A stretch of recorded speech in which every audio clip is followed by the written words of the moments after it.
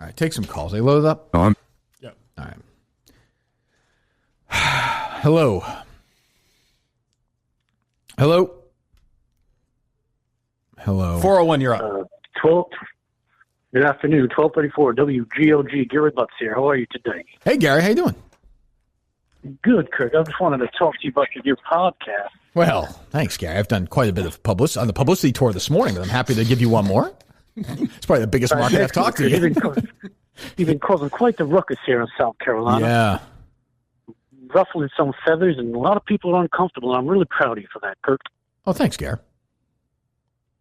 So can you tell us a little bit about the podcast?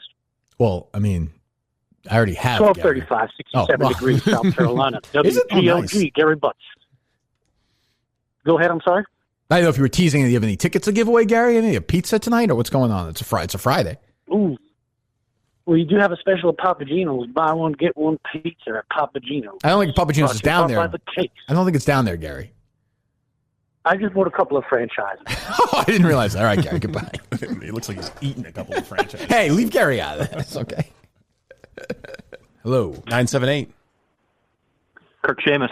Hello. How are you? I'm fine, thank you. I got a movie comment and then a request if you have the time. Yes, I feel like I recognize his voice. Am I wrong, Steve? I don't think he's you called. don't know. You've never met me. How do you know? We can hang out if you want. How do you know that? Where are you located?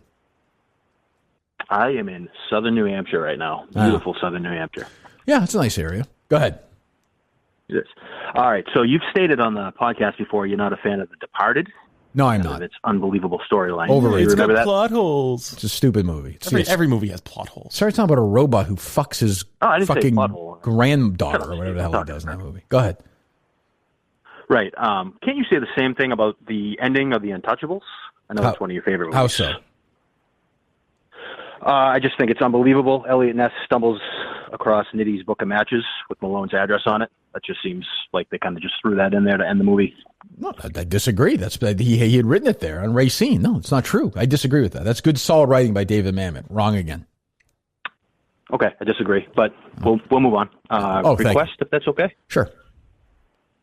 Can you take the next call in the Trenny voice? I missed that. In the Trenny voice? Oh, I used to do a Trenny voice, right? Oh, God. What was it like? Literally. Hello? Oh, yeah. I can't do it like you can. Yeah, sure. I'll do You're that the king. I'll do that for you. Okay, go ahead. Thanks, buddy. See you later. Still loaded up? Yeah, I'll load it up. All right. Hello, you're up next. 508, you're up. Kirk, I know that you have a thing about feet. Mm-hmm. So my question is, do you make your wife wear socks to bed? No, but I would say, like, if I had to start over again now, like in my life, I would not want to see a pair of feet ever again, ever. Like, I'm dreading the summer. I'm already starting to see flip flops. I'm already starting to see that. Like, I don't need it in my life. I don't need it in my life. Thanks, Kirk. No, you're welcome. Go ahead. Oh, there's no flip flops in the studio, Steve. People have questions. They loaded up? They are. 508, you're up. Hello. Hey guys, how's it going? It's going fine, thank you. I got a quick question. Obviously, the case has got a lot of social media promotion, a lot of social media buzz, a lot of retweets of the trailer. A quick question, because I kind of have an answer myself. Anybody in the Barstool world that you're a little surprised hasn't promoted the case or retweeted the trailer or anything like that? Who, you're saying Kevin Clancy? Kevin Clancy was my answer, correct? A little jealous, you think, we've taken the true crime genre away from him? What? Well, not only that, but the day the trailer came out, he also hosted the Rundown. Yep. And there wasn't a whole lot to talk about on the Rundown. It was pretty boring for like 45 minutes, but I watched the whole thing because the last topic was the case. Oh, is that true? Kevin's hosting, and he's like, do we have anything else to talk about? And he's like, oh, yeah, case trailer came out, Kirk Minihane. It's on the Twitter. You guys should check it out. All right? Seems all right, okay. that's it. And then they ended the Rundown. All right, goodbye. We'll check it out. Seems okay. I don't know what you... I mean, the trouble with Kevin is he's always on the cusp of a mental breakdown because you can't take anything too seriously if he doesn't promote. That's true, yes. I think that's... I'm fine with his level of promotion. Hello. 1 second. Hello. 401, you're up. Andrew Augustus, Kirk and Off Minihane News. Kirk, first, congratulations on all the early success of the case. Just one question today. Are you willing to come promote the case on the Kirk and Off podcast? I said I will promote it anywhere. I will even go on a podcast with somebody who says they listen to the Dork podcast, which I heard you say recently on our wrap-up show, which was a low moment in your life. I have many low moments, and that is definitely one of them. But just doing research, I got to be as knowledgeable as possible when you're in the news. Okay, yes, I'm happy to go on the Kirk and Off podcast. I said I will go on anywhere to promote, and that would be awesome. the limits of anywhere right there. Yeah. Give me a call. We'll definitely set it up. I'm looking forward to that very much. 401, you're on. Hey, what's going on, guys? What's up? You guys know what time it is? I can tell you right now, it's 12:46, 14 before the hour, 12:46, 14 before the hour. A little chilly in the dilly today here, about 36 degrees. Oh, 12:46. Shit, I have an appointment at 1. I got to go. You better go. Goodbye. Hello. No, what's up, motherfucker? Yo, what's up? Oh, let's see. What's up, man? How you been? Yo, why is your line so bad? I'm in a little scrap yard right now. Kind of loud around me and shit. My fault. Okay. You hear me? I hear you loud and clear. Yeah, I hear you're like a Dick Tracy pimp now. I don't know if I'm a Dick Tracy pimp, but I know what you're saying, though. Yeah. No, well, I'm doing some investigative work. You're safe, though. I think maybe you might be a good source now that I think about it. All right. I mean, I'm always here for you if you need me. I mean, you know what I'm saying? How's the game? It's all right. Hey, Jerry there or not? No, Jared's not here today. No. Well, we can ask him something for you, though, if you'd like. Yeah, when you see him, bro, tell him like, oh, I know he's a nasty ass motherfucker, but I got some hoes that like eating ass who get high and they can't think for shit. They can't think for shit. I loved it. Into that stuff. Okay. Yeah, we'll do that for you. Okay. I know you got money. You can trade me like some big poppies home run. I don't know if that. Well, I'll tell you what. We'll ask him and find out. Okay. Yeah, I appreciate it. Yeah, keep me in the loop. We'll do. You said no 5-0 over here. No 5-0, bro. No, absolutely not. No, we wouldn't do that. No. All right, well, good to talk to you. Hello. Hello. Yes. The Cricket Miss Elmo. How are you today? Hello, Elmo. How are you? Good. I miss you. Hi, Steve. Hell, you know who? I beg your pardon?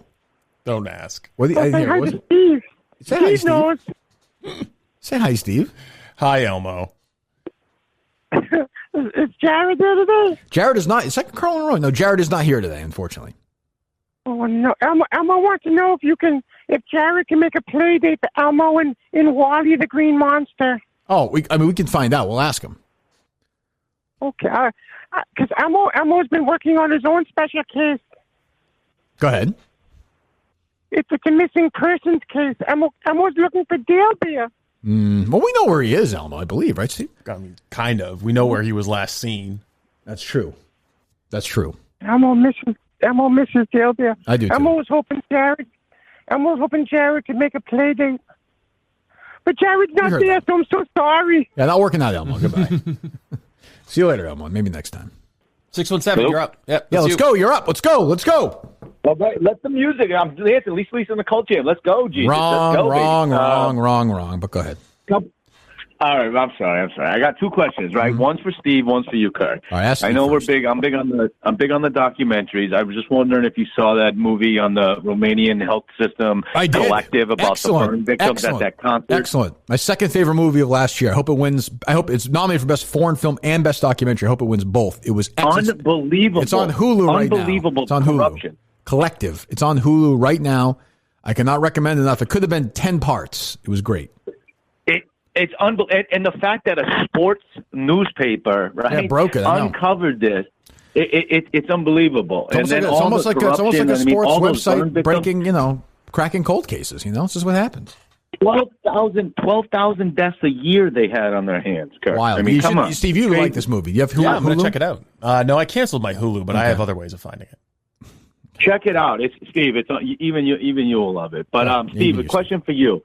Biden, sleepy Biden. I mean, what do you think of this $2 trillion, infrastructure rebuild here? And, I think he's all for Cortez saying that he wants $10 trillion. No, the U.S. dollar. $10 trillion. The U.S. dollar is meaningless at this point. If you continue to hold your wealth in U.S. dollars, you're insane. Okay, I hold it in that. It's insane. Oh, okay. 413, you're up. Kirk. Hello. Hey, I'm waiting on Single H's big WrestleMania preview. When's that coming out? What's that, Harry? Yeah, Single H. Single H. Oh, Single H. I like that. Single H. Yeah, I think it'll be next week with Carabas, I would imagine. It's not till next weekend. Yeah. I was wondering if you listen to Brandon Walker's wrestling podcast by any chance. I have not listened to it too much. I listened to the first one, and I think I tuned in one other time. I haven't really had time for it. How is it? Kirk, it's fucking awful. Oh, stop, oh my God. You would think Vince McMahon had a gun to his head while he did this podcast. Well, I think WWE he's a big fan. He's a big fan. He's a big kid. Well, Kirk, you've watched it. I know you're watching it with Single H every week. It's a terrible product. It's not. Here's the problem. What's your name?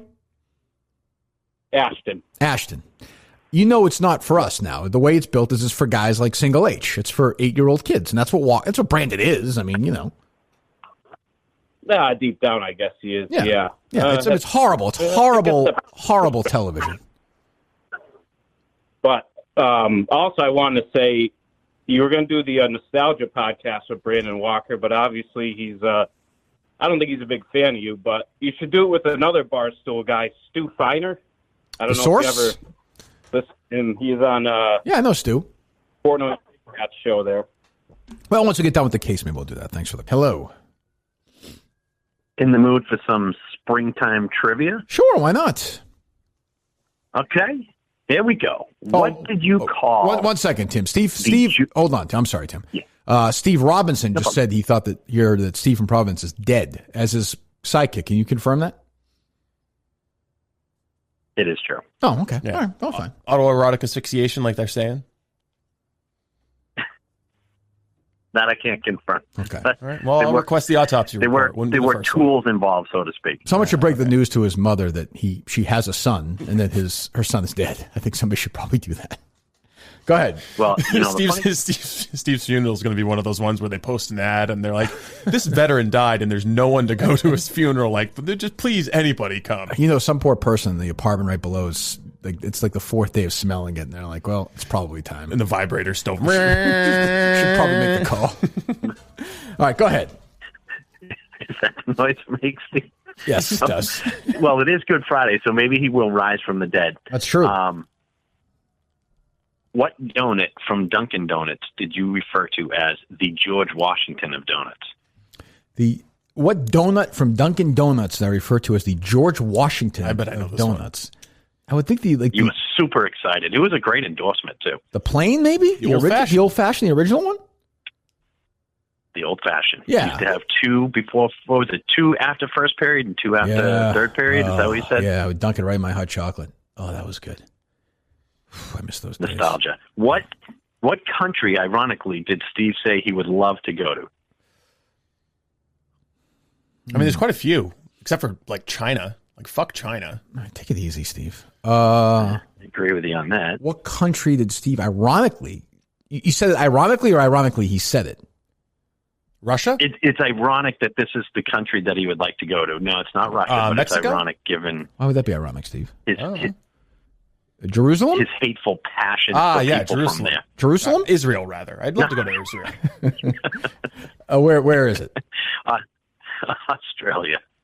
Oh, you would, huh? Oh, yeah, I'd like to go to Australia just to, like, fucking fight a kangaroo or something. You want to fly that long? Do a walkabout. It gets very excited. I'd want to have some layovers. Wombat. Yeah. I'd want to have some layovers, but I mean, I'd get to go to, 2 Eggs Cafe on a humanitarian mission and rescue those fucking poor employees. It's too late. They're all gone. God. They're all dead. Rest in peace. Just to clarify, it's 2 good eggs. What did you say, Steve? Just so you don't go to the wrong place. What did I say? 2 bad eggs?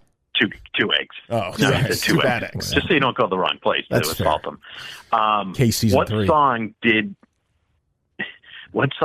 Cullinane sing his do do do do do Not the do, but he actually did an entire song of do-do-dos back in 2019. On our show?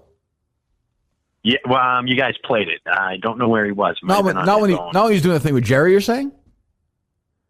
Yeah, I don't know where you guys pulled it from. You pulled the whole song. He did. Oh. He was just either working or getting something ready, and he did a whole song in his do cadence. Oh, I don't remember that. It's great. I'll give you a hint. It's an 80s song. It's a great song. Hungry Like the Wolf. Do do do do. Common Chameleon. Do do do do. Oh, really? Do do do do do do do do do do do. Yeah, I can see that. He did the entire song. What happened to Cullinane? You used to do that show of his in the morning. Is it over? Well, Periscope went Oh. away, so he transitioned to something else. Oh, good. Yeah. Thank God. Well, that's good. Yeah. And I'll leave you with this last one with Steve and a family question. Sure. At both of Ben's weddings, what did Steve and the rest of I know we're not supposed to talk about men, but they were referred to as groomsmen back in that day. Right. What did Steve and the rest of the groomsmen do at both of Ben's weddings? Burn a cross. That was after. That was after the reception. No shirts. No shirts? No shirts. What do you mean That was no it. shirts? Somebody just gets drunk and inevitably rips off everyone's shirts. All right, there you go. All right, Tim, we'll talk to you later. There you go. Wacky Robinson family traditions. That's crazy. Take a few A more. little toxic masculinity. Those were the days. Hello. Yes. Kirk? Yes. Hi. So I understand that I'm supposed to be getting some sort of apology today. Yes. So, ironically, calling into your show, as soon as you get a busy signal, the very first voice you hear is a male's voice saying, sorry. Oh, that's nice. So, That's nice. So 68 times. You called I heard 68 sorry, times. hung up. Okay. Called again, sorry, hung up. So I've already gotten 68 of them. So Well, I don't know, make it 69. It's a great number. Well, we're very sorry. We're very sorry for being men, right, Steve? No. Steve. Oh, come on. No, Steve. No. That's a horrible thing to do. Hello. Hello? Oh, I'm here. I'm calling for an apology from Steve. Well, who are we talking to, first of all? This is Chris, visiting nurse from Rhode Island's mother. Oh, Suck my peen, bitch. That's not very nice. I don't know why I needed to apologize to you. I have helped you out over and over and over again with a little problem that No you've been shit. having. I mean, we were trying to rid you of this disease inside your body. Well, Chris does kind of suck, but do you know the toll over 20 abortions takes on a woman's vagina? You know what? That's the thing. I will apologize to you, mother of Chris, visiting nurse from Rhode Island, for not effectively getting the job done with that first one. Oh, my pussy, it's like the fields of Verdun after World War I. I'm saying it's bizarre. It's disgusting. Anymore. What was that? I'm sorry, Mrs. Rhode Island, Chris, mom person? My husband won't even go near my pussy anymore. Well, I mean, that's a problem you guys need to figure out on your own. We can't help you with that. I'm worried he might cheat on me. He might leave me if it doesn't go away soon. Well, we'll get to work on that. If he calls in again, we will abort him properly next time. We promise. Sometimes they just don't stick. Hello. Hey, Kirk, are you a member at Cape Arundel? No. Oh, damn. Why? All right, well, I was hoping you'd be able to invite me to be a member. But... Yeah, we could play if you'd like, though. Yeah, no, I'm in Kenny Bunk right now. Okay. Yeah, nice day for about 20 degrees. Knock yourself out. Hey, Kirk. What's I just saw the most ridiculous thing of all time. I'm sitting in a Chick-fil-A drive-through, and the person, they're taking their order beside me, and the lady's smoking a cigarette. We're working it in this guy's face. Not working at Chick-fil-A. No, the woman in the drive-through. No, I was in the drive-through, so it just got me wondering, what's your drive-through etiquette like? You say thank you, please. You know what? I will turn it over. I'm going to stay out of this. Steve Robinson has seen me now do this several times. Mm-hmm. Steve, go ahead. I will say Kirk is always very polite at the Chick-fil-A. He has to remark every time about how efficient it is and how every other business would be better if it was run like Chick-fil-A. There's no doubt about that. He's very polite and courteous, and then afterwards he has some negative comment about my order, regardless of what it is. True, and I always stop afterwards and take a piss outside. Yes, also true. Yeah. And Yeah, no Steve, cap, no cap on the Coke. No cap. I'm not And a you big, gotta chew the ice. I'm not a big straw guy. I do like the ice. Well, they have the great crushed ice there. Yeah. Yeah. Well, Steve's an over order every time there. Yes, he gets I every Yeah. time. I grew up with hunger insecurity or food insecurity. What are you going to do? Well, now I have to pay for it. Barstool's paying for it. Yeah, we got to pay for it. We got to hear about how gross you eat every time. That's Steve. true. But awesome. Lies. Thanks, Kirk Podcast. Jesus loves Chick-fil-A. All right, I love you, man. See you. 857, you're up. Hello, is this Kirk Seamus Minihane? It is. Hello, I am a longtime listener way back into the EEI days, and I just recently saw your tweet, and I thought, this is very intriguing. And you don't normally talk to normal females, so I figured I'd call in. Well, we're calling today because we requested that the females call in today because of Julie DeCaro, and somebody recently, she was on the show, and that man apologized to her for being a man. So Steve and I, right, Steve? You want to apologize for being a man, correct? No. I think it's refreshing. Well, then maybe you won't feel that way now. It's not so refreshing now, is it? Well, she lived a good life. Hello. 617, you're up. Hello. Yes. Hey, how are you? Golf trivia question. Okay. Who is the only PGA Tour golfer to die while on the course? To die while on the course? I don't know that. Who is it? I have no fucking idea. I just didn't feel like Googling it. No, thank you. Goodbye. That's a good one. Not bad. 214, you're up. Kirk? Yep. Hey, can you let me know what time it is in Texas, please? Texas is what, an hour behind or 2? I think it's 2, right? Central time. Or Central. Oh, actually, you know what? I believe it's 12. Laps into 2 time zones. Yeah, I think it. Well, I'll just tell you right now, it's 12:09. I think who you are. 9 past the hour, 51 before the hour, and 11 hours and 51 minutes until tomorrow. Thanks, sir. Appreciate it. No problem. Hello. As time grew. Yes. Hello. Hello, 10 past the hour. Kirk, did you hear the news about Chick-fil-A? In May, they are actually going to start serving hamburgers. That is not true. No way. Don't lie to me. That is true. It is true as the day is long. I saw a post yesterday. What? That's no, my friend, you fell for it again. Now, yesterday was April 1st. Oh, and who could forget it? There were so many good, witty takes. Yes. Some really, really good April Fool's jokes. I mean, they must have done some on EEI, I would think. We missed the boat. We did. We weren't on. We would have done something crazy.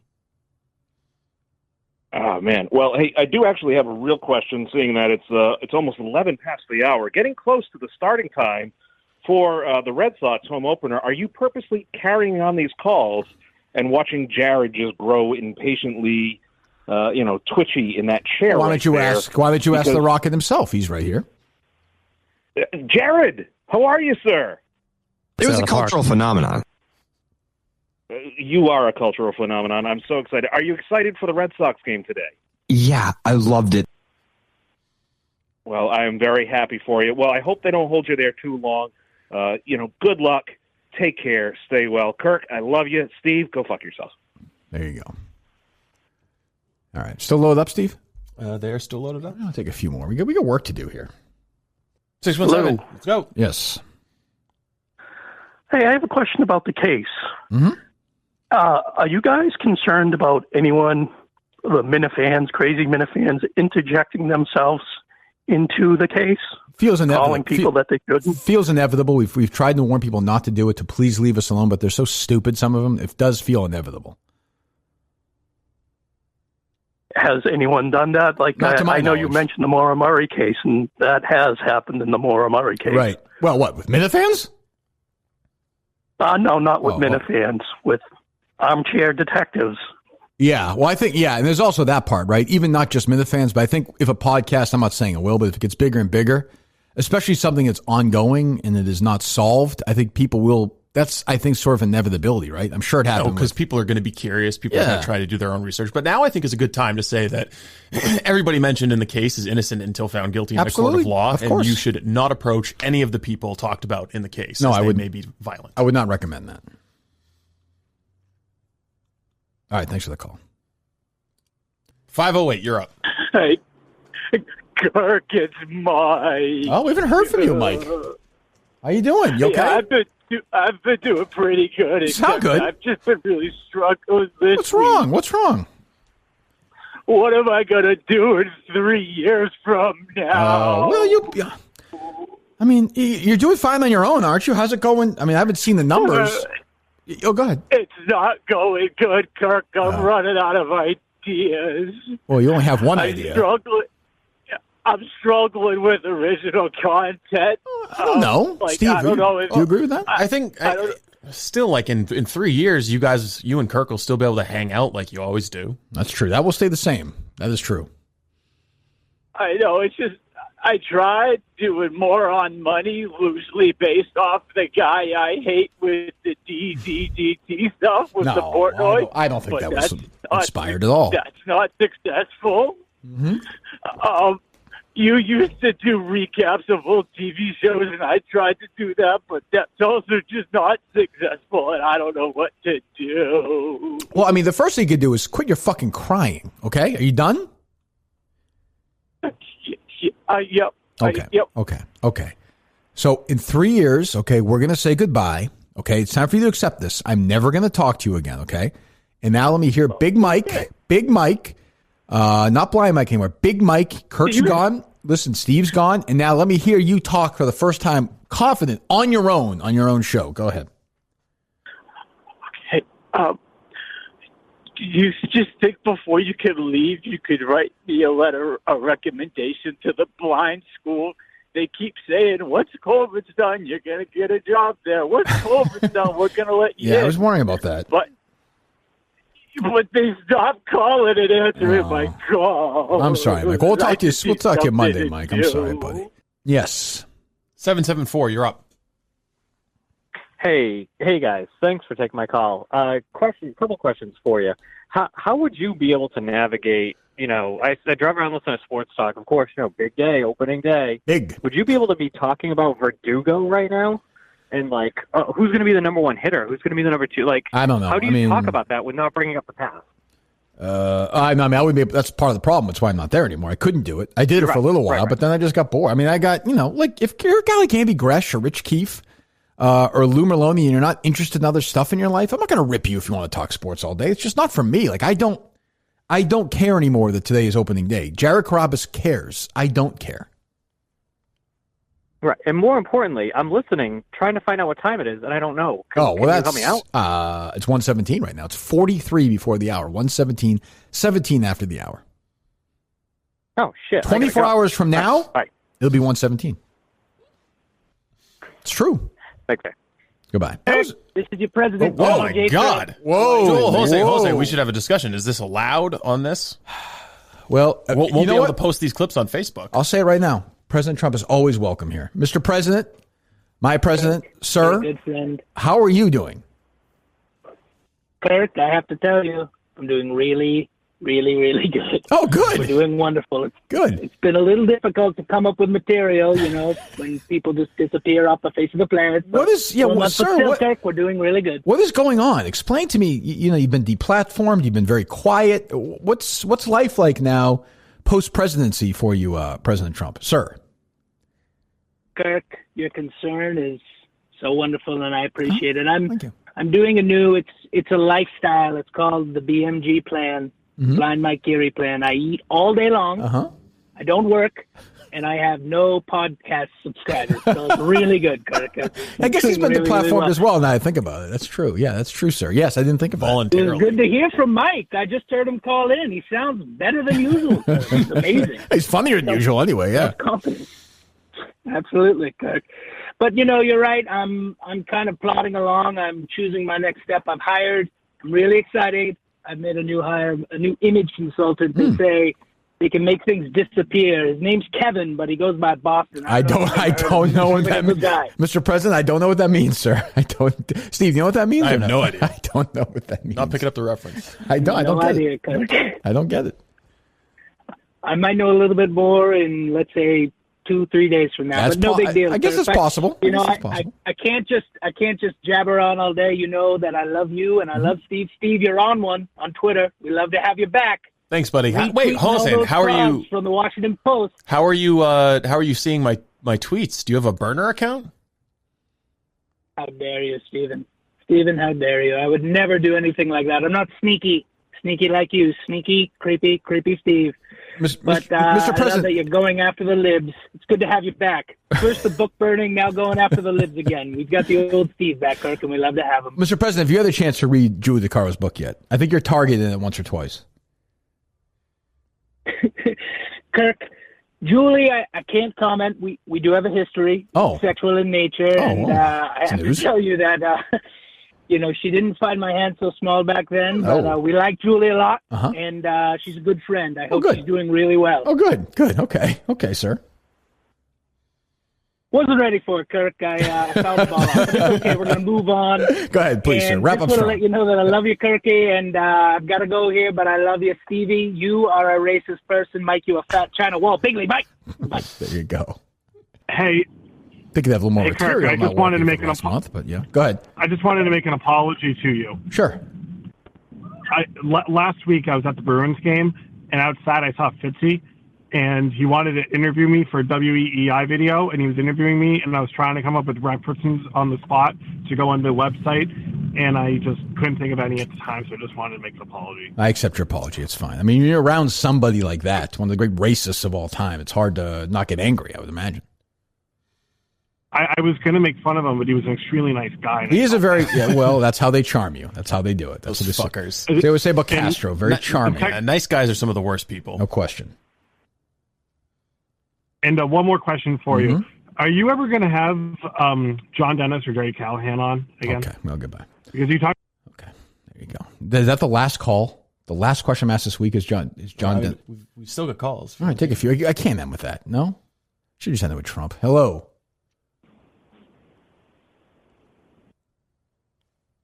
Yes.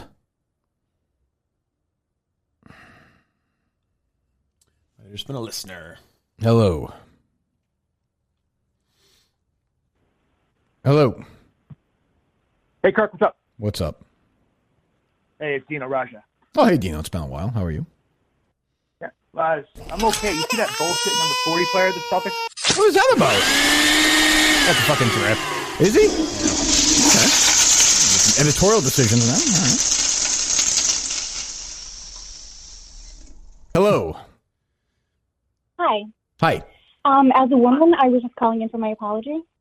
Yes, well, we apologize for being men. Oh, okay. I accept it. Okay, have a good day.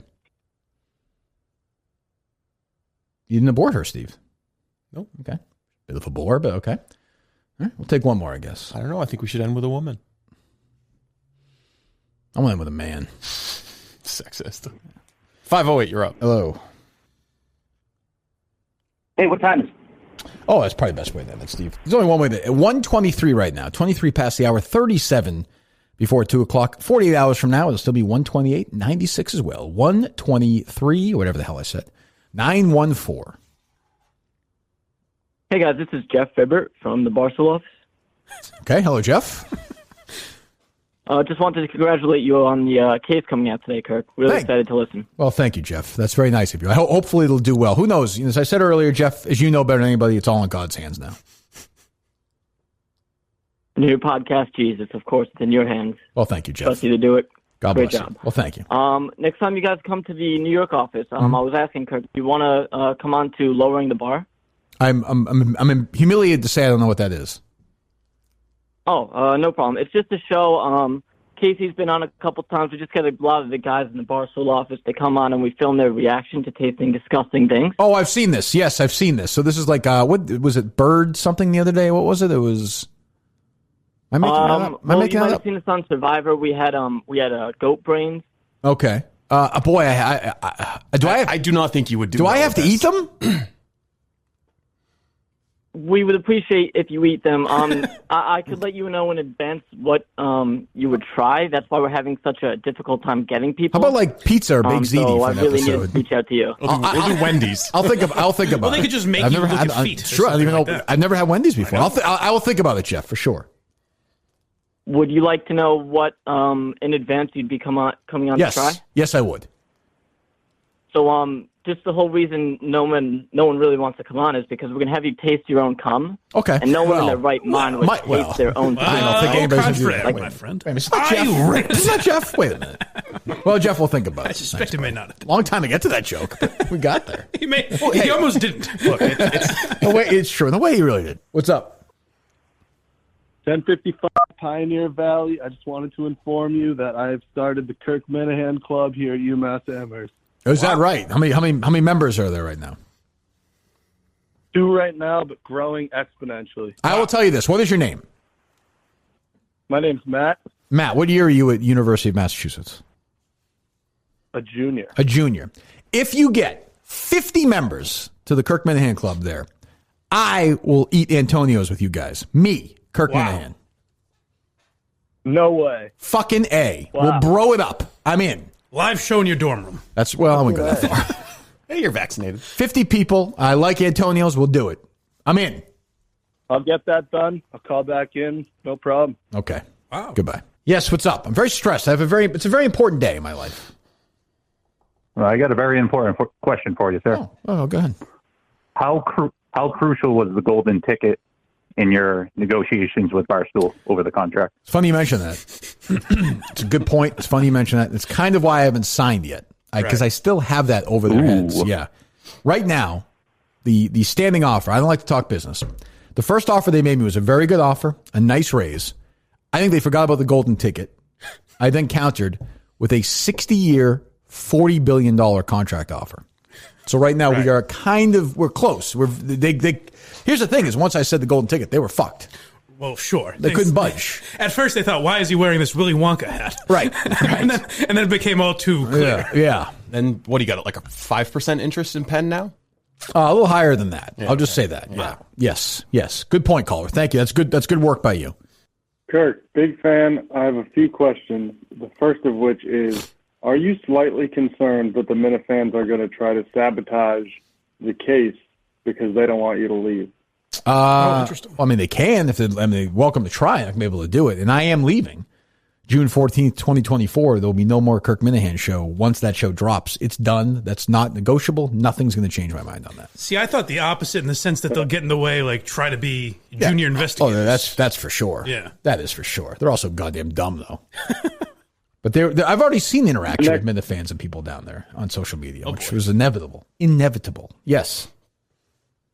Next question. You remember in the beginning of the show you had that fucking song and you didn't know it was happening and you made Steve change it? No. Oh, the intro. You had an intro song. I don't remember that, no. What was it? It was the original intro to the podcast. What was it? What did it Shipping up sound to Boston. Oh, you got to be fucking kidding me. Did you really do that? This again. Right. You approved it before we used There's it. no way I approved. Absolutely. Do you have documented proof of that? Yes, I believe I emailed it to you. So and why texted did you do it to this? Oh, okay, but I didn't listen to it. You approved it. Okay, but I would have never listened to it. You're Larry King's voice in So, there? Kirk, Charlemagne? the reason I asked this is... Oh, is that right? Have you heard to the end of the podcast recently? I don't listen to the podcast. It is a debacle. What is it? How bad is it? The outro? There's a cat getting shot. There's Why is Justin that? throwing up. There's some guy saying some other shit. It is getting out of hand. Who's Tig? It's getting out of hand. Who is Tig? The cat. Well, I don't know. What are you talking about? This was I was gone during this, but I believe Steve shot a cat. Oh, the one. This was pretty reprehensible. I don't know how it can be anybody's idea of humor. That's funny. It makes Steve happy. Who cares? I mean, don't listen to it. I Seem mean, a little excessive to you? Yeah, a little bit excessive. But that's Steve. Does that really bother you? You gotta rein Steve in. What would you prefer? You know, like shut up. I like the throwing up. I'm okay with Justin I throwing like that up. too. My only beef is that he'd never added "It's been a pleasure" from Dale Arnold. That's true. I thought that was going to be That's a good way. That's a good way to end it. What would be your preferred way for the podcast to end, caller? I think every time you find a new thing, you replace it. So when you find the cat, you get rid of Justin, and then you find something else, and you get rid of the cat. But I like Justin puking. Yeah. And Steve You only, just keep adding, and eventually the show just never ends. and Steve only cares about the case now, so he's not going to spend any time on it. Exactly. Have you thought about that, caller? Yeah, sir. Haven't No, you not at all. considered? That's a great point. There you go. Well, that's fine. I don't have a problem with that. Hello. Hello? Yes, hello. Hello, this is Prince Harry. Oh. I'm calling from Montecito, California. Uh-huh. Yes, hello, sir. As you know, I am trying to escape the limelight of the British media. Mm. And as such, I would like to volunteer my services to the Kirk Minihane podcast. I wondered whether you would be interested in a second season of the case, looking into my uncle, Prince Andrew. Sure. What do you got? I mean, do you have evidence that has not yet been uncovered to the public or displayed? I may have evidence, but I would only be prepared to talk if there was the guarantee of a multi-million-dollar contract with Barstool Sports. That would be the only way for me to protect my privacy. My wife. I thought there might be something there. Another bargaining chip. I was hoping that there'd be a joke, and you got to kind of set it up, then make it even funnier. Then bam, Right. Kill him at the end. It might have been funny if we just said, "Hey, it's Prince piece of Andrew." shit. That was a satisfying abortion. You think that was actually him, Steve? Yes. Oh, well, okay. Hello. Shut up, Mike. Hello. Yeah. Oh, very rude. Jeez. God. I just called one time and got on. Let the record show that it's not that hard to get on this show. Yeah, sometimes it's weird. We had somebody call the other night and say it took him 52 times. It's very strange. It's kind of hit or miss, you know? I got a guy who could give you a good analogy for that. That's true. That's true. Yes, but yes, good. Congratulations. You're on the show. I appreciate it. I was just curious, what would you rather have, for the case, which I am very excited for? Would you rather have just, everybody blow you, or do you want honest opinions? This is angry guy. I didn't realize. Is it the angry guy? I don't know. Oh. It seems like he's upset. Yeah, it doesn't seem like a lot of fun, this guy. No, but the healthy criticism is fine. Healthy criticism is good. All right. I was just curious. Not from you, though. You seem like a joyless I look cunt forward to face. it. My peen. Yeah, you seem like you're I'm joyless. gonna hate it though. either way. Yeah, that's what I mean. Yeah. Why are you going to hate it? No, I'm not going to hate it. I'm just being a cunt. You think you've been fucked by a train. Well, hang in there. I like you anyway. Good luck. Thank you. Hope you enjoy it. Hey, load up, Kirk, Steve? Quick question. They are. Okay, If yes. you had to guess, what do you think is going to have more downloads this week? Your Monday, Wednesday, Friday of KMS, or just Monday's case? Monday's case. Yeah. Oh, wow. Probably true. Yeah, I think so. I appreciate it. The fuck do I know? I don't know. Hello. 239. Hey, rewatching Sopranos, and you know when the woman tries to date Junior, like the widow woman. She's she's very she's very nice, but Junior thinks she talks too much. Yeah. Yeah.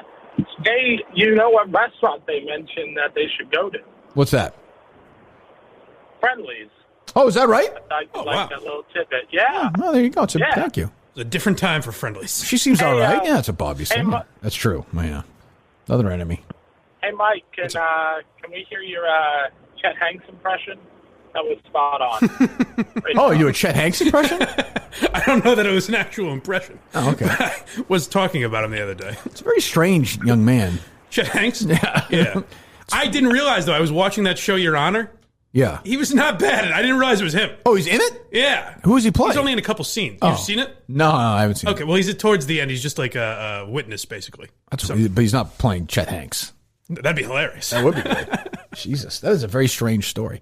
Good morning. You're on with Mike Geary, Steve Robinson, and Kirk Minihane, the original gang. Oh, yes.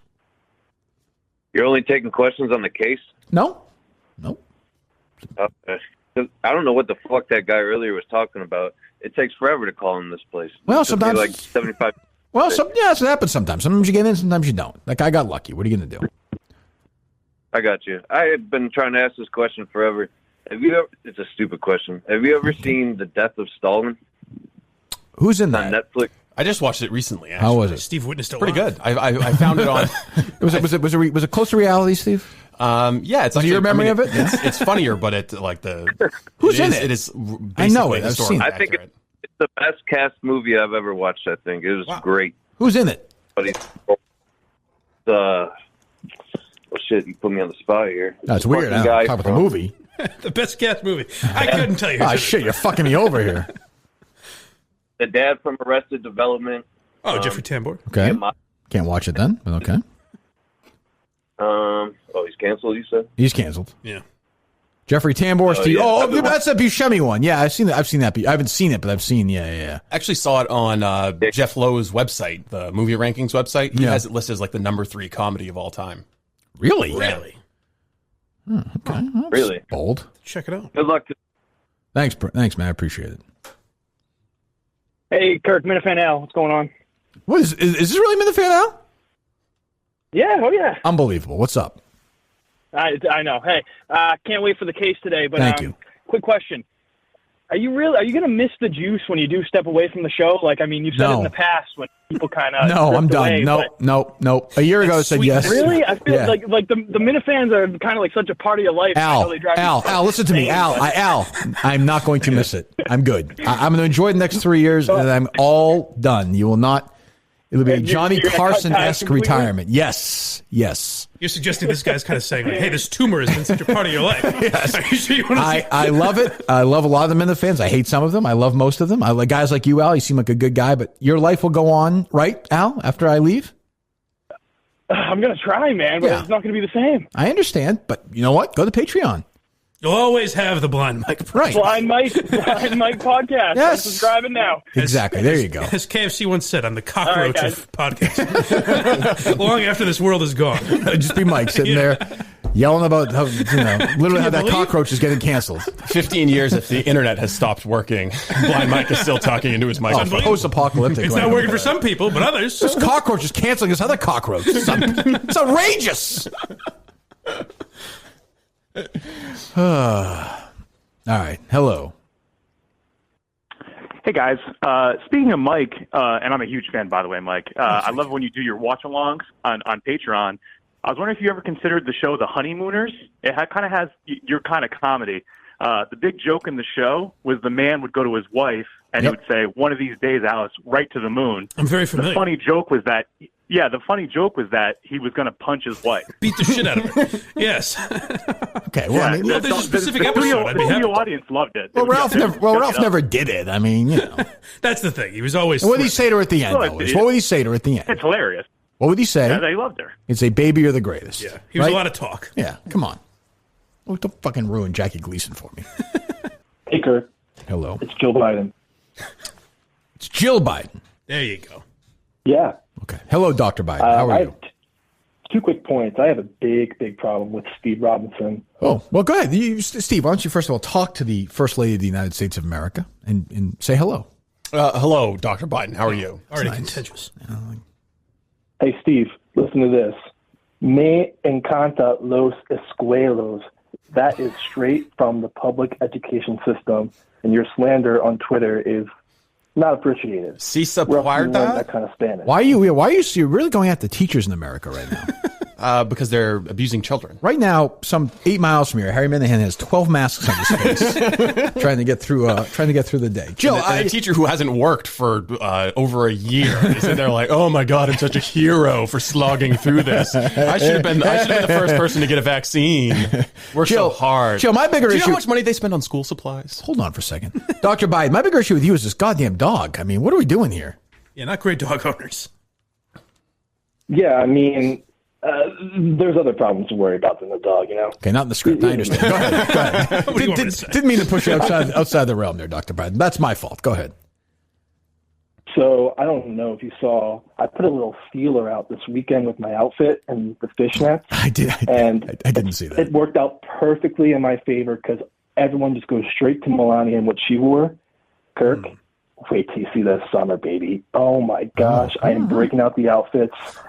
Dr. Biden, I just wear whatever I want. I feel like you're not in the deep on them a few years. But again, I'm not going to shame you. But maybe you should age shaming. No, that's good. Well, no, I want to be ageist, but maybe just dress up. I mean, you are the first lady of the United States of America. Sure, but I mean, I think the Biden Foundation is starting to look into OnlyFans. Like, if we can get away with this, well, I don't, just keep making money. What are we talking about, Dr. Biden? What are you going to wear this summer?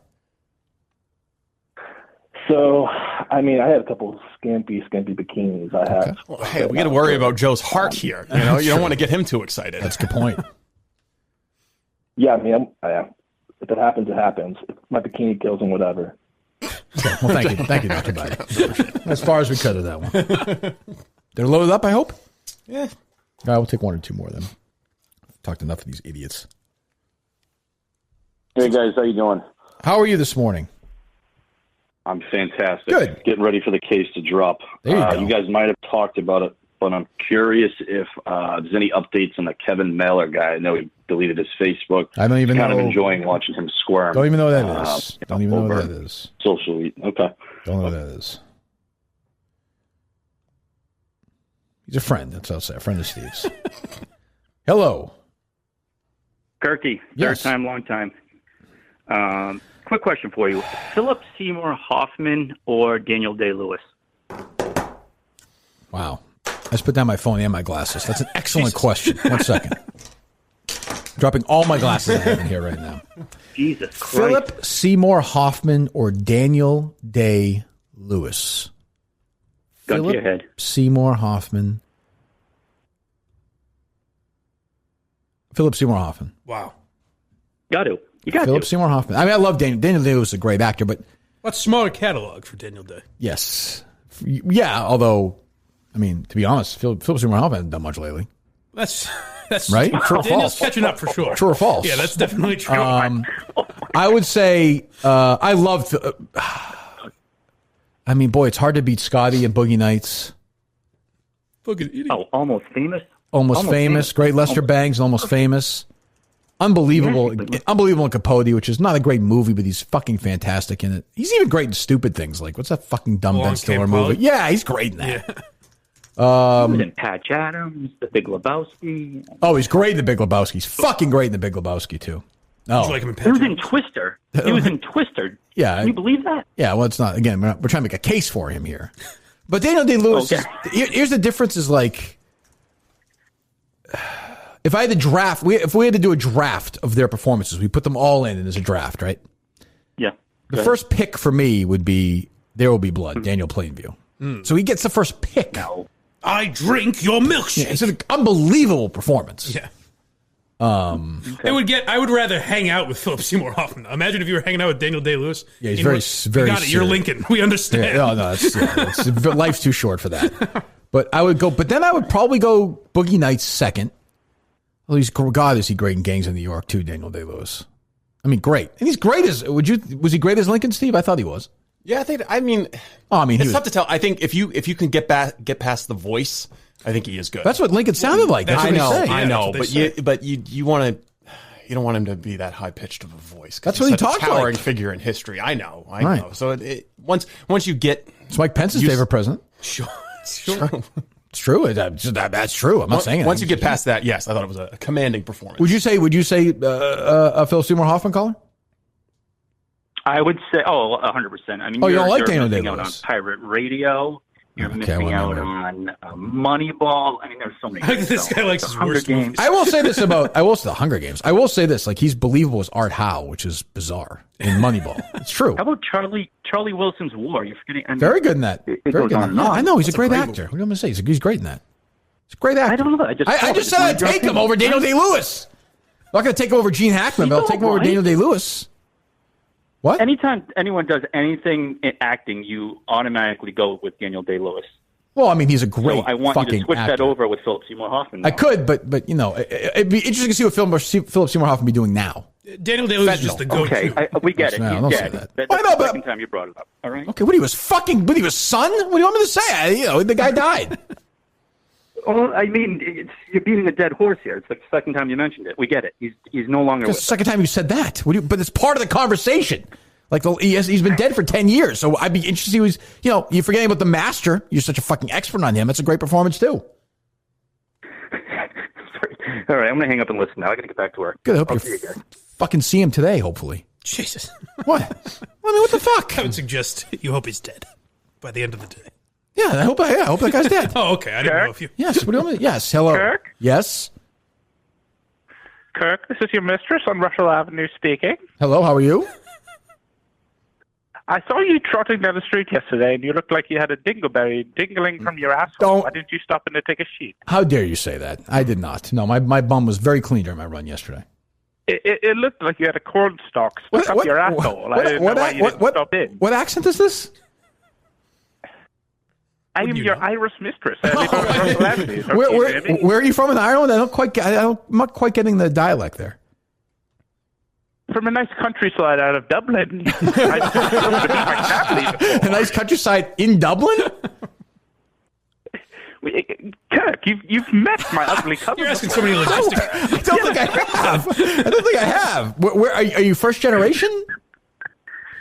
I don't know why you didn't stop in. Next time I have a dingleberry, I will stop by. I promise. I apologize. Sounds more English than anything. Yeah, I don't know. I should know. Hello. You would think.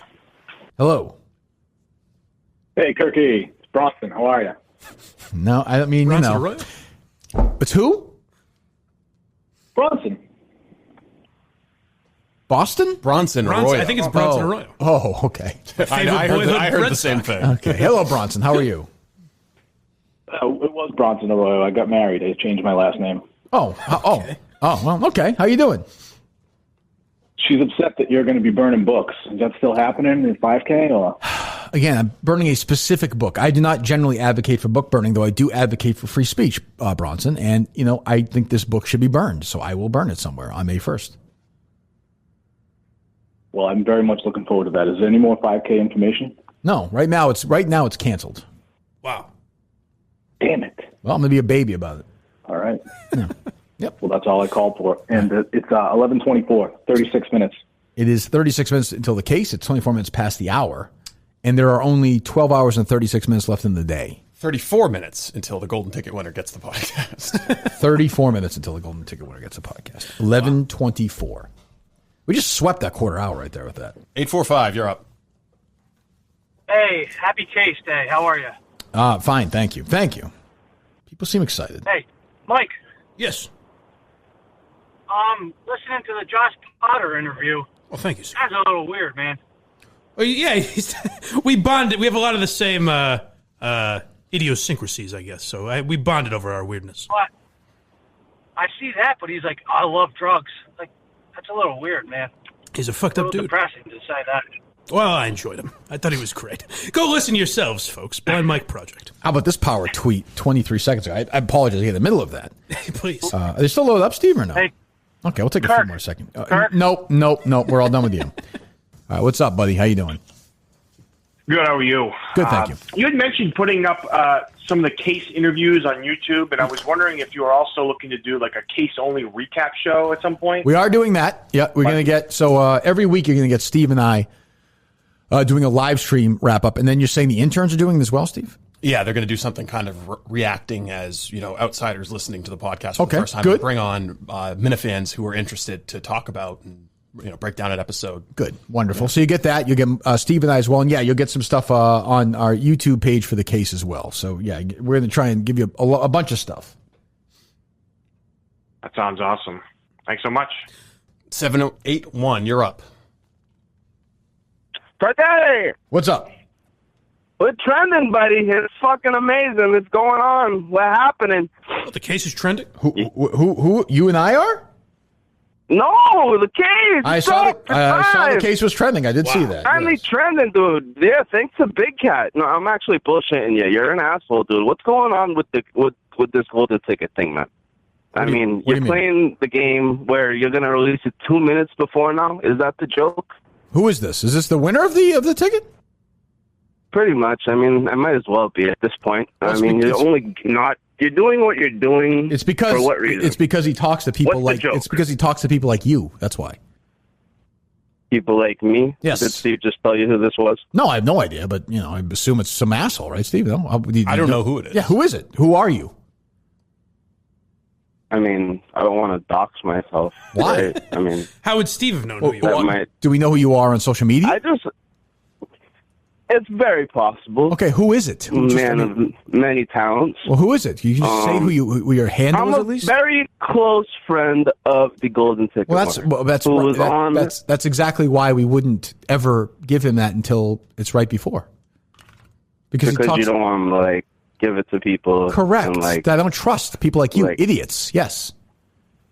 These idiots that have listened to you forever. Yes, you're respected you forever. I don't want you. I don't want you to respect me. You realize that the Golden Ticket winner knew you way before those idiots even knew who you were. And he's getting the show. Watching Teletubbies and SpongeBob while the Golden Ticket winner was listening to you on the radio. Well, so what? I don't care. You don't get stuff like that. No. I'll be very clear. Hold on. I understand it all. I don't mean anything to you.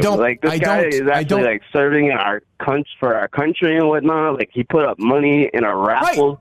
Right. To help yes. you, and he's going to get the show before. Why are you so upset about it? Shh. Shut up for a second. I just think it's funny that it had to come to the people of DVE being the reason. He talks to people like you. He talks to people like you. It's a classic good versus evil type thing, man. You're just trying to be the good guy now against the bad guy. How is it? What did the bad guys ever do other than just fuck around a little bit?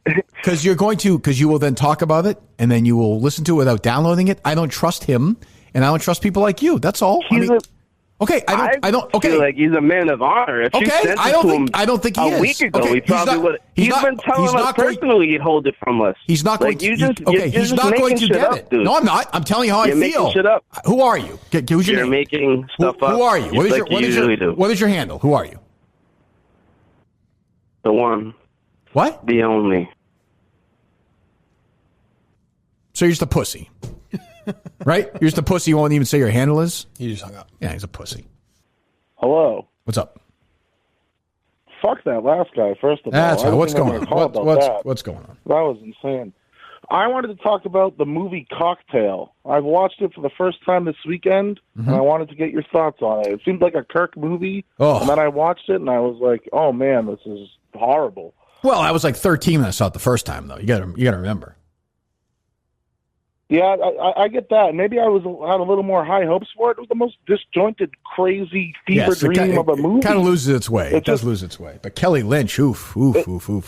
Is it just all I know about it is that he's a bartender? Yes. I don't know anything else. Well, is that it? He's a competitive world That's bartender. all I knew going into it. Okay. And it took a turn, and there was suicides for no reason, and then he becomes a changed person. It was wild. But yeah, I was like, I just got to get Kirk's opinion on this. I mean, I love it as a kid, but if I watch it now for the first time, I'm sure I wouldn't like it, to be fair. But I mean, it's Cruise, it's Cruise at his cruisiest. It's flipping drinks. You got Elizabeth Shue, you got Kelly Lynch. Yeah. Ryan Brown. He had the weight of the world on his shoulders. The overacting by Cruise was very funny. If you go into it as a comedy, great movie to watch. Yeah. But if you go into it with anything else, you got to just think it's deliberately bad. Yeah. Well, thanks for that. Looking forward to noon and fuck that last guy. The guy's passionate. He's defending his guy. I respect that. I got a quick question though. When you were interviewing Jennifer Faye's sister, how'd you deal with all that cigarette smoke? It was an issue. Especially going down south too. It was an issue. I was outdoors though. That helped. Being outdoors helps. And there's a nice distance. Social distance. Yeah. I just know that you're not a big fan of the it's smell. It's not my favorite thing. It is not my favorite. It's really something I hate. You got to swallow that sometimes when you're doing this type of work. Part of the job. Exactly. I actually moved out of a hotel room down there one time because of the smell like that. You had to get out of there. And one of the cars I had. Remember that a while ago? Smell and the noise. And the noise, yeah. Maybe I'm just getting more and more particular as I get older. Is that hard to believe? Could be. I don't know. All right. One more, Steve. Kirk. Yep. One more. I live in Lubbock, and I'm excited. It's tornado season. You into tornadoes? Yes, I'm hugely into tornadoes. I've been chasing them my whole life. Them in what way? Yeah. Yes, I've always been a tornado chaser since a kid. Yeah. No, we chase them. I like chasing them around. I've been trying to drive into one for years. I'm happy I want to know what it's like. Let me know. Were you in the Twister movie? Huh? I'll join you anytime you'd like. Let me know what the next one is. Yeah. That's what I was thinking. I'm going to do Death by Tornado this year. Fuck a train, right? I guess. Drive right into one. I guess you're definitely you're definitely going to die if you do that. Didn't they just pass something against? Yeah, but it'll be good footage. That's true. Live stream it. Yeah, do that. You know, I'll be a legend. Yeah, I'll do it. Okay. All right, Kirk. Thanks. Thanks, buddy. See you. It's a good way to end it, I think. What is a tornado? Yes. Jeez, all right. Well, from Lubbock, Texas. There you go. Oh. 978, you're up. Hello. Hey. You're up first. How you doing, sir? This is Smooth Data Dan checking in. Hello, David Dan. How are you? Wanted to know. I'm doing well, sir. How are you? Swell. What's up? Perfect. Well, start off, I just want to say the case is fucking excellent, Kirk. Oh, thank it you. is amazing. I think episode 2 is going to be. I think episode podcast 2 is going to be better. I think, Steve. Do you? I agree. Yeah. And I'd just like to give a shout out to Steve too. Just absolute stellar. Not job necessary. on Go both ahead. guys. This is Continue. unbelievable. Nope. Not so much. Let's go. Last thing. Have you found a putter yet? No. I mean, the putter I have now is fine. Until you throw it out What in are the you marsh. What are you gaming now? Is it a blade or is it a mallet? Mallet. I'm thinking about going back to a blade, though. I am thinking of going back to the blade, if I'm being honest. Interesting. Yeah, I mean, the blade just didn't do it for me, but I'm a mallet guy. But just want to say thanks for taking my call. Appreciate it. Love you guys, and I can't wait for more of the case. Thank you very much. Well, geez, this changes everything. Smooth Data Dan. Well, thinking about going back to a mallet. He happens to be a fan of the case as well, Steve. Can't you just be supportive of these people? You can't win. If they hate you, you hate them. If they like you, you hate them. It's true. 978, you're up. Hey, Steve. Awesome week between editing the case. What the fuck are we doing here? I know. Stepping up in trivia. Really remarkable. That's true. That is true. I can't deny how great he was in trivia. I will give you that. Awesome job, Steve. Big fan. Love you. Thanks, boss. Shut up, boss. 508, you're up. Hey, Kirk.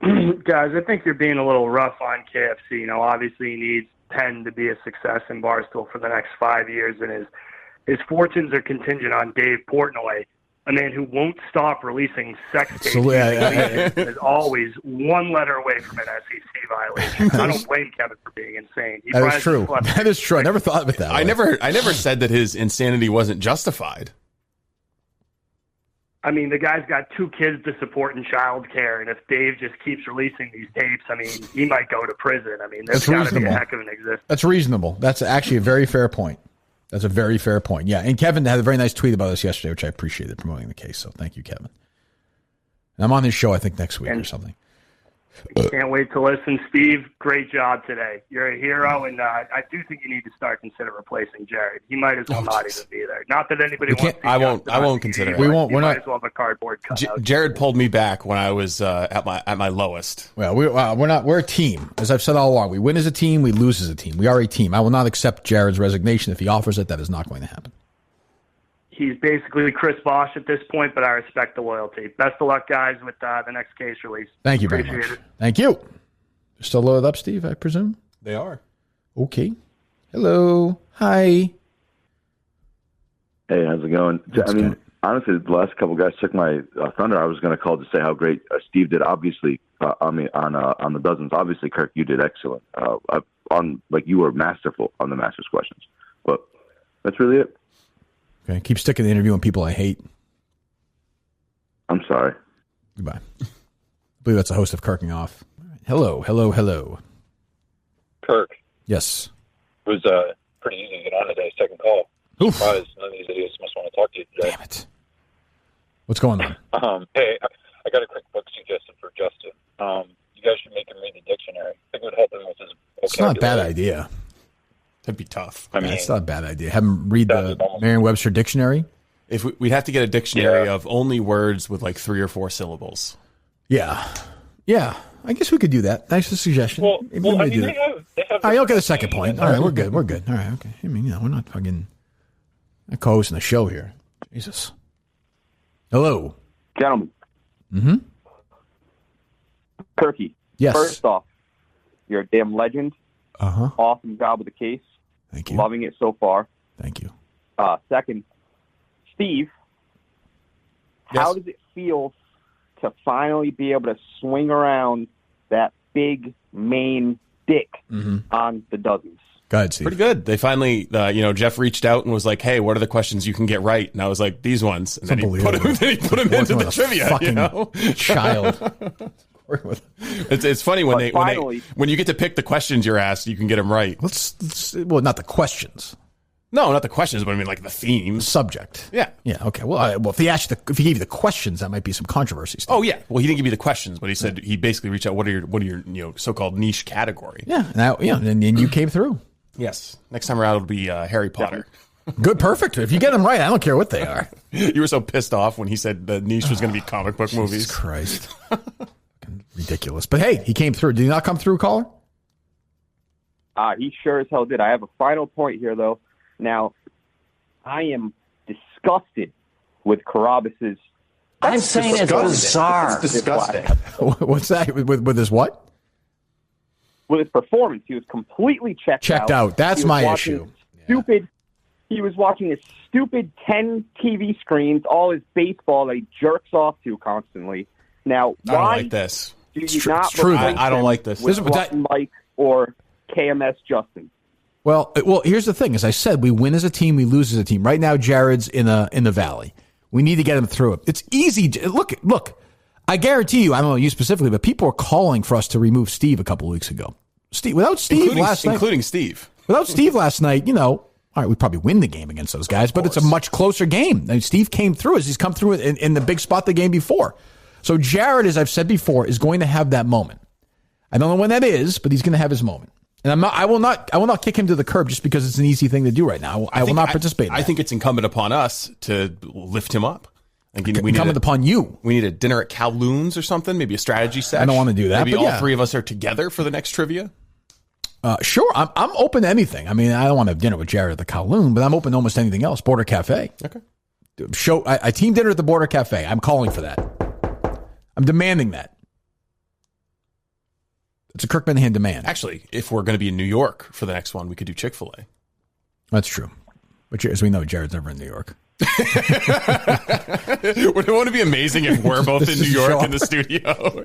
Jared's in Saugus. Could happen. Are they loaded up? Yes. All right. Hello. Low blow. That was not right. It's bad. Yeah, leadership. I got to agree with that last caller, Jared. The layup performance or the layup category, Steve, is what you got you going, the comic books.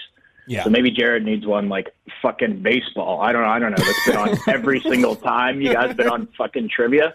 Give me a break with this guy. His defense, though, Justin all day. The Spit and Chicklets guys were getting questions about like, okay, so who won the Stanley Cup in 2017? Sure. And Jared's getting questions about MLB from the early 90s. I would say to that, I'm not here to criticize Jared, but he's gotten some. Which they got. He's gotten some recent. He got one right. He's gotten some recent baseball questions. He's also not gotten right. I'm just saying it. I'm not here to. I'm here to tell the truth. He's checked out. He should get some WWE questions. Well, I mean, get some analingus questions. The easiest thing to do right now, though. What's your name, caller? My name is Brian. Brian. The easiest thing to do right now, as I said, you heard the last caller, is to kick Jared aside. I will not do that. We're here to rescue people. We're here to bring people thinking. Correct. We're not going to do that. If you listen to me the last couple of weeks, I'm trying to bring closure and happiness to people at this point. So I want Jared Carabas to be part of that. I don't want him season 4 of the case to be go find Carabas. I'm interested in that. No. We're going to make this happen.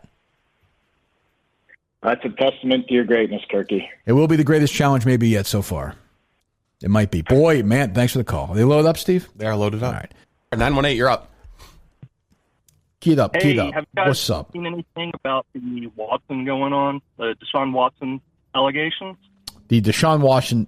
Have we not talked about that at all? I don't even know. I don't think we have.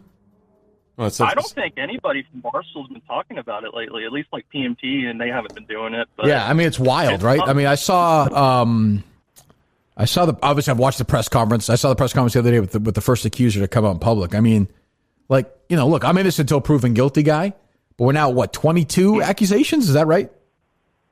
That sounds about right. Yeah, almost as many as Cuomo. Is the NFL done or said anything? I haven't seen anything from the NFL, but I just noticed that Nike has suspended his sponsorship. Oh, have they? For all the allegations going on and everything. But that's most I've seen. I mean, it's dangerous. You get into this thing, and I mean, look, I mean, eventually you have to say the numbers are so voluminous that you at least have to have the conversation about it. I mean, it seems like a very real thing and a very odd thing, very strange. But I don't know, what will the NFL do if nothing comes of it? I don't know. I mean, Goodell, Goodell, he'll suspend anybody for anything. But yeah, it is a fucking wild story. I mean, the more you read about it, it's just strange. Like he's on the road during the pandemic, reaching out to masseuses and then fucking around. It's just very weird. Getting them rub and tug. Yeah, strange. But yeah, no, it's an interesting, like almost similar to Cuomo, like almost not being covered. Very strange story. All right, thanks. Yeah, weird. Very odd. I'll be curious to see how that plays out. 781, you're up. Tiffany, Bellini, comic book movies, big dick fucking Steve. Damn today. right. Let that thing dangle. Everybody's talking about how big my dick is. Damn for right. Sure. Steve, take your penis out. Put it on the table. Thank you. I mean, just I'm telling you, an astonishing performance, an incredible. I'm stunned. I would say good teamwork though, especially on the Umbrella Academy question. So the Tiffany, we both had two halves to the whole there. Yeah, I mean, I think Steve contributed the most points to the team last night, without question. Great performance. I think Jeff said we've now set a record for the most points scored by a non-Minihane. Well, I think more points were scored by than the entire time put together last night by you. Oh, for sure. Yeah. I mean, I stay out of the way. When somebody's on a roll, you fucking stay out of the way. You try and pitch in when you can. Oh, this guy again. Guy, stop. I like this guy. He's banned. They load up still? Yeah, that'll be the peak, though. Don't say that. Peak. Still loaded up, Steve? Yep, 774. What's up? I'm here to put down my sword. Going to try to put this in terms you can understand. Give it a shot. How many albums has Bruce put out? How many albums has Bruce put out? Well, I mean, it's different because you have all these together. Yeah. You have all these weird ones. Like there's some foreign ones. Are you talking like studio albums or? It's not important. Just say 15, 20. Sure, we'll say that for argument's sake. Okay. Right. Yeah. That's 20. I think 20 studio albums is the last one. Doing 5 shows a week. You're my Bruce. Okay.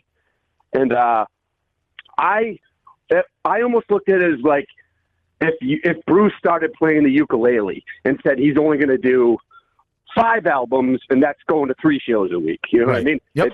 It's devastating to me. Okay. But I don't care. And I wanted to say I know, I understand. Yeah. And I want to say it almost seemed like you're searching for something. Like you're better than Howard Stern. You're the best ever in this medium. It's not even close.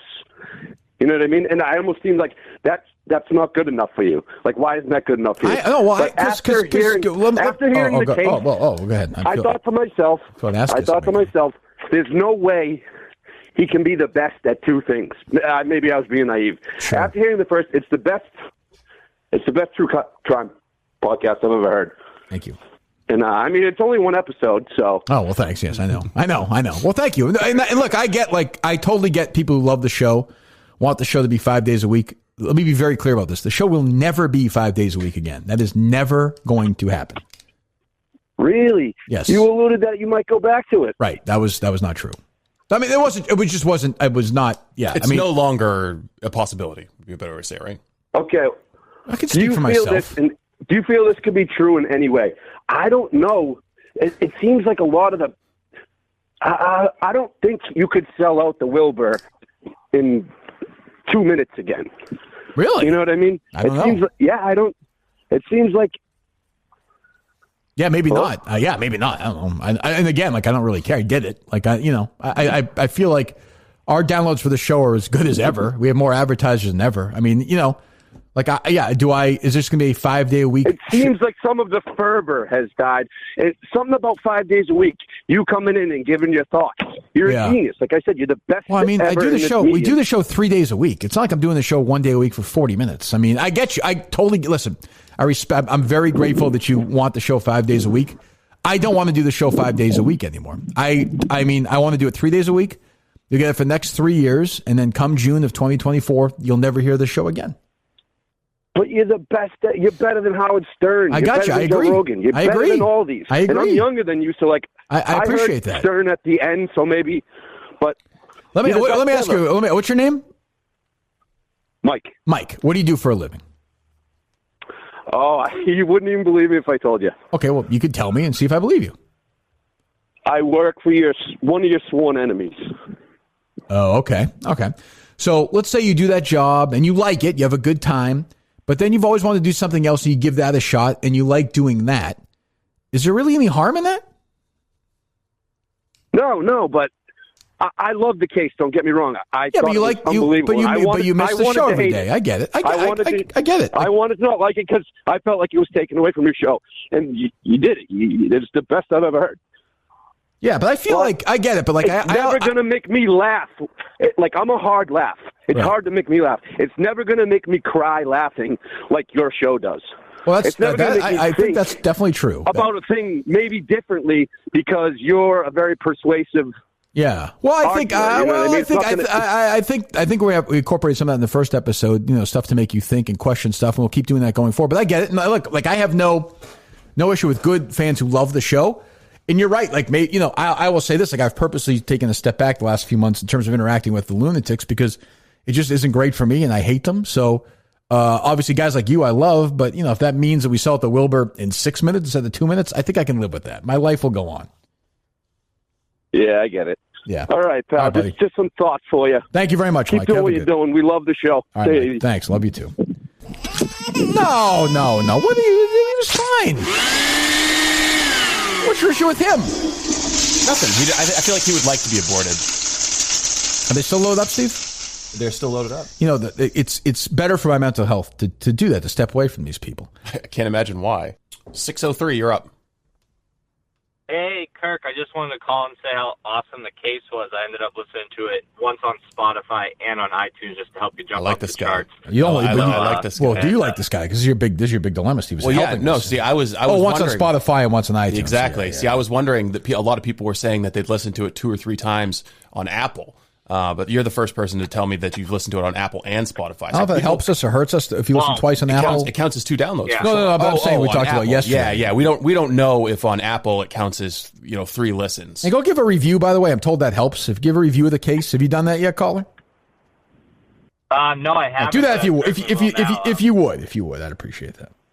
Oh, I definitely would. Anything to do, and I love how you give Steve shout-outs for the help. I don't think typically people do that and shout out their producers. Steve, go ahead. What do you think about that statement? I thought it was awesome. I am aware of it and respect it very much, as opposed to the credits at the end. I was thinking it'd be funny if we were like, and director Kirk Minihane. It's true. Writer Kirk Minihane. We should do that. Sound engineer Steve Robinson. Sound editor Steve Robinson. We gotta get a list of 48 people to thank the last episode. Yeah, 48 different positions, and it's all us. It's true. Yeah. Although I do have to say thank you to Justin and Harrison because they've been really great throughout all of this. No question. Tremendous work by those guys. But, all right, guys. Thanks for everything. I appreciate it. Thank you. Boy, the callers are very nice tonight. Jesus. They are. Goodbye. Steve. What's up, buddy? You are the fucking man this week. I know. It's like Thanos himself wielding that Power Stone, baby. True. So what's going to bring you down next week? You're doing way too good right now. It's a reasonable question. True. It's very true. It's a totally fair question. I don't know. I'll probably slip And up. Kirk, how down are you on Jared right now? Jesus I mean, Christ. look. Again, you're about the 10th caller who's brought this up. Jared is in a tough spot right now. I will not bury, unlike others in this company, I will not kick Jared Krabas while he's down. I won't do it. So if he's the Rocket, what the fuck is he during the dozen? I mean, we need. It's a good question. We need. Jesus Christ. We need the Rocket back. We need the Rocket. We need the Rocket to throw his dick around on that trivia. You know what he needs? He needs some poon. He needs to get laid. He needs a little asshole snack is what he needs. It's time. Should we send some girls to his apartment? Would you volunteer your asshole for him to get him going again? No. Okay, well, fine. What kind of teammate are you? Fine. Well, all right. Jeez, good to know. Christ. Kirk, Justin Wood, right? Thank you. Yeah, 978, you're up. Right. Jesus, you're harder to get to than the president. What's up? Kirk, how old were you in 1984? Well, I was 9 for most of the year. Okay, so let's play a game of word association. Okay. If I say Duke, Scarlet, Roadblock, Destro, what comes to mind? What was that? Duke what? Scarlet. Duke. Duke? Scarlet. Snake Eyes, Storm Shadow, Roadblock, Gung Ho, Bazooka. Oh, is that G.I. Joe? There you go. Not my world, though. Not my world. You didn't like what? Nah. What were you watching? My Little Pony. I was not watching My Little Pony, but so what if I was? But I wasn't. No, like I was never a big G.I. Joe guy. I feel like maybe Adam was for a while, but I was played not. with G.I. Joes, but I didn't even really. That was right in your wheelhouse. I know it. But yeah, I don't know why that I missed it. You know, I was very like on Saturday mornings I would watch WWF when I was 9. Same here. Yeah. That's it. That's all I want to know if you were into G.I. Joe. I was not. Thank you. Nope. I wasn't. Maybe I should have been. I don't know. What's up, guys? Love the show. Love the case. I know 3 years is a long time. Maybe there'll be a new medium or something else coming then. But reason I'm calling is, did you see there's a new documentary released today? Air quotes on documentary. Oh, yes. We didn't talk about this, Steve. Yeah, go ahead. Yeah, Mike Barnacle's kids, and with I think a big spotlight by Kevin Cullen. Yeah, and it's produced by Linda Pizzuti too. So, and I think your buddy's in it. Is this the new Netflix one? I think your buddy's in it. It's the art heist one. Oh, Anthony Moray. I think he might be in it. Yeah, okay, yeah. So it's Colin Barnacle made it, and Kevin Cullen's in it. Hello, they load up, Steve. Kirk, take one or two. Kirk, first of all, I love you. Okay. Wow, I was really hoping for a return. Anyway, well, you make me love you. Let's go, baby. I want to defend the people who call in just to listen. Yeah, go ahead. So you're a drug, Kirk. The show is a drug, and when you see a phone number pop up on Twitter.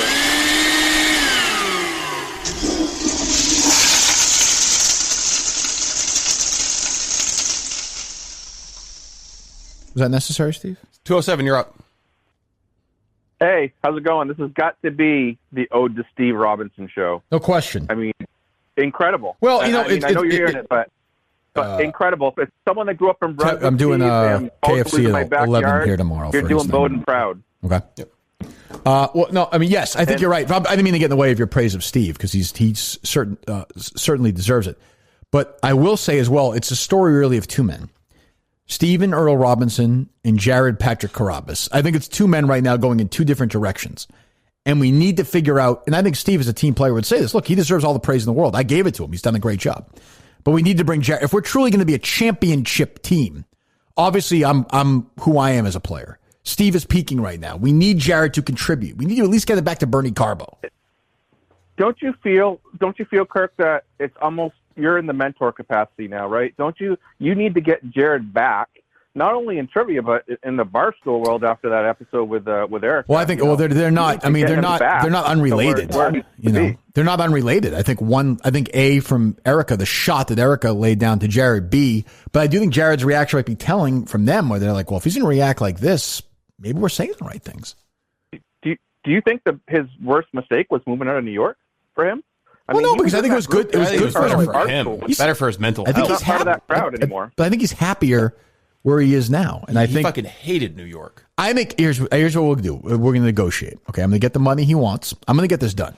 I'm going to get the money he wants, and I'm going to get him 1 month, one time in New York. The next month, 2 times. 1 month, 1, 2, 1, 2, 1, 2. That's a train ride down the back. Fair. He's got no kids. He's by himself. That's not a big deal for a day or two. I think that's fair. And as far as obviously the case goes, man, incredible. I'm on Twitter the other day, and I'm scrolling, and whatever Large has some live stream thing on Twitter that you can hop on and talk, which I've had never seen before. So I hopped on it, and he let me talk. So I talked up the case podcast, and Large said he'd check it out. Oh, so good. Well, trying to help promote you when I can as well on their other sports shows. I appreciate it. Thank you very much, man. All right, see you. Take one or two more. 678, you're up. And gone. 215, you're up. Hey, Steve, how's it going? Oh, pretty good. How are you? Not too bad. I had a question for you, but first off, was Jared Carabas locked in a basement or somewhere for the trivia? Boy, this is rough, Steve. You are getting Jared's getting body bagged today. This is not. I'm not interested in this. I mean, it looked like he was pulling a Biden's being locked in the basement until negotiations are settled. Like, ooh, we got a Greg joke right here. Black just wasn't talking. I think it was just a matter of lighting. You know, that's all. A little bit better lighting, and no one's making these comments. Give me one Gutfeld joke. Go ahead, make me laugh. This is again. I kill these liberal loser comics like Colbert, Kimmel, Fallon. Keep that in mind because I know you right wing people are going to defend this hideous comedy.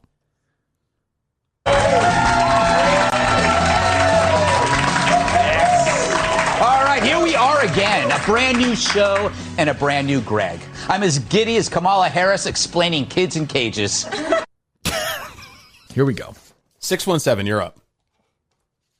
All right, Kirk, two quick questions for you. One on the case. Great first episode. I did pull the almanac for November that night, and there's zero chance somebody would have been on a motorcycle driving from New Hampshire to Brockton at 11 o'clock at night when it was 40 degrees out, because I pulled the weather for that night. Seems unlikely. It's warmer during the day that day, but I don't think, it's just, look, I like Ann Desmond. In our conversations, she was always very pleasant. She was, though. Don't you think? Yes, she was. I'll say this about Ms. Desmond, who is, older, she's 80 years old. But there's stuff that we didn't put in there that I think people would be even angrier at her. I'll just say that. Yeah, I had a feeling there was more rambling on because I used to talk to my grandmother. Not really rambling on. No, it was pretty direct. And I will say, like I said, we talked to her twice, and her story was the same both times. It really was. I mean, basically 98% of it or whatever. But yeah, you had something else you were going to say? The other thing was I just watched the trivia match. Steve, how big of a smile does your wife have on her face this morning after the rot you had last night after that trivia match? Go ahead, Steve. No, it was a celibate night, so I could focus on trivia. Thank you. Yes. Did you sing to the dog after you won? I sing to my dog every night. Get the Skippy peanut butter out after with Ziggy then? It's ridiculous. Absurd. 440? Yeah. Hi, I'm calling from beautiful Shaker Heights, Ohio. Battle of Shaker Heights. Steve Robinson's in-laws. Oh, is that true? Correct, yeah. Battle of Shaker Heights was a terrible movie that was made a couple of years ago. Go ahead. Just wanted to give Steve some credit for once. Trivia. For the good job on trivia. Do you have any other notes about go ahead. Replacing Jared? None whatsoever. Have we taken 20 calls about this? Yeah. I mean, so what's your name, caller? Mike. Mike, okay. Look at it my way. Like I've been saying, if you're me, and as you're a big fan of the show? Oh, yeah. Do you really want me to replace Jared from the team? Like, do you really want that? No, it's great content. Exactly. And we like having him around. We like him. It wouldn't be fair to him right now. I will not do that. I won't do it. And Steve should be. I just want you guys to bust his balls a little bit. We did earlier. It was a rough scene. There's no getting around it. And again, the idea of him being somewhere underground with those TVs flickering off his eyes in the darkness, just staring ahead like he's been drugged, was not a good scene. It was not a good scene. True. All right. All right. Thanks. Love you, Kirk. Love you too. Goodbye. I think we're alone now. It doesn't seem to be anyone around. Steve, that was brilliant. Incredible. That was brilliant, Steve. Like I said, binge watching Umbrella Academy, which, by the way, I'm very concerned with the next season now that Ellen Page is no more. Who? Yeah, Ellen Page gone. About your boy Jared Carabas, though. Who? Elliot Page. He's really turning into kind of a blind Mike figure. I know. I said this earlier. There's a little bit of that is. It's true though. There's a little woe is me going on right now. A little bit of woe is me, and we need it. He's just going to keep everything in front of him, and just. We'll get through this. I promise. I promise we'll get through this. Now I feel like stupid about doing it. Is that Jared? I love you guys. I love you too. Yeah, we don't need that right now. 614, you're up. 614. What did he call me? Rain Man Minihane? That's not nice. Hello. Well, I mean, it is a little Kim Peekish. Especially on the Masters. I love the Masters. 617, you're up. Hey, I had not a question, but more like an overall thing. I was looking at some movies by Val Kilmer, and I know he's known biggest for like Tombstone, Top Gun, stuff like that. But have you ever watched some of his more like obscure movies, like Salt and Sea, Kiss Kiss Bang Bang,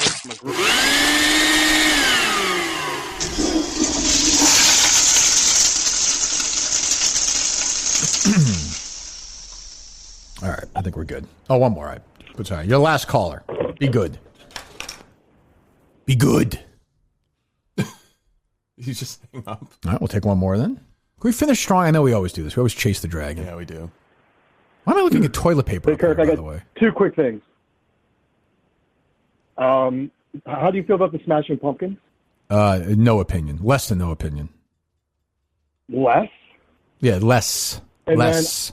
And then I remember in one episode you lived in San Diego. Can we get a San Diego story? No, not today. I'll tell one later on. I'm not going to dance for you. Give me another caller. Smashing Pumpkins. Should I say to him? Hey, this is Major Biden. I beg your pardon? This is Major Biden. I heard you talking shit about me to my mom the other day. Major Biden? Yes, this is the dog that's been shitting all through the White House. Right. Biting people, too, Allegedly, right? I say. Allegedly. I think it might just be cover for the old man. Well, dogs bark, don't they, Major? Yeah, but I can talk to him. Oh, okay. My mom's doctor. Don't seem like you're that smart of a fucking dog. You're biting, shitting, you're causing all kinds of trouble. Yeah, do you know why? No, I don't know why. There was a gentleman from your company that was visiting here and meeting with President Trump at the White House, and he took all the high-quality White House dog collars away from us. Oh, well, yeah, I never thought of that. That's a good point, Major. I apologize for that. I'll reach out. I don't know who you're talking about, but I'll do the. You know what? I'm a bit of a crime solver myself. I'm going to get to the bottom of this. How's that? Apology accepted. You're good. You know what, Major? Major? Yes, sir. Who's a good boy? Who's a good boy? And I also love Ziggy. No, who's a good boy? Who's a good boy? I'm a good boy. Major, you know what? You've had such a good call today. Good. Major dog, we love our major dog. What do you think of that, Major? All right. Thank you, guys. Goodbye. Masters app is school slew. Hey, Kirk. Hey, Steve. What's up? Hey, Mr. Relevant. Happy Masters Friday. It's ridiculous. I just wanted to know, it's always annoying when callers call in and they ask a question on something you've already talked about. So just curious if you've already done the Simply Safe read for today. I did do the Simply Safe read for today. SimplySafe.com/Kirk to get that great deal, yes. Oh, so you don't need me to do it, is what you're saying. I don't. Well, I don't understand. That could have gone somewhere, Steve, you don't think? I don't like the way he was talking about my stepbrother, Jared. He called me Mr. Irrelevant? It seemed like you had quite a delay on that. I mean, he called you that. He said at the beginning of the conversation. Yeah. All right. Okay. Hello? Rocket. It's Bernie Cabo here. How you doing, buddy? Bernie, my man. Yeah. Praise Jesus. Yeah. Heard you need a little pick-me-up. I do. Not feeling part of the team? It's not that I don't feel part of the team. It's just that I've let Steve elevate himself. I've taken a step back, and I'm trying to do my part as a role player. You're kind of the third guy now on this team. Oh yeah, definitely. Well, but you were the second guy for a while. No. Yeah, it was always like we were both sort of second, I guess. And then it was kind of like if you were to look at like a penis, it was like Kirk was the head and me and Steve were the balls. So Steve's the shaft now. Steve is the shaft, and I'm just like you're a ball. Lance Armstrong. So we've had testicular cancer on our team now. Correct. Jesus, that's not good. Steve's the shaft. He is the shaft. Go ahead. Well, it's kind of funny that you put yourself in that position there, seeing as you model yourself after my career. But I just want to let you know what it's like to be a teammate. So back in the day, me, Zim, and Bob Bailey, we had a threesome in the clubhouse. I've never heard this story before. Me neither. I don't think that's. Well, go ahead. No, go ahead. I'd be curious to hear it. I thought it was in my memoirs. I know I was a little high at the time, but I didn't read that. The nickname Gerbil didn't come out of nowhere. Well, that's true. That is true. I never thought of that. And listen, Rocket, if you want to be like me, you got to be a good teammate. You got to do extracurricular activities. Like we used to have a band. It was called the Jock Strap-Ons. Mm-hmm.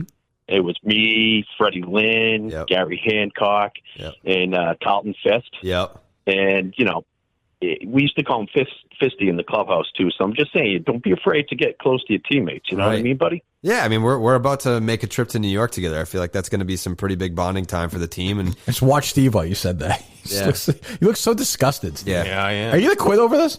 No. What are you looking at? Text from Big Cat. Okay, well, great.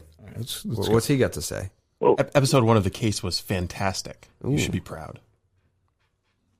Thanks, Big Cat. Well, Rocket, let me just leave you with this, my friend. We're still talking to this guy? No, hold on. Let him finish. Let him finish. Bernie, go ahead.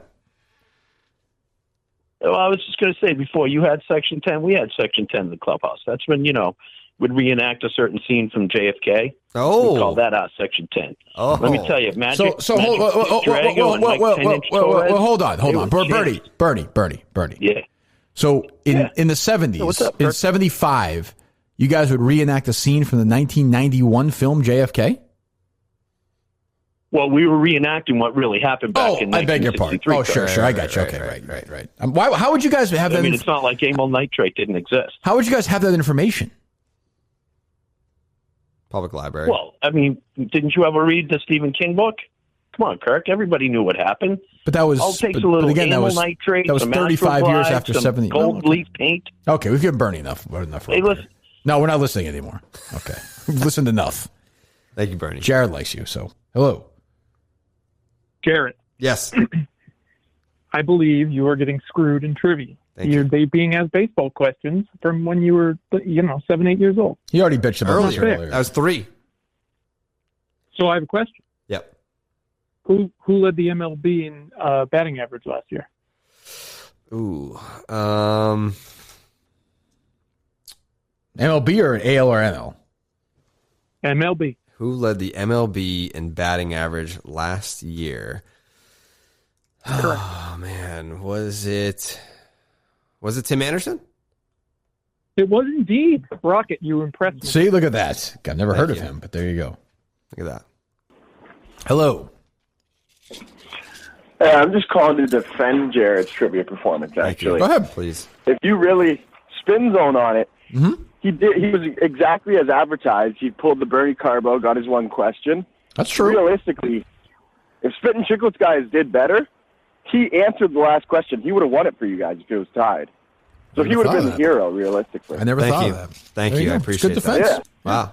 But We'll take that up with Erica. Yeah. Good point. Mm-hmm. Yes? So I was a hero. Oh, is it? Okay. So load up, Steve? Yep. Well, 469, you're up. Hey, happy Friday, guys. Eric here in Texas. How y'all doing today? It's all great. Sound great? There, is that better? What do you want? You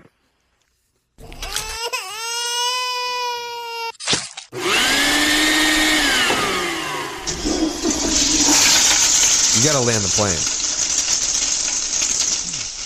What is this breathing into the fucking 205. phone? No, he's like next to a highway. Well, 205. you just you're get, up. yeah, it's a good question. Like, I don't know how you ran. I have no idea. Hey, I got a question for Big Steve. Where's 205? Where's that area code? Birmingham, Alabama, but I'm working in Monroeville right now. Look at that. Working where? Monroeville, Alabama. Okay, go ahead. Steve, did you see that Maine is thinking about legalizing Viking funerals? I did. I didn't realize. I read that story. I saw that. I didn't realize I needed permission. Ooh. It's kind of an affront to the dignity of man. I suppose it would be. I could see how you'd feel Like, that fuck off, Janet Mills. I'll die however I please. Oh, Jesus. All right. Okay. Leave Are Janet you out. going to do it? Yes. Well, I'm not going to do it, obviously, but it'll be in my last will and testament for sure. All right. Happy Friday, guys. Thanks. Bye.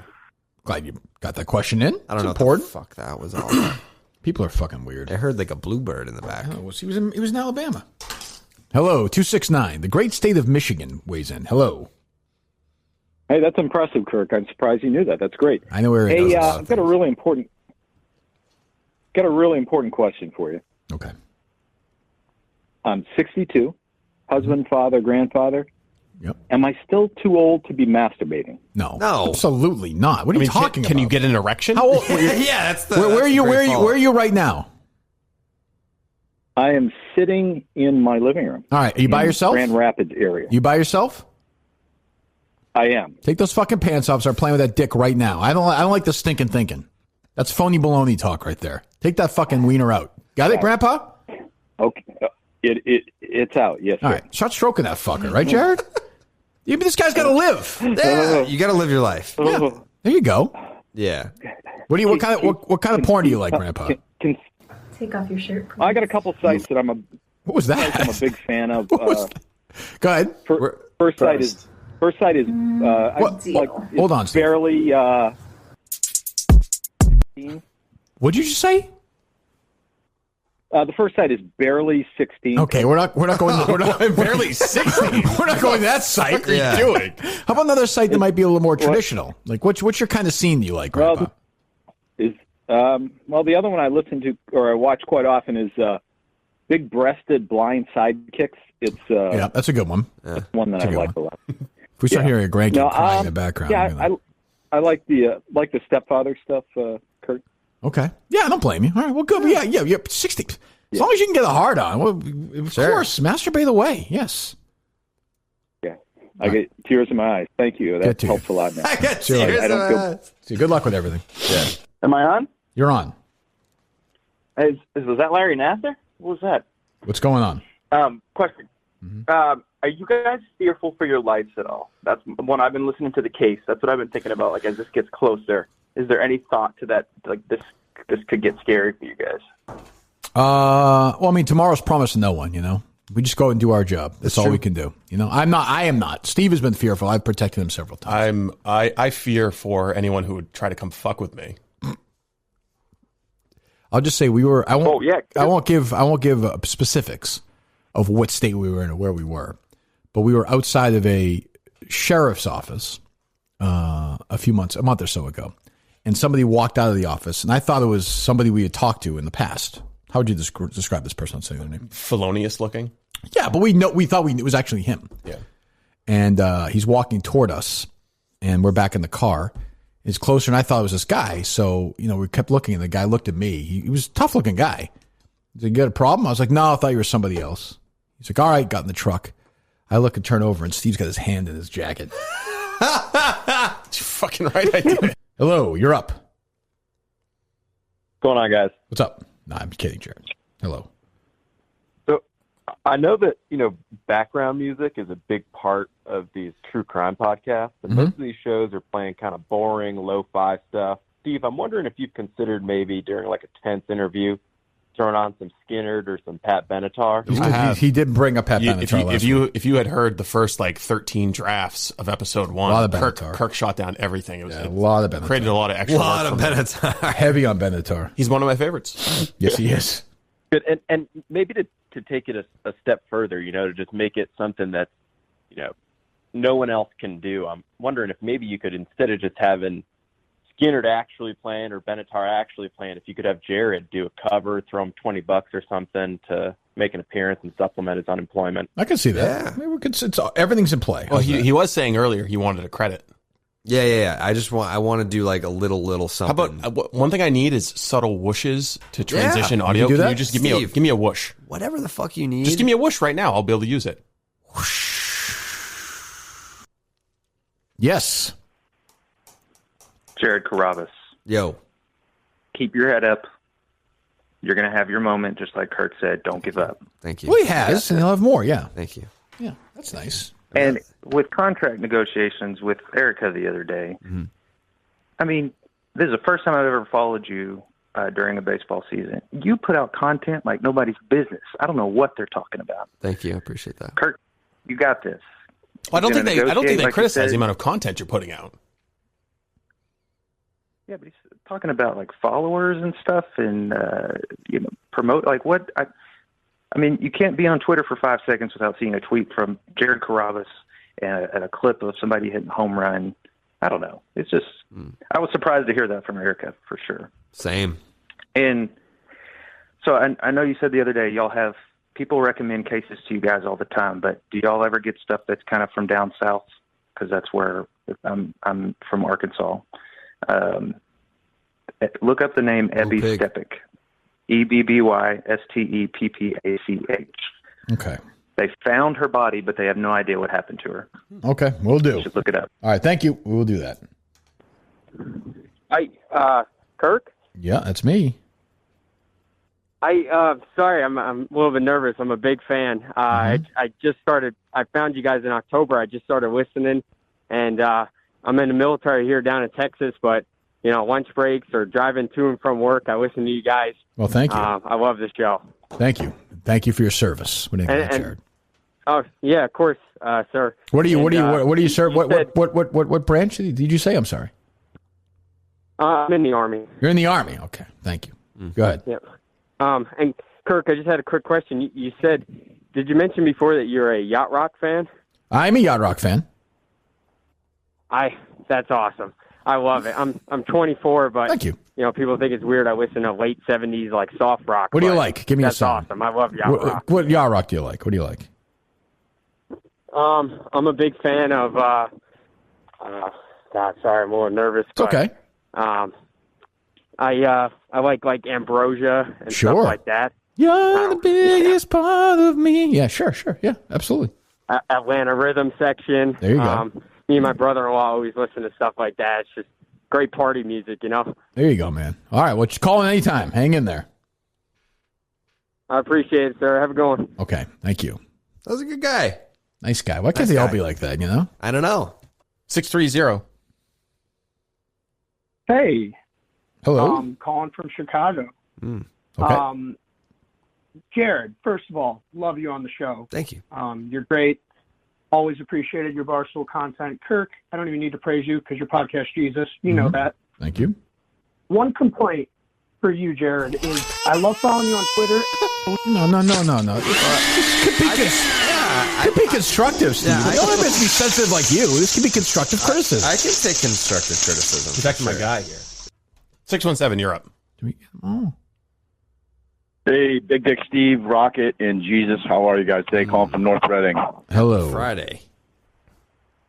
Hey, I got a quick question for you, Kirk. I know you talked about back in your crazy days, you used to drink a lot and do the Colombian marching powder and all that sort of stuff. I can't imagine you a raging cokehead alcoholic. Was there a particular night that caused you to stop and get clean or sober? I did not have that thing. No, I didn't really have that thing. I just didn't want to drink anymore. Were you a coke guy? I had done it. I wasn't like a fucking Colombian coke lord. Yeah. But how rough estimate? How many times would you say you've done coke in your life? Yeah. Thank you for that. 30, 20, I don't know. 28? And then, like, of those 30 times, like, was it in a condensed area? Was it like spread out over 5 years, 10 years? Was it like a 2-year run? It was one night. One night. Yeah, but but you up for days straight? No, not really. No. But like, I just was like, I was not like this crazy drug addict, alcoholic at all. I just didn't like the way I was when I was drunk, and I just didn't want to feel that way anymore. So I just stopped. I was very, very, very, very lucky. Like, and there was a lot of it in my family. Like cold turkey? Yeah. Yes. Yeah. I was lucky. Like, there are other people in my family in my life that weren't able to do that. I'm lucky. Like, and I'm fine. Like, I'll never drink again. Yeah, that's amazing. Well, listen, guys, you're doing great. Looking forward to the case episode 2. Thank you very much. You'll see you here Monday. Hello. Big Steve. What's up, buddy? What day? I just caught up with the trivia. I watched it last night. Man, the drink answers came right out of your mouth. Huh? Yeah, it's true. I was impressed. It was a great performance. Jeff's on a big Italian. It was awesome. Jeff? That was really cool. And because I was behind, I listened to the show and then I watched trivia last night. I don't give a fuck about your order of this. Who gives a fuck? What do you want? Jesus. Jared actually answered a few questions when you guys already had it wrapped up. So you guys kind of were pretty down on him. I was worried about him, that's all. I know he seems okay. I was worried about him, but thanks for the call. But he seems okay. No, I'm glad he's all right. Yeah, I'm good. Hello. 575, you're up. Hey, is the Rocket there? Yes, sir. He is.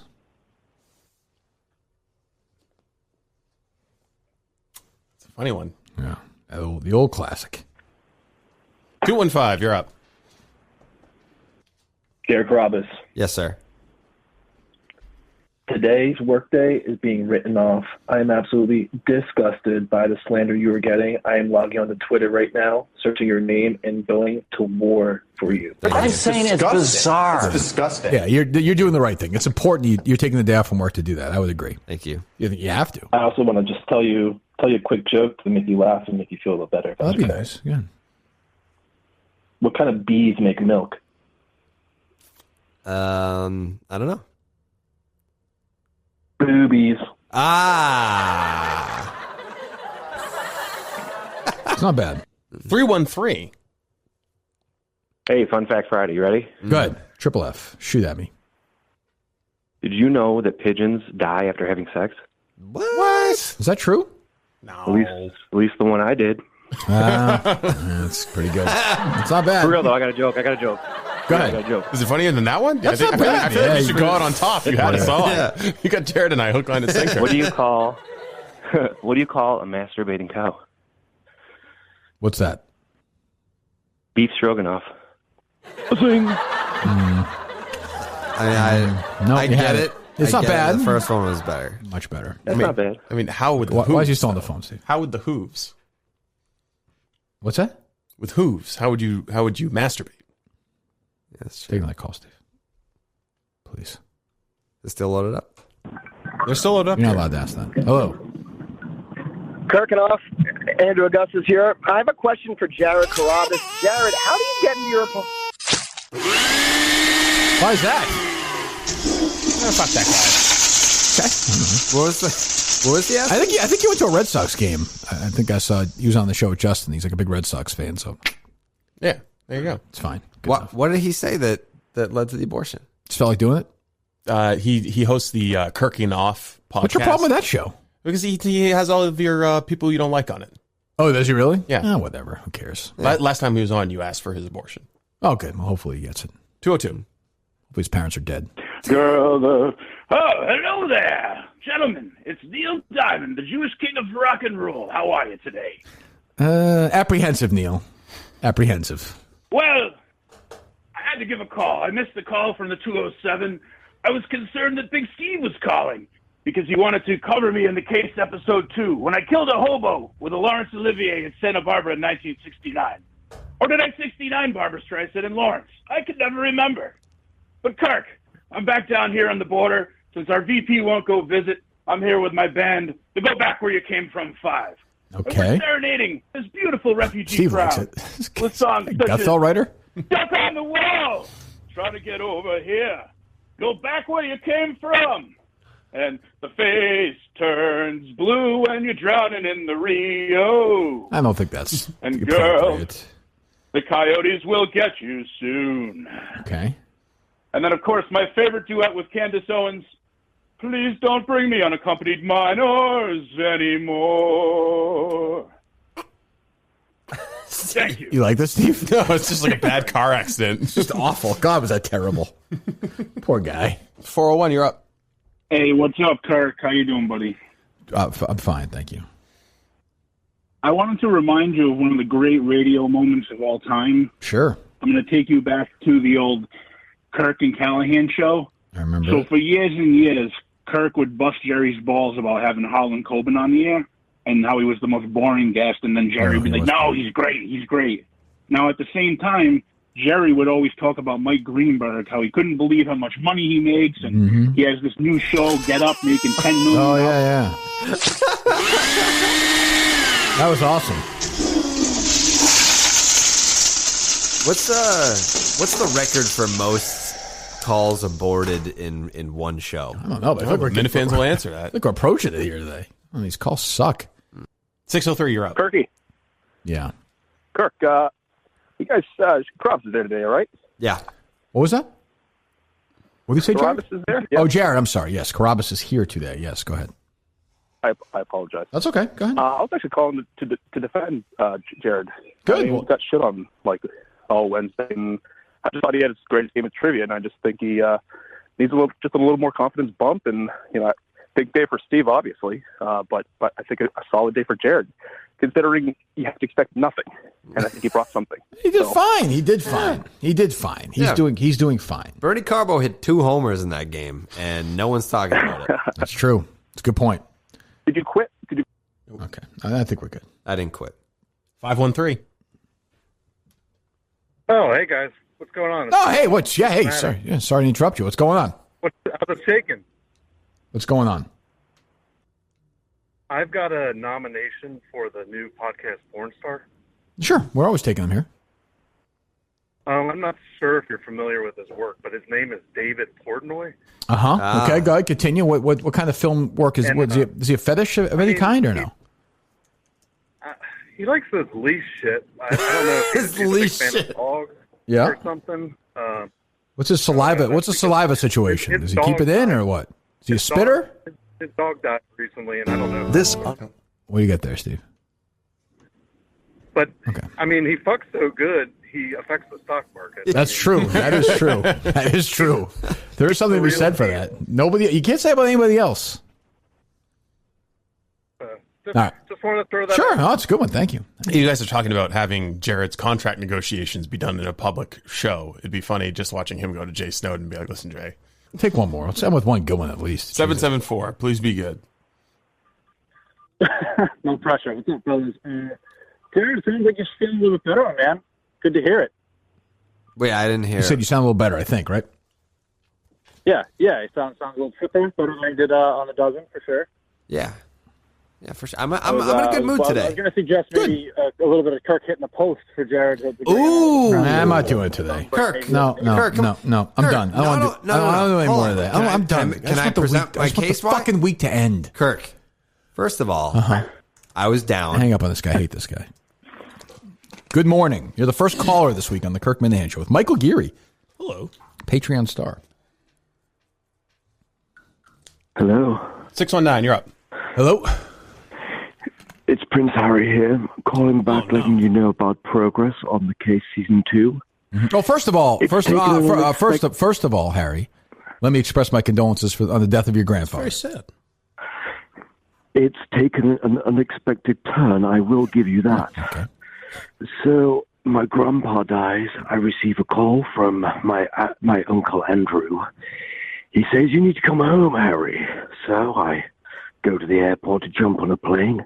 What does he do? He lays a plane on. Says an old friend of his has got a set of wings I can borrow, a guy called Jeffrey. So I get on the plane, we fly home. It's a small plane, but well staffed. Plenty of young women to serve food and drinks, as you would expect on a private jet.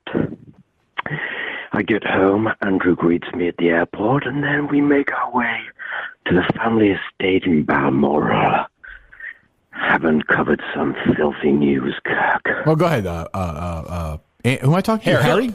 Oh, Harry. No, Harry. not Phil. Harry, Sorry, Prince Harry. Well, not Prince Harry. Well, I don't know. Go ahead, Harry. Prince Harry. Yes, Prince I'm Harry. at Balmoral as we speak. I beg your pardon.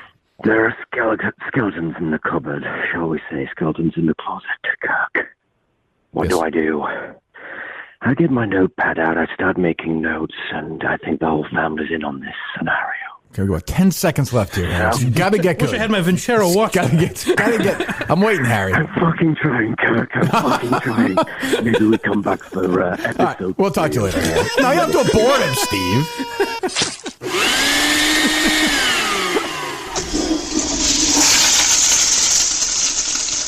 Steve, too many abortions lately. Let's be honest. Do you think that he's the first member of the British royal family that was aborted? No, certainly not. That's a good point. Some survived. All right, hello. Hello. What's up? What's up? Just saying hey. Hello. Hello. That's all. Okay, hello. Hey, guys. Steve, could you do me a favor? It depends. Could you play a clip of Ann Desmond? Just anything you may have from the last episode. No. Okay, well, I just I'm doing a little detective work here. I don't know why you can't play that clip since the episode already aired. You think she sounds like somebody else? Hear me out. Like a clip of Ann Desmond, and then I like a clip of the I Have Cancer. Cancer Lady. We've all heard it. You think it's the same person? Is that what you're saying? I'm postulating that. Well, we're not. Well, I'm not here. I'm not here. I'm not here to talk about that. A little odd. When did that clip come to light? Well, there are certain people out there that you can hire to be actresses, and I'm not saying she's one of them, but whatever. Believe what you want to believe. I have no comment. Steve and I have no comment on that for the record. Wow. I'm also dying. Yeah, I'm also dying Good. to hear the I have answer clip. It gets me a great laugh. So if you could just. Well, we just play the cut, Steve. I had cancer. It's hilarious. Thank you. Hello. See you later. Shithead. Fucking asshole. Another 617. You're up.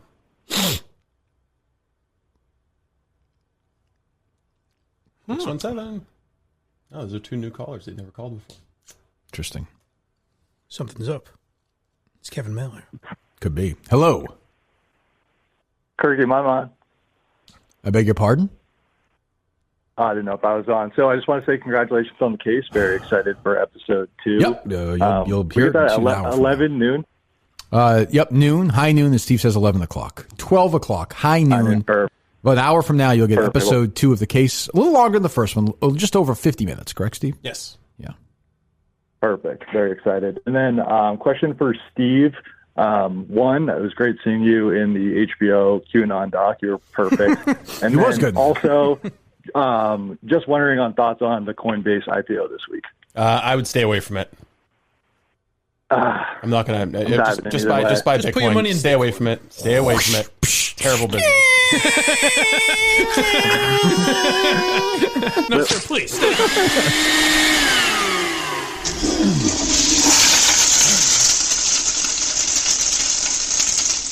It's the kind of banter you missed. Hey, load it up, Steve. They are. 401, you're up. 401. Just when I thought I was out, they pull me back in. Hello? Don't rush me, Robinson. Been rushing me all fucking year. Mike, do you fucking mind? I'm losing my balls over here. This fucking moron's playing Hazel. Kirk, yeah. Where do you get these fucking idiots, huh? Where do you get them? I'm just sweeping. I'm sweeping the cheese. I'm trying to get this. Leave the fucking cheese there, all right? I love Smith's country cheese in my feet. Wow. I stick motherfucking provolone in my socks at night so they smell like your sister's crotch in the morning. Well, I love stuff. All right? It's strong to me. But... So leave the fucking cock-sucking cheese where it is. Here, go ahead. Have a good time. No, not the Steve. No. Oh my goodness! Why are you born him twice in a row? You gave me the chop. No, that's like we're good. That's a good way to close it. You don't have to kill him. I thought you were like chopping at a baby. Seemed a little inappropriate. You've aborted him twice in a row. Am I wrong? 781, you're up. Hey guys, so I don't know if you've heard, but Kevin Mailer's Facebook page is pretty public. Oh no, is it? And does he have a Facebook page? There you go. Yeah. So I'm assuming it's something you guys have already talked about. Anyways, so Kevin is on there, basically calling you a liar. I'm dishonest. Well aware. Have you seen his Have you seen his Instagram yet? I'm well aware.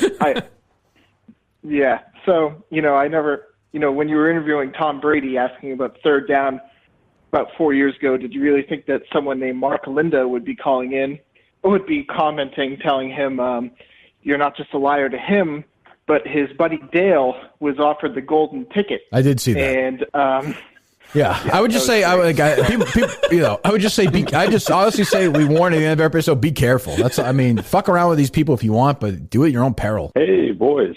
Hello. I have a quick question for you, Mike. What do you think about this budding romance between Steve and Jared? I find it a little phony, if I'm being honest with you. All of a sudden, they're brothers. That seems a little. It feels below the Kirk Minihane show to me. It seems like here's my somebody's hypothesis. jelly.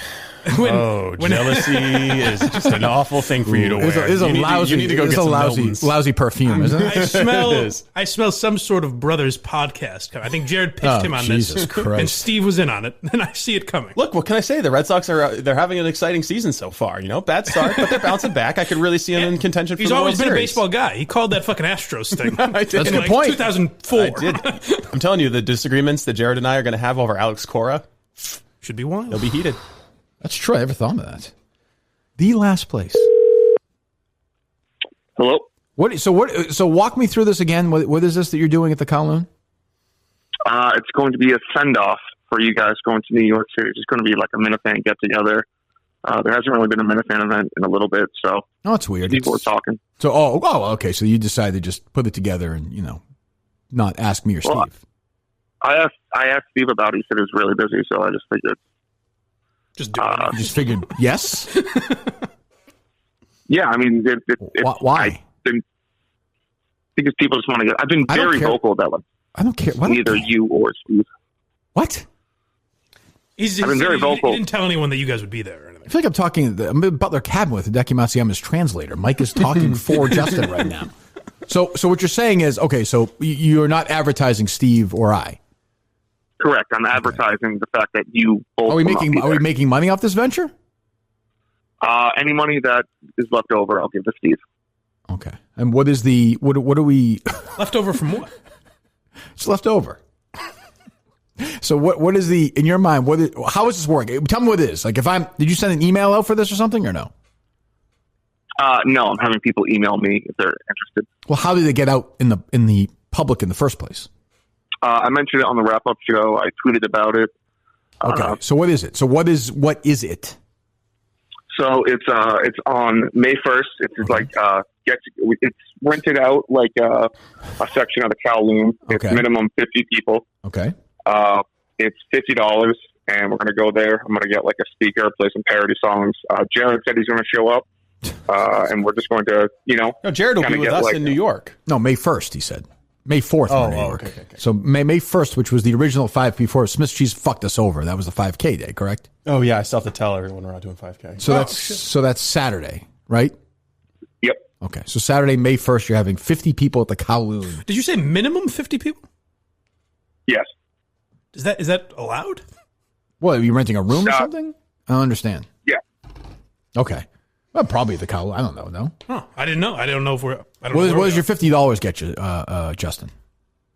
It gets you an unlimited buffet, and then it's just going to hang out, drinks and stuff. All the Minifans are going to have to buy their own. It's going to be a cash bar. So the $50 gets you buffet and Okay. Yeah. Yep. Okay. Sounds like a great experience. You get to hang with Justin, Jared. Okay. I might be there. Who knows? Are you going to go? Isn't Saugus like 45 minutes? It's kind of an expensive Uber for me, but. Well, Justin will take you. Perhaps, yeah. So, okay, Steve, you will not be there? I don't think I'll look at my schedule. Okay. I will not be there. Just I don't want to false any, I'm not going to be there. I will be balls deep in the case. Okay, good. Yeah. Okay. What an image. No, it sounds like a great night, Just. So there you go. So Saturday, May 1st at the Kowloon, and we're gonna make this official up. So any other events that you've planned to have Minifans spend their money and be not knowing about or giving the heads up to then dilute sort of other things that we do, whether it be Madawaska or soccer or anything else, where people can only make so many trips a year? Are there any other ones that you're going to schedule before I decide to schedule Saco or the Wilbur again? I just want to make sure. I don't want to. We can cancel the Wilbur. You might have do you have an Olive Garden get together that weekend? I don't want to get in the way of that. No, I do not. Okay. But you have any other ones again where you're going to do this without the permission of Kirk Minihane? No. Okay, great. Well, good luck with that. All right, goodbye. Oh, Kirkman, hello. Hello. I just called to say that Mike blows. Oh, no. I'm shocked that between Steve announcing a Brothers podcast and Kirk announcing a Brothers draft, you guys haven't been canceled. But more importantly, I want to know which yarmulke-spinning Yarmulke has been impersonating me. Neil Diamond, the Jewish king of rock and roll. What a fuckhead. There are 2 Neil Diamonds. Suck my peen, bitch. I like that one. Hello. What's going on, Kirk? Good morning. First off, love the case. Listened to it 4 times on 3 different platforms. Thank you. Awesome. Ooh. Looking forward to episode 2. Okay. Have a question and then a book recommendation. Okay. So the question is, you talk a lot about movies, obviously, but you don't talk a lot about soundtracks. Mm-hmm. Are you into them, or you don't really care about any? Well, don't you feel like they've gone away? They're a big part of my youth, but they've definitely gone. Unless I'm wrong, I just don't feel like they're a big deal anymore. Guardians of the Galaxy actually has an excellent soundtrack. I know, but they're all old songs, though. Yeah, of course. But I mean, like old, like the Footloose soundtrack. Is like original music for songs for the movie. Yeah. Like, again, I'm not saying it's a masterpiece, but it's Saturday. It's no Men in Black. Yeah. Here comes what about Yeah, Wild Wild West, things like that. That was one of like 2 CDs I owned as a kid. It was the Men in Black soundtrack. I would love to watch. Wouldn't you give anything for a video of Steve like for a day when he was like 12? Just to watch him as a 12-year-old. Wouldn't that be incredible to watch? Well, 12, he was already learning like about sex. He was getting ready. I was just standing in my backyard skinning a squirrel listening to the Men in Black soundtrack. It's like videos, like those rare videos you have of Lincoln like speaking. You just like watch them. I'd watch it. But go ahead. What about soundtracks? Well, no, what about like film scores? Like anything like that? Yeah, sure. Yeah. Okay, I didn't know if you had a particular favorite or anything. I'll tell you, my favorite film score is probably it was a couple. I mean, like I've said before, I love the Fincher stuff with Reznor, but I love that Unforgiven score. The guy just died. I think his name was Lenny Niehaus. He died a couple of years ago. I love that Unforgiven score. That sort of that doot doot doot. You know, like very. See if you can find that, Steve. Unforgiven theme. Clint Eastwood movie. It's very low key. But I actually listen to it sometimes when I'm writing or doing stuff. Clint Eastwood generally had good soundtracks. 215, you're up. Hey, I had a question for Mike. Go for it. I couldn't stop laughing since Saturday. I don't know if you saw it, but how funny was that Bowen Yang iceberg? Oh, it was a real treat. He's a real gem, that Bowen Yang. Oh my gosh, he's just so funny. I was wondering. Listen to this, Kirk. I mean, he played the iceberg at the Titanic. Who did? Bowen Yang on SNL. Oh, did he really? Oh, it was very funny. Jesus. God. I saw somebody it's did Springsteen hypothetical. impression. Obviously, this isn't the reason why, but I was wondering if you had any interest in bringing up with Alba coming out as gay and then being signed on to SNL. I think you would do pretty well. Me coming out as gay? I think that would help a lot. I could do that. Yeah, sure. Okay. I'm gay. You know the kind of calls we get on the Blind Mike Project? Yes. There's nothing wrong with fucking women consensually. I've always said that. It's a bold stance that I have. That's true. 508, you're up. Mike, Mike, do you resent Steve for how much he's embracing Jared? I do a little bit. I'd like to be on this brothers podcast. I think Steve and Mike have a good relationship. I think that there's a little bit more reciprocal friendship from Jared. Yeah, I think that's true. That's true for sure. I noticed that as well. Wow. I did notice that's that. a load of baloney. Phony baloney, you're saying? Phony baloney. 10 Pinocchios. Wow. It seems like Steve is always disgusted by Mike, and then and always like ready to help Jared at any turn. I noticed that. I didn't notice that. And just really buried Mike at every turn. I have noticed that. I mean, Jared's just always been a role model of mine. No, I didn't notice that if calls said, "Hey, Jared, I got one prop," and then I aborted. It didn't occur to me that never happened for me. Are you saying that I've used the soundboard back here or the calls in a way that I dare you to find that? I dare you to find the critical call we've taken of you in the last 2 years. It's not possible. I guess I'll do some digging. Yeah, it's not possible. All right. You're still loaded up, Steve? Yeah, we'll take one more. Why not? Hello. Hey, Kirk. I was after listening to the first episode of The Case. I actually got into like a true crime kick, so I finally ended up watching The Staircase. Yep. And I heard you and Clancy mention it on his show, actually, by chance. And I had a couple questions for you about it. Yeah, I mean, I watched it. I go ahead. I might remember. Well, so I guess the first one is, did you come out of it thinking still that he did it? Yes. Or because I think they ended up completely selling me on him not doing it, He did even though I'm sure it was the bias. He did it. Yeah. So, well, then my other question, you mentioned how long it is, and I fully agree. Most of these true crimes, if they end up making them too long, it's crazy, and I can't stand it. But on this one, I found it so fascinating how much like behind the scenes footage they had of like a murder trial. I couldn't get enough of it, to be honest. Yeah. No, it's pretty good. Yeah, I don't know if it's still on Netflix or not, but it's definitely worth watching if you haven't seen it yet. Yeah, I definitely enjoyed it, but I can't wait for episode 2 of The Case, man, and I love you, Kirk. Love you too. I always forget there's a third Jonas brother, Kevin Jonas. All right, go ahead. Hello.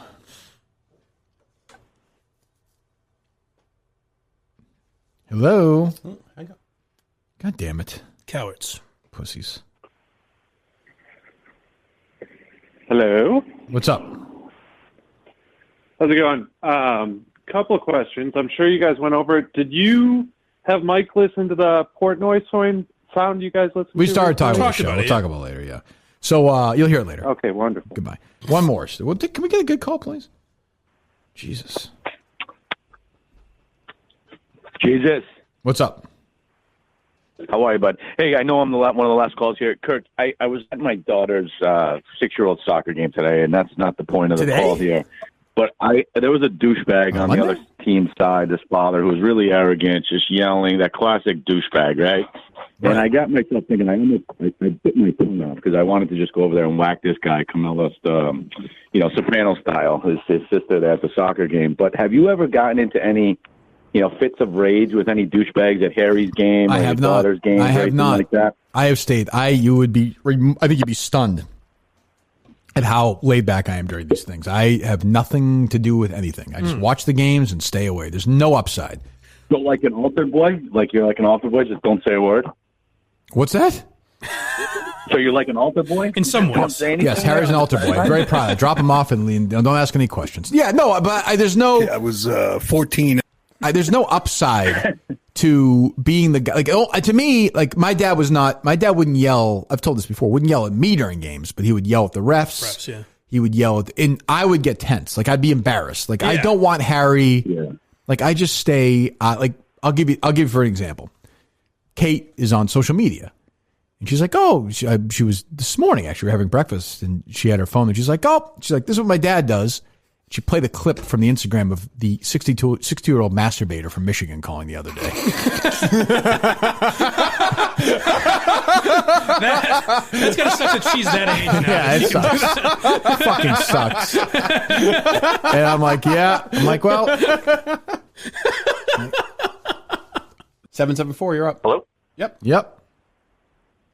Well, Steve, I know you rent, and Mike, you're handicapped and can't do anything. But Kirk, as a homeowner, is there any yard work that you do that you really excel in, or any none. meal of the week? None. Nope. I'm not handy. Nothing. Nope. No interest. I love that about you. No interest. Like I said, I've never touched a lawnmower. I love that about you. My hands have never touched a lawnmower ever, and they never will. I've worked too hard. What about a rake? Yeah. Oh, I hate the way that feels in your hands. I need to wear those gloves. I'm good. Nope. All set. I will actually go. I will actually when the landscapers come, I actually climb up to the roof of my house, cross my arms, and just look down on them. I have a big light shine on me like Batman. It's true.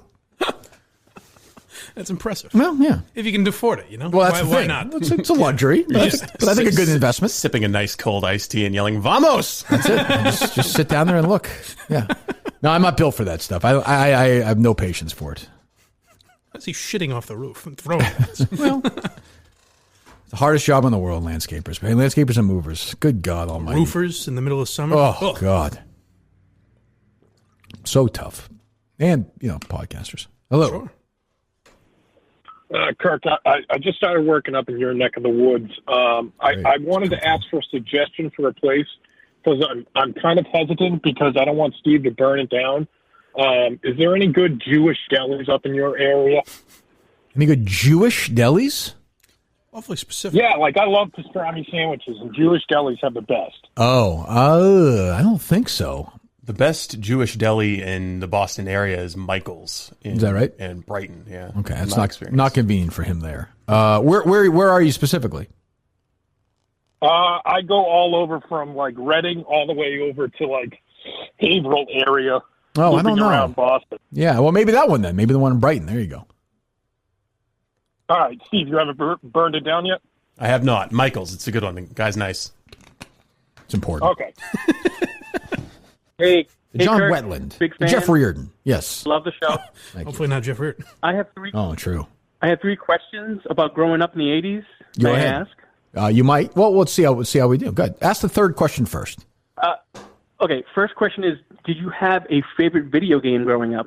I mean, I did, I guess, but I was not an insane gamer guy, though this Halt and Catch Fire is a very good show, Steve. Did you watch that on AMC? No. Did you see it, Mike, or no? I know of it, no. Very good. Very good show. Good.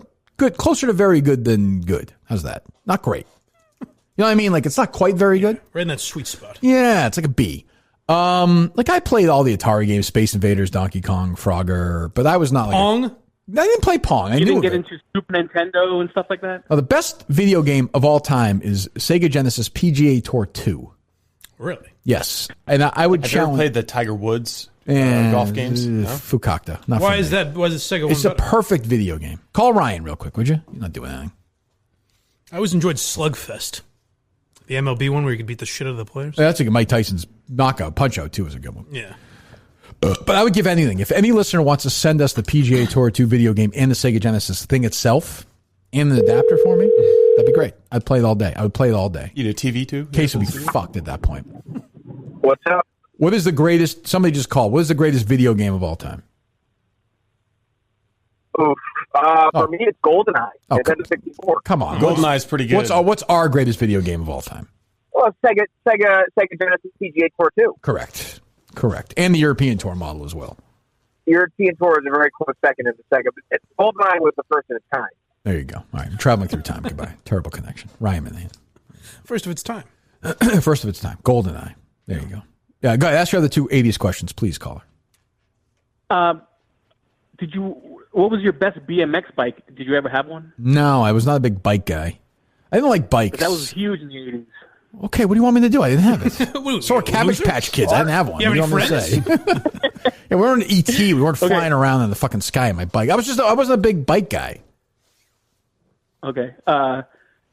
Also, the third question would be, did you ever participate in owning a pair of Jordans? Because it was such a huge social status in the 80s. Hell fucking no. I was not a Jordan guy. I was a Bird guy. I had the Bird shoe. I was a Larry Bird fan. I was not a Michael Jordan fan. I grew up in Boston. What are the 80s things? You ever had Boston. Jordache jeans? Huh? Yes, I did. I had my cutoff Jordache jeans. I know. The reason why I asked is I remember. Oh, they were crazy. So You can't even. It was like a social status. It's true. There was when I was little, my dad would take me to the Converse outlet store in. Oh my God, I don't know where it was. Jesus Christ, Medford maybe.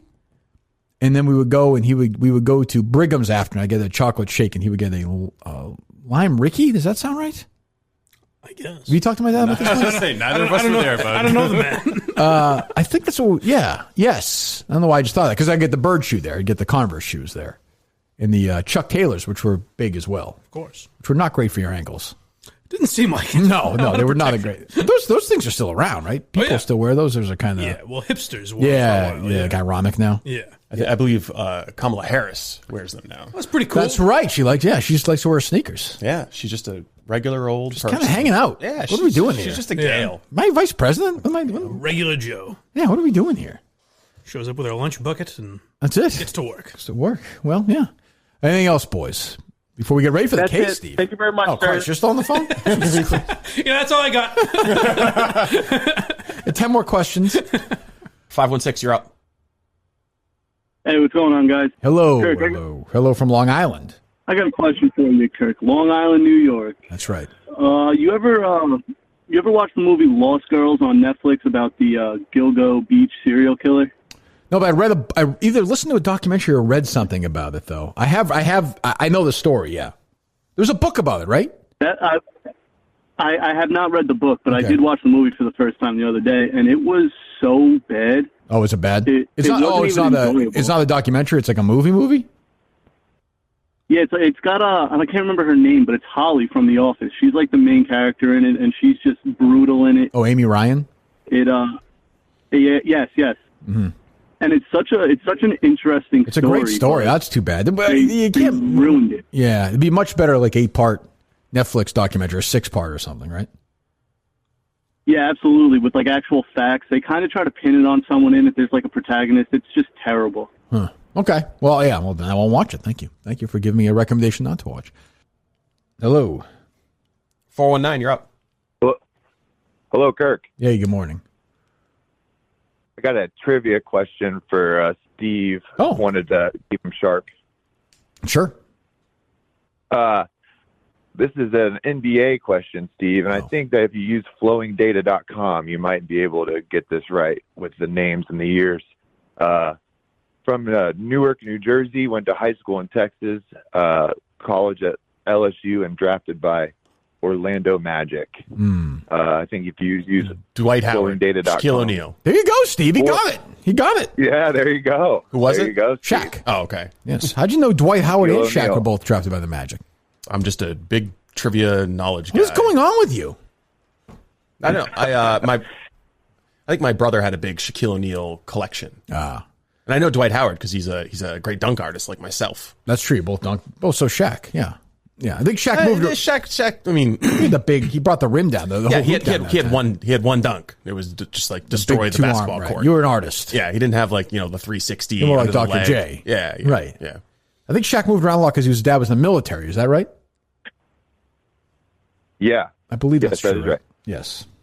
Hey, now he's a huge Kirk, gold I bond know I am in I have a 419 number. I'm from North Central Ohio, but I live in Dublin now, right by Muirfield Village. Oh, I've been there. Memorial tournament's going to be back. I've been there.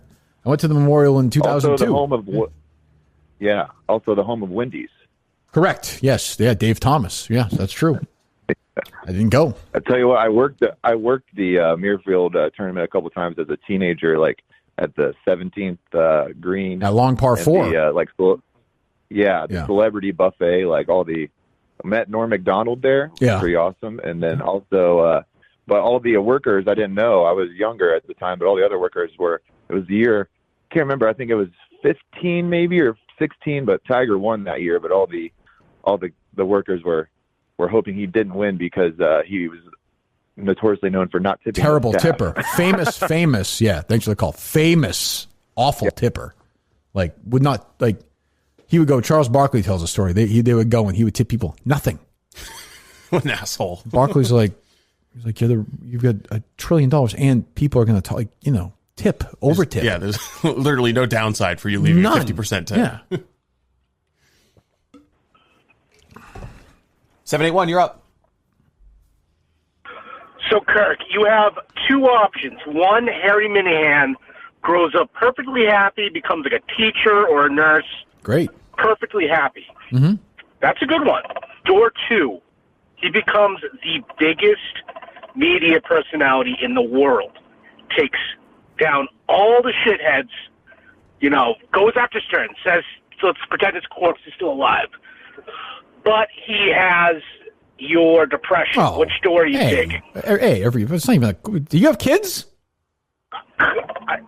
No. No, well, it's not even. Believe me, if you gave me both options, he's perfectly happy both ways. I'd say I don't want any. I don't want. Do you look at that second door though? No, wow. no. I don't want my life for my kids. No thanks. All set. Nobody. Yeah. What if it's half of your depression? It doesn't. If it's 1/10 of 1%, why would I want I want to go to the second door, Kirk. How do I get him? Why would I want my son to have what I have? Why would I want that? So he can take down Howard Stern? What the hell do I care? Or whoever you hate. He takes down fucking Bob Murchison. What's different? Okay, you didn't bring that up. Media personality. No. I just want him to be happy. I don't care. I don't care if he's got $1 billion or $5. If he's happy, what the hell do I care? You could kind of be happy in door two sometimes. Door two does not sound happy to me. You didn't do a good job. Call next week with a different door scenario. Come back. Hello. 631. What's up, y'all? What's Have you seen the Isabella Gardner docuseries? I have. It's fantastic. Oh, you're a fucking idiot. It's really good. Brain dead. Really idiot. good. It's really so good. Mike Barnacle, Kevin Cullen collaboration. They did a good job. You put your faith in. They did a good job. Great. Yeah. No, I've read enough about it. Pretty crazy. Hang up on this. Fuck you. Fuck you. Fuck you. Shut your fucking mouth. Hang up on them. Are they loaded up? They're loaded up. Great. 908, you're up. Guys, yapping. Hi, Kirk, Steve. How are you guys? We're great. That's great to hear, Kirk. Just a quick question. I would consider myself a newer Minihane. Mm-hmm. I guess I started listening to you guys regularly during the Cunt Marco debacle last year. Mm-hmm. I hear you guys always referencing Minifanes and shit that happened in the past. Is there anywhere where I can go to learn about the past, or I'm kind of just fucked and need to? It's to called follow the on? archive of every episode. You can go listen to it. Just go. So I'm not, but I guess Kirk, you kind of reference the Warden of the North and certain Minifans. Is there anywhere I can learn who these people are? Or are they just not even worth it? I mean, I don't think it's personally worth it, But I would disagree. I think the warden of the North is my arch enemy. Yeah, and my publicist. But you respect him though. Yeah, some people think that I created. I think it's going to be like Jefferson and Adams, where you guys will die within like an hour of each other. Like I'll write a note. Yeah, the warden lives. Yes. So you are a worthy enemy, and then, like when he dies, your heart will give out at the same time. Yeah, I think so. I mean, I know Tim from Canton is working on a book about the history of the Minihane show, which is, I think certainly a worthy literary. He'll sell more copies than Sideline. Oh, for sure he would. By the way, 69,533rd on the Amazon bestseller. Well, ask me. You have any questions? If you have a couple of questions, we can answer them right now. I'm a great historian on the Minihane show. I don't remember anything about it, but no, nothing like off the top of my head. But I guess when I'm just listening to an episode, you'll reference something that happened maybe at like WEI. Or that's where I used to work. Yeah, a radio station I worked at before here. I'm able to kind of piece that stuff together, but just I was wondering if there was like a book or one of the crazy people did put something together online. Just to read up on. I'll do the best I can here. January. Thank you for the call. January of I got canceled. January of 1974. I suspect in the house in Billerica, though I never asked. My father and mother made love. I was conceived that night. 9 months later, I was born. I spilled out into the universe. Kicked around for a while. Did some stuff, went to some mental institutions, tried to commit suicide when I was in high school. Failed. I know Steve's upset about that as he works on the slaving away on this project. Then want to bounce around, did some radio for a while that didn't work out. Bob Murchison got me canceled. And I'm now here at Barstool doing the Kirk Minihane show. That's about it, I think. Yeah, that's pretty succinct. I think you just ruined Tim from Canton's book. Oh, well, yeah, that's true. They still loaded up? They are still loaded up. Hey, hola, boys. Hola. Kirk, I got a question for you. Seems tough to live on $2 a day. Jesus, does not look easy. No. Yes, what's up? So I just recently got engaged. Congratulations. And on vacation down in Myrtle Beach. Myrtle Beach. We're thinking about doing a fake proposal at like a restaurant or a bar. And that way trying to get some free drinks for the rest of the night. It's a good idea. Wow, what a wacky shenanigan. It's not a bad idea, though. It's not the worst idea I ever heard. You get a free meal out of it, maybe. Just kind of a scumbag move. It's going to bring us some bad karma. But I say, fuck it. Let's do it. Well, okay. Do you have the ring and everything? Yeah, of course. Okay. So you're just gonna get in your knee, propose. I mean, what if you don't get anything for free? Won't you feel like a fucking asshole then? Yeah, but that's kind of the risk you take. That's true. Why don't you just lie and say it's your wife's birthday or fiance's birthday so you get some free birthday cake? I think this guy sounds like he'd rather drink to me, I think. The birthday's not really as good as the proposal. Yeah. You got like the strangers buying you drinks for the proposal. How's the weather in Myrtle Beach today? It's actually beautiful. It's 80, sunny. Jesus Christ. We never got that Myrtle Beach weather, Steve, when we were in South Carolina. We had a different experience. We did not, no. All right, thanks for the call. Good luck with that. Give us an update on that. The weather's nice in Uganda, though. Hello. They loaded up? Yep. All right, hello. 478. How we do with the pizza thing? I'm still downloading Uber Eats. Okay. What's up? It's going really slow. Have I ever told you why the Red Sox are called the Red Sox? I don't believe so. Because the blood of the children Sure. me and Sam Kennedy spilled in the clubhouse. Okay. Stephen Murphy, I think, but yeah. Yeah. Munchkins are good. This isn't, no. Guy was raping young boys for years and was protected by Tom Yaki. Go ahead, Jerry, continue. I'm interested. It was not good. Not good.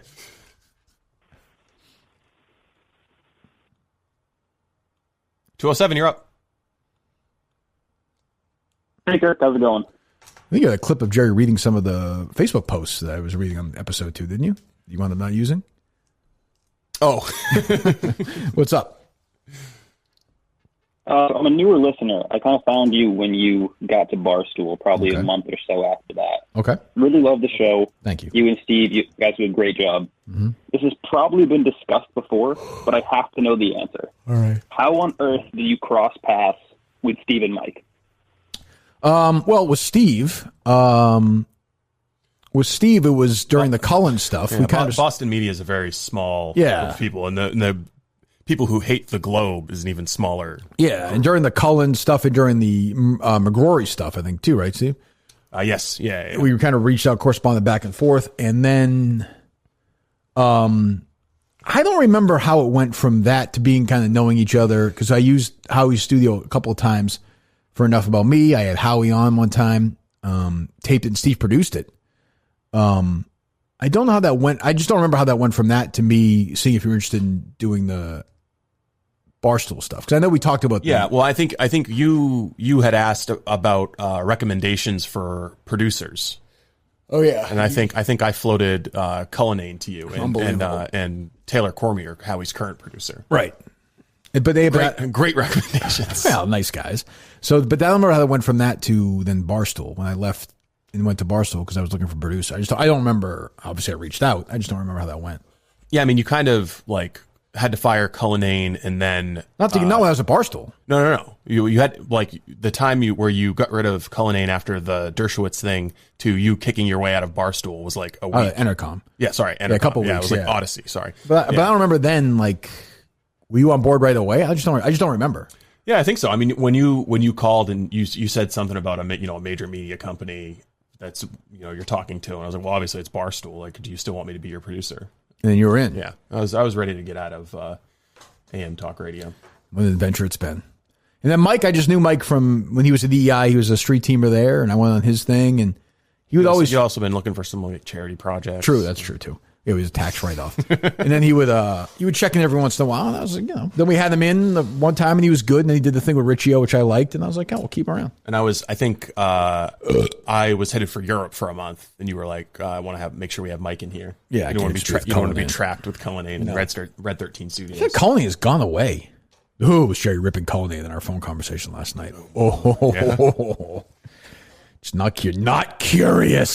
773, you're up. Email me the Zoom link? Yeah. Okay. What time is that?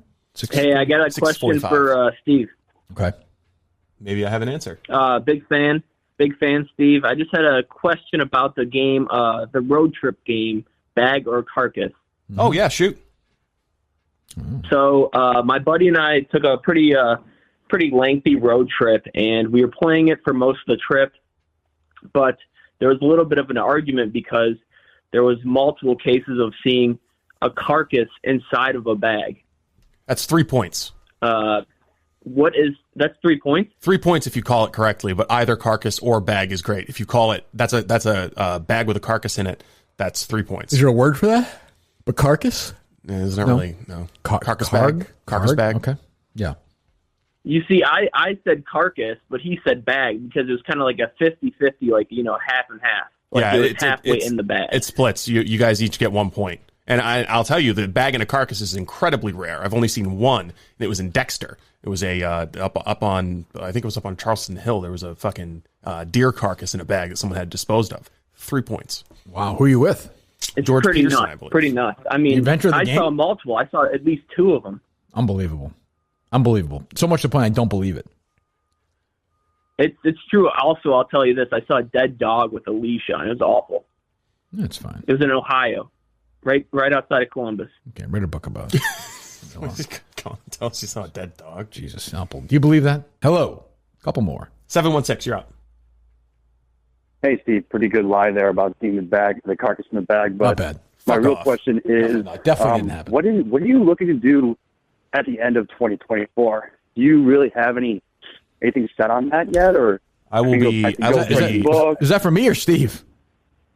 That's for Steve. Kirk, who knows what you're going to do? We'll never hear from you again. That's probably true. Steve, go ahead. I'll be at that point maybe 4 years into working on my bed and breakfast. That's true. Salem, South Carolina. We saw it. Yeah, we did. By the Dollar General. That is not where I will be. Well, we have friends right down the street. That's true. Not your friends. Yeah, I don't think it'll be a daycare center, but What? Some of them are just for us. Take a couple more. 209, you're up. What do you do if I would just say, like, I'm done? I mean, you're a grown man. What are you going to do? I've always been successful at everything I've tried. I'm just curious if you have anything. I don't doubt your success. Probably not radio. I think I'm interested in starting my own business. Okay. Well, I'll be supportive. I hope it works out. Hello. What kind of business, Steve? Specialty foods, or restaurant, bed and breakfast. Yeah, those restaurants always go well. They should work out. What kind of restaurant? You'd be like Carano and have the what did Carano fail at? Did he have some disaster restaurant? No, I think you made a go of it. Yeah, but it didn't work though. I'm saying. I think you just got tired of the hours. Of not making money. I could see how that would work. Yeah. It was Mexican or Brazilian food. I think it was Brazilian, but once a week they would do like Mexican. Yeah, like burrito days. Yeah, it's a weird move. There's some weird promotion that they did, but it was successful. No, it wasn't. It just doesn't exist anymore. The burrito promotion was successful. I hope they bring it back. Anything else? You hung up on him? I was just in the process of making the case. You said it would be like any other true crime podcast ever created. I was just wondering, how is it unlike any other true crime podcast? Well, I'm doing it.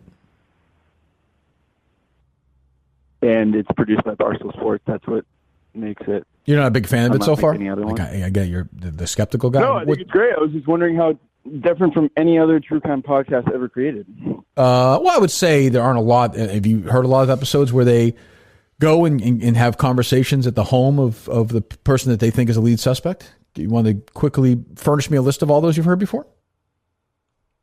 Okay. Well, you got me so far. All right, but I prefer two examples. Go ahead.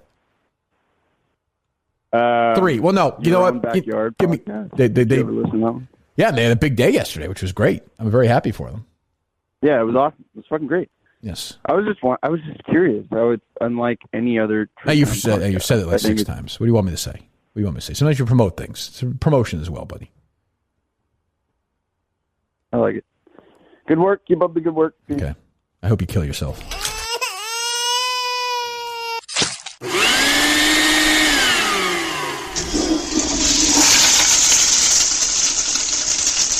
I shouldn't say. I hope he doesn't kill himself. I hope he has a nice long life. I do. I hope he's fine. 4-3. You're up. Hey, Kirk. It's Kingpin Pete. No, wow. We haven't heard from you in a while, Pete. Yeah, after the whole mishap with Mike, I figured probably best not to call and not be the reasoning why Mike kills himself. But Mike's been doing great on the show. So, I just wanted to call after I listened to the case episode, too. I want to know, how did it make you feel when you heard his long rap sheet and then knowing that he was still out and about in the community? Because I saw the same thing when I was locked up, and it really shocked me at first. Yeah, I was just I'm naive to it. I'm lucky. I've lived a life where I haven't had to worry about that. So I live life where if my inspection sticker was 2 days late and I was driving around, I'd be gripping the steering wheel. I just would, I just don't think like that. I just don't. These people. Well, not just Mailer, but other people. You see it. He's not alone in that area, or as you said, there are people who have been arrested 40 times. And I always think, naively, if you beat a woman up, or, if you've been arrested on gun charges before and they see you holding a gun, you're going to go to jail for 20 years. That's not the case. Yeah. It's crazy, especially, when we were locked up, it was always a big, everyone would hope to try to get the liberal judges and not the conservative ones. Right. You would get buried, and it was always the hope of people going on trial. But I remember being, seeing someone who had an armed robbery while on probation, and then they had 2 years, and I was like, how the fuck do I have 3.5? It's my first time, and you've done this how many times? Yeah. And it's also crazy, a state like South Carolina where they have bail bondsmen. Massachusetts doesn't have that, so you have to post the full bail. True. So not as many people are out free as they are in South Carolina. Have you seen Mike at all lately? Have you hung out with him any more of these big parties? No, I've not seen Mike lately. Honestly, I haven't seen a lot of my friends lately. A lot of people are either pregnant or friends that are pregnant, and they're COVID strict, and it hasn't really. It's not like we're in our young 20s, Right. So any movies? No, any movies lately, Kingpin Pete? I have not. I actually haven't even seen the movie that you last recommended. Okay. And I went to go look it up, and I still can't. I don't know that guy's name, the actor's name. I was Googling. I don't remember. What was the movie? What was the movie? I can't remember the last recommendation. It's some guy that got canceled. Right? Some guy got canceled? It's some guy that got canceled. Yeah, but was it The Usual Suspects with Kevin Spacey? Spacey, that's him. Okay. Oh my God! Let me write him down. Spacey get canceled? Oh, Kevin Spacey definitely. I could not get Kevin Spacey's name. I was Googling people that got canceled, people that raced in 2019, actors, nothing would come up. Really? Yeah, you search like top 10 people got canceled in 2019. He doesn't come up like actors. I don't know if it was that. Yeah, it's a weird search, but yeah, he's usual suspects. Okay. Okay, I will check that out and then I'll report. But honestly, no, I've not. I am a sports idiot, so I've been watching some sports. I was watching Last Chance U on that Netflix. On Netflix. Probably does not interest you at all, but I was recently just watching that. But I could not think of Kevin Spacey's name. Thank you so much. I just wrote it down. All right, we'll talk to you, Pete. See you, buddy. It's crazy. Guys like Pete are just out free on the streets. Kidding. It's unbelievable. Jesus. All right, one or two more. 401, you're up. Oh, Steve was hoping for a nice long show today. Hey there. Kirk, everything you do is just fantastic lately. Steve, I think you're just phenomenal, man. Just great stuff. Well, everyone's saying it. Phenomenal what? What's the phenomenal? What does he do well? Phenomenal sound quality. Oh, okay. A fucking artist. Best sounding show at Barstool, right, Steve? True. Big Cat said it. The guy's attitude is just great. Okay. What's going on? Even I disagree with that. It's got a lousy attitude, but all right. Kirk, when did you decide that you were going to have a second kid? Because people tell me you forget that you were sleepless and all this stuff, and that I think it's just hard to sibling. I think it's just tough for a kid not to have a brother or sister. I think just in life, I don't know. I mean, people can do it, but it's 2 is a good number. 2 is a good number. Yeah, I would not go more than 2. Tonight. I'll try to put the screws to her. How old's your? Great. How old is your first child? About to turn 2. Oh yeah. Well, yeah. I mean, how old are you? 27. Oh well, you're young. Jesus Christ. I mean, I was 37 when Harry was born. So yeah, I would say. Is that right? Was I 37? Yeah, 37. So yeah, I would say. Yeah, I mean, you got plenty of time. If you get it done now. Fuck, I mean, you'll be in your mid-40s when your last kid's out of high school, late 40s, and you're done, you're home. Right. And I'm 46, I have a kid in 3rd grade. Done. Yeah. Well, good luck. Yeah, let me know how it goes. All right. Yeah, no, I'll rock it tonight. Thanks, Kirk. There you go. Pull that big fat load in there. Get it done. You really looking forward to the callback? Yeah, I'd like to see how it went. Yeah. Direct hit. Little after-action report. I hope it works out for them. 781, you're up. Hey, Kirk, did you see the Kristen Smart news? You followed that? Yeah, we just talked about it. Yeah. Oh, it made me think of the case. I don't know if you listened to the podcast. And I did. I thought it was very good. Okay. Yeah. It was good, but I thought about it. These podcasts really do put these cases back, in the spotlight. And I think one of the things, I don't know if it was the Josh Powell one or this one, was talking about how the families start talking to each other, right? The potential, the suspects, and it kind of brings them out of their dark corners. And anyway, I thought it was cool and timely with the case. Yeah, no, it's great. Some good comes out of it. Yeah, thanks. Yeah, it was awesome. I think we've had law enforcement officials in South Carolina say that we're definitely, I forget what the phrase was. Shaking things up? Shaking some trees. Yeah, definitely. The people are talking. Actually, it feels like it's a lot more action down there than up here, oddly. For sure. But I think that's natural because the developments are more recent, Yeah. I mean, obviously, the family up here in Brockton are very grateful and all that, but I think it just feels like, and that's much more of a, as we said in episode 2, kind of a endless gossiping circle. Yeah. Hello. 774. Did you order pizza stuff? Big fan of the show. Love the case. Just a quick question about the last episode of the case that came out. So, in the beginning of the episode, there was a guy mentioned by the name of Argo. He was supposedly the last person Jonathan Argo. Was seen with. Mm-hmm. Yeah, I was just curious if you guys ever got the chance to talk to him. We have not. Said he was polygraphed. Yeah, we have made several attempts to reach out to Mr. Argo via phone and social media. Those requests were ignored. Okay, got it. Well, hopefully you guys get the chance to one take. Yeah, that was pretty good. We just do it here. Very curious to hear. Thanks, buddy. I appreciate it. Just take calls. Hello. 774, you're up. Hey, guys. This has been burning in my mind. Let me know what you guys think. Erica Nardini looks like Rocky Dennis. Oh, thanks. I'll hang up and stop. You're an idiot. Jesus. Who's Rocky Dennis? The kid in Mask. Oh. Just Stupid. Dumb. Come on. Ridiculous. Hey, Steve. 203, you're up. Yeah, I'm just wondering, you guys mentioned that you used Facebook and social media a lot, and it was pretty prevalent in the second episode. Mm-hmm. Was that kind of a prerequisite for doing the investigation, and like what would you have done if these guys weren't so active on social media?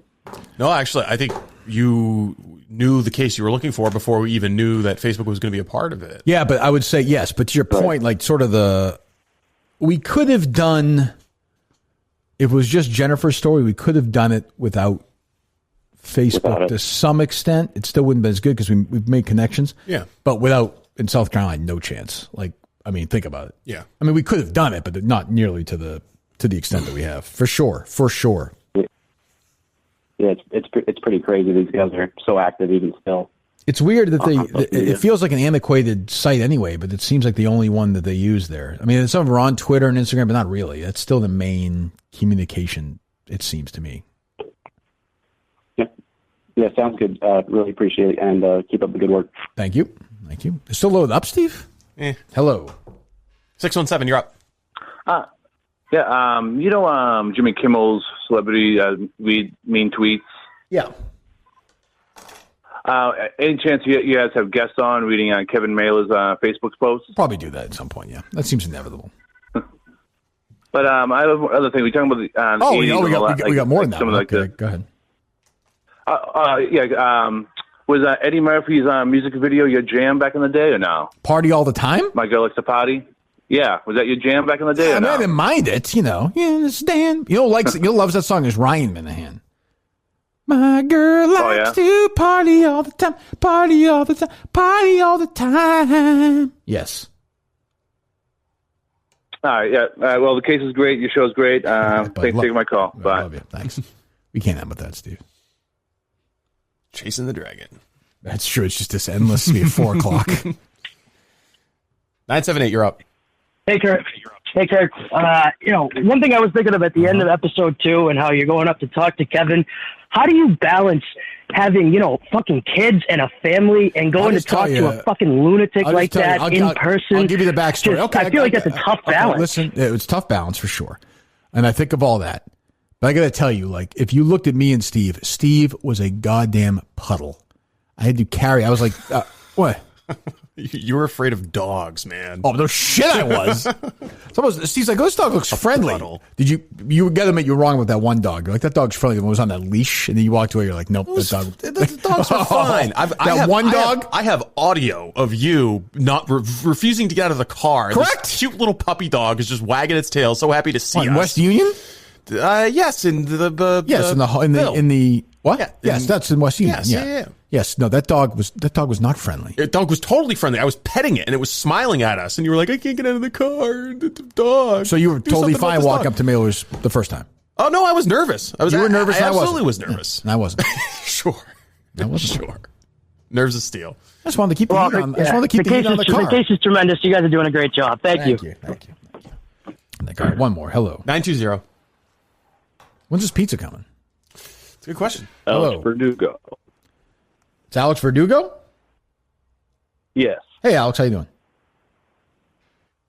Great. On December 7th.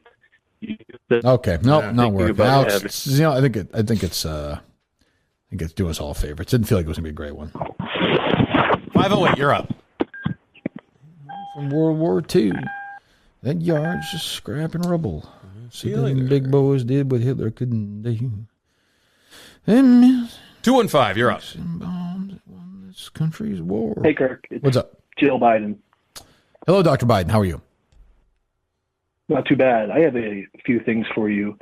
Me and Joe are actually down at the border, and someone's claiming your name in one of the cages. I don't know if you have any idea of who that could possibly be. I beg your pardon, Dr. Biden. What'd you say? You and the president are on the border. Yeah, the border of Texas and Mexico, and someone's screaming that he's Kirk Minihane, and I don't know if we should do anything about that. Who would that be? I mean, clearly it's not me. You're speaking to me in my studio in Massachusetts. So who do you have any idea who that might be? Me personally, no. I just want, if it's not you, it's not you. We can move on to the next topic. Okay, I was hoping for a payoff there. I'm confused, Dr. Biden, but okay, go ahead. Not all going to be hits. So it's an awesome state-funded program with our teachers, and we're running a program just trying to show them how terrible the U.S. is. What are you doing to this? What are you doing? The fucking dud. I think it's because she's an educator, is what I think. Yeah, I don't have a lot of love for teachers these days. You do not. Cancel one of them off the show. All right. How many of these are you going to take? 401, you're up. Hey, it's Chris, business from Rhode Island. Hey, Chris, what's going on, buddy? How you doing? Good. What's up? No, come on.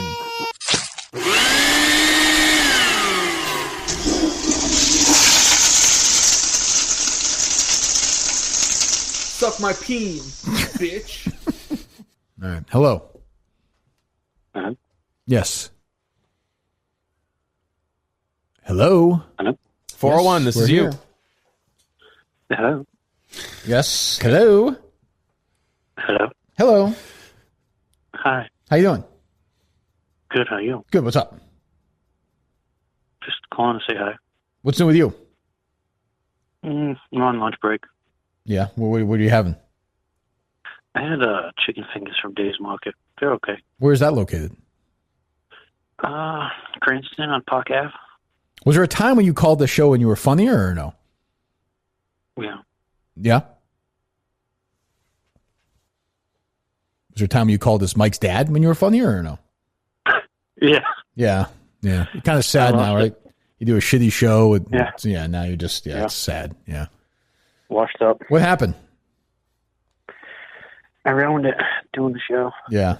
Yeah, you certainly ruined it doing that shit show. That's for sure. Well, all right. Well, enjoy your lunch. All right. Thank you. All right. Bye-bye, buddy. See you later.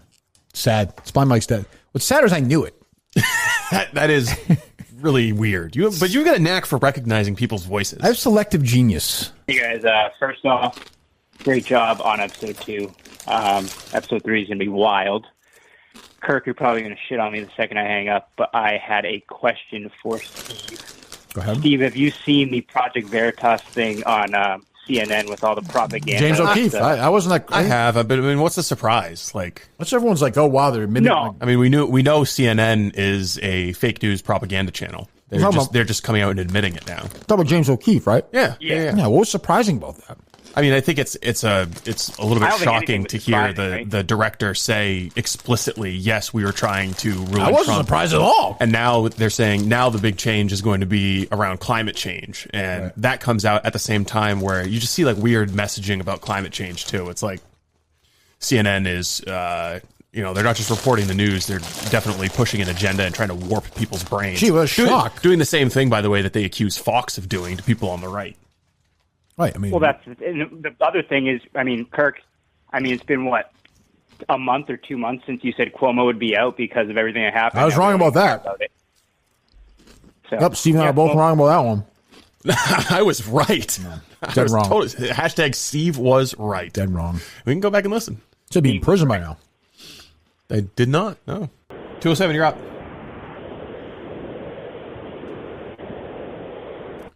Still listening. Typical main idiot.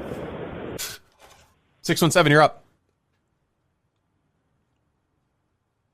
I am Dr. Remulak. Hello. I am Dr. Remulak. Hello.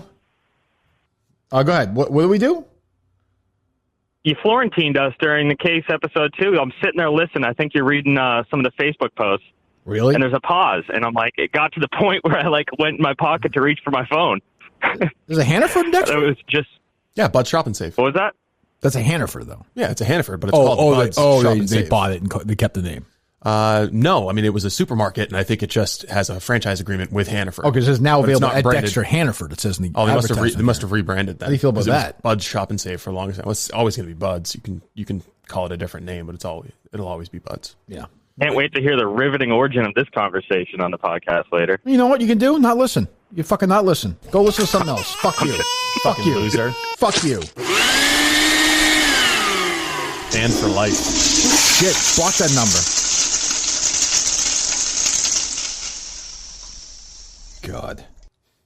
781. Hey, I got 2 questions. Go ahead.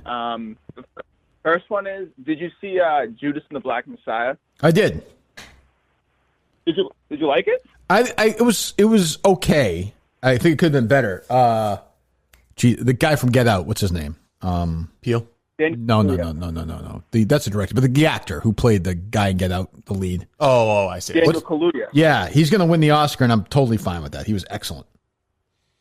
Yeah, I thought he was wicked good. I thought He's a great Stansfield was nice too. What's that? And then I thought Stansfield, the guy, who Very good. played, Yep, very good. I thought he was great too. Yep, But I thought that was one of the best movies of the year. definitely.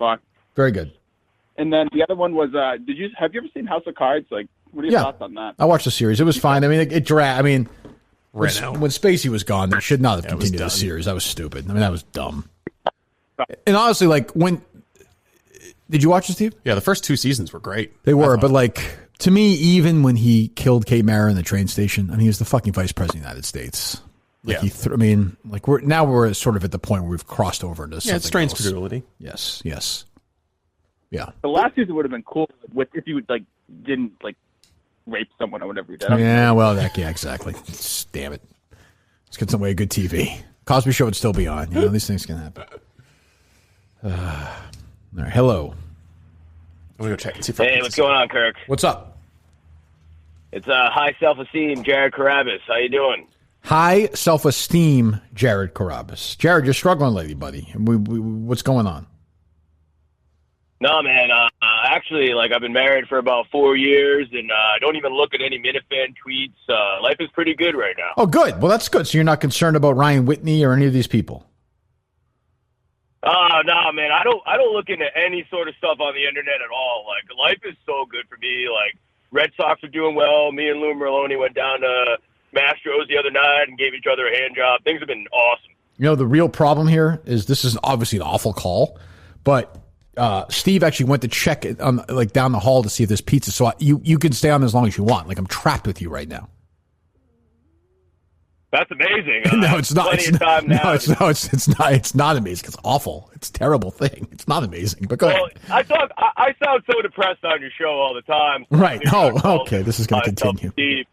Right. And talk to you about how great everything's been lately. I understand the bit. It's just it hasn't worked out, and you continue to stay on because Steve will not rescue me. He's just. God damn it! I tried. Steve, what the fuck? What the fuck? Oh, great. What did I hang up on this idiot? What did I say? Go away! 207, you're up with Jared Carabas, Justin Trzynski, and Kirk Minihane.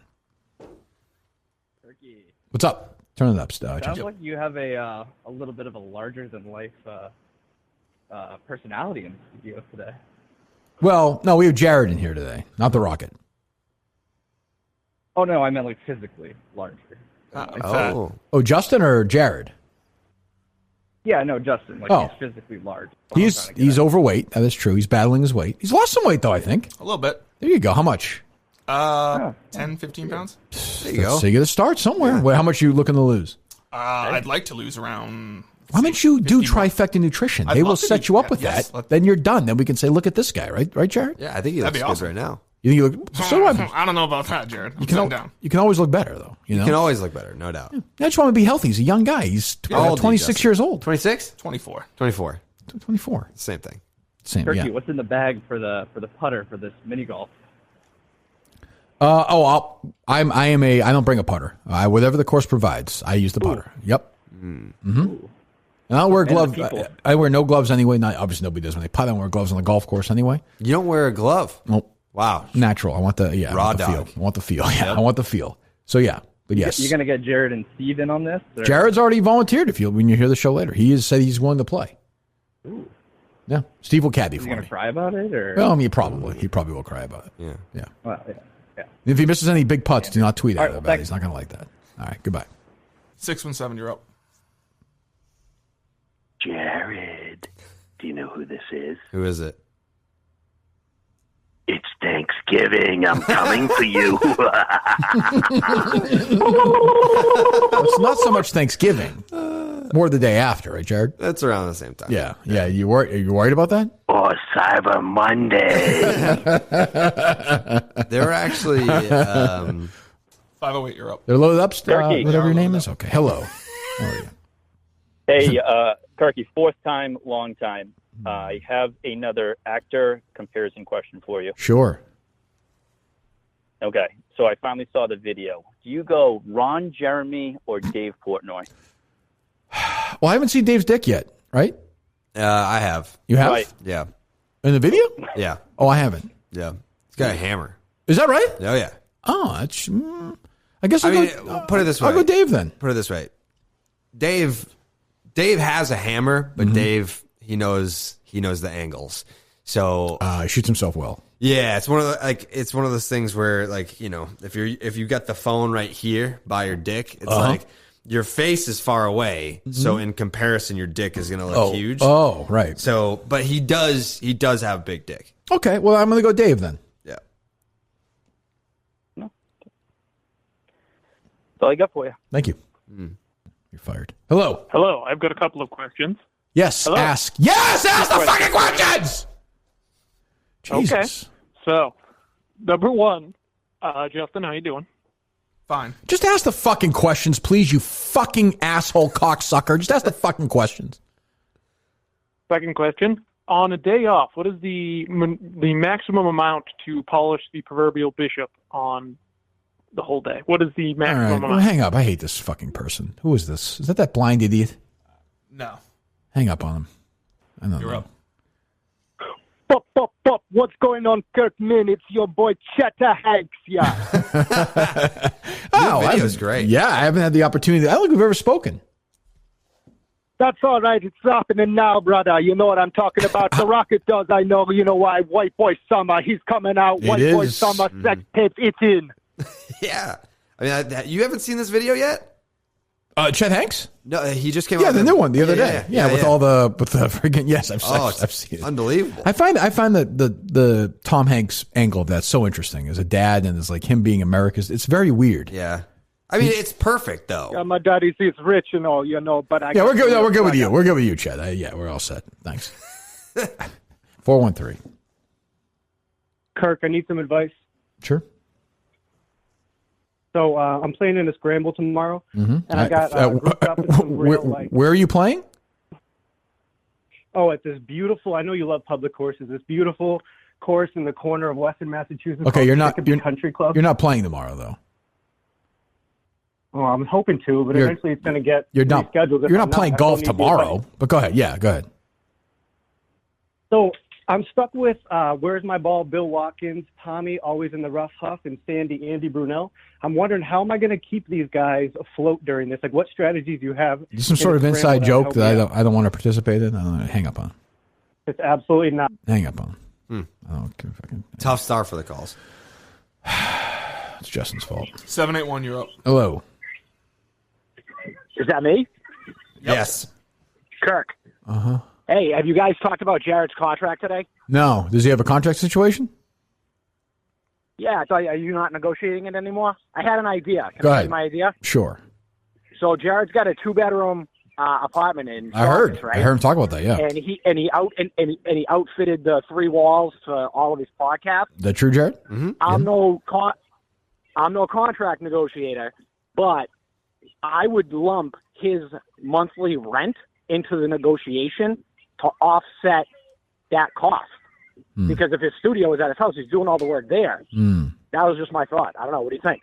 What do you Thanks think? for the call. Are they loaded up, Justin? Yep, 617. 617. That is the state of Massachusetts.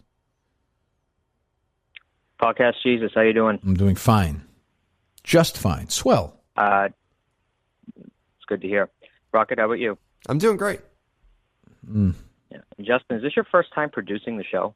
It is not. He produced me in South Carolina. I was at the hotel and he was at his home, I believe. Right, Justin? Yes.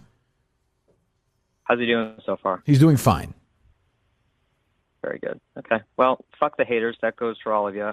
So first question is for you, Rocket. I'm going to the Kowloon for the first time ever pretty soon. Can you recommend what I should get? Of course I can. I would get the hell out of there. That's what I would get. Nope, don't do that. Saugus Wings is a staple. What is that? Saugus wings. They're wings, and it's got a special Saugus sauce. Okay. Okay. I go chicken fingers. I go beef tips, pork fried rice. What's on the beef tips? Teriyaki. Can I get it without the teriyaki? I guess, but why would you want to? I'm just saying if I had to go there. I'm very picky. Why are you so picky? Who knows why? You're why so do you particular about everything. Why do you get sad when you don't throw a fastball as fast as you want? I'm saying why don't I like broccoli? I don't know. Do you like broccoli? Yes. Okay. Do you like hummus? I've never had it. Okay. Do you like Rice Krispies? No. Why not? Why don't you like them? See what I'm saying? I think it's more just like the texture. Okay, well I don't like I don't like the thickness of a teriyaki sauce. It's not that thick. It's very lightly kissed. The whole meal sounds like a disaster to me. You sound like a fucking disaster. It's not bad. Go ahead. Ouch. Second question is, do you allow for petty shout-outs on your show? Go ahead. Emily, I'm on the Kirk Minihane show, and you're not. Thanks, everyone. Have a good day. Who's Emily? The hell do I know? Oh, that is. I mean, I'd like to know. Well, hopefully he'll call back. Do you think that was like a flirt attempt? For him? Yeah. Well, take your shot. Yeah, sure. Go ahead. The way of love, yeah. Who knows? 401, you're up. Yeah, she's locked in his basement somewhere. Hello. Hello, Jared. Hello.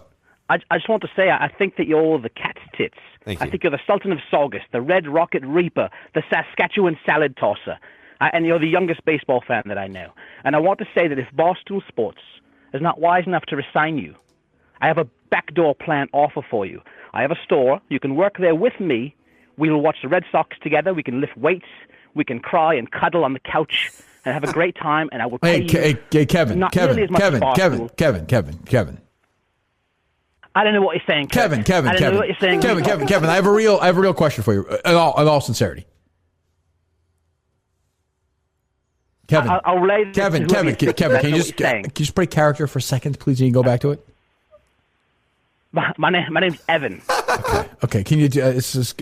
You gotta stop dyeing your hair. It looks bad. It's like bleeding. Kirk, I've got a 5-year-old child. I can't bring it to school with the white hair that I have. Well, I have white hair. I saw this. Did you see the video that we put out of me in South Carolina? At the corner of the roads there? Yes. Yeah. My hair is so white in that video, but I don't care. It's not that white. But if you see the video, if you look at the video, yeah. it's please stop this, Kevin. It's like, I personally think men should dye. I know Big Cat does. I don't think men should dye their hair. Why can women do it and men can't? I mean, come on. Because it's such a sexist thing to say. Because there's a double standard. It's harder for women. It's not sexist. It's harder for women. Yes, but listen, I'm bringing my daughter to kindergarten next year. It looks I don't so want to what? be the one guy there. My hair is white, fucking snow white. It looks it's ridiculous. Not gray, it's white.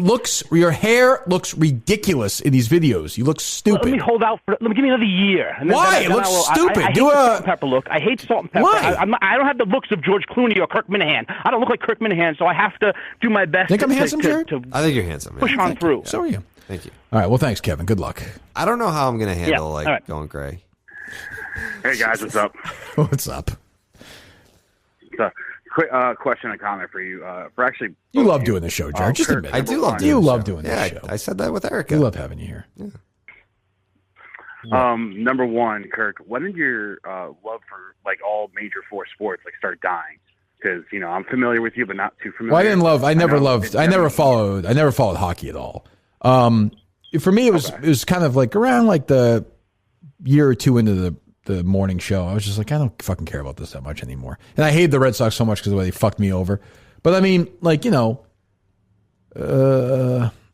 watch an NBA game, but I don't know. I know nothing. As you know, you've done this trivia. I know nothing about it now. Nothing, not a fucking thing. No, me neither. Not a thing. The irony is, if I was going to get back into a sport, the irony is it would probably be baseball.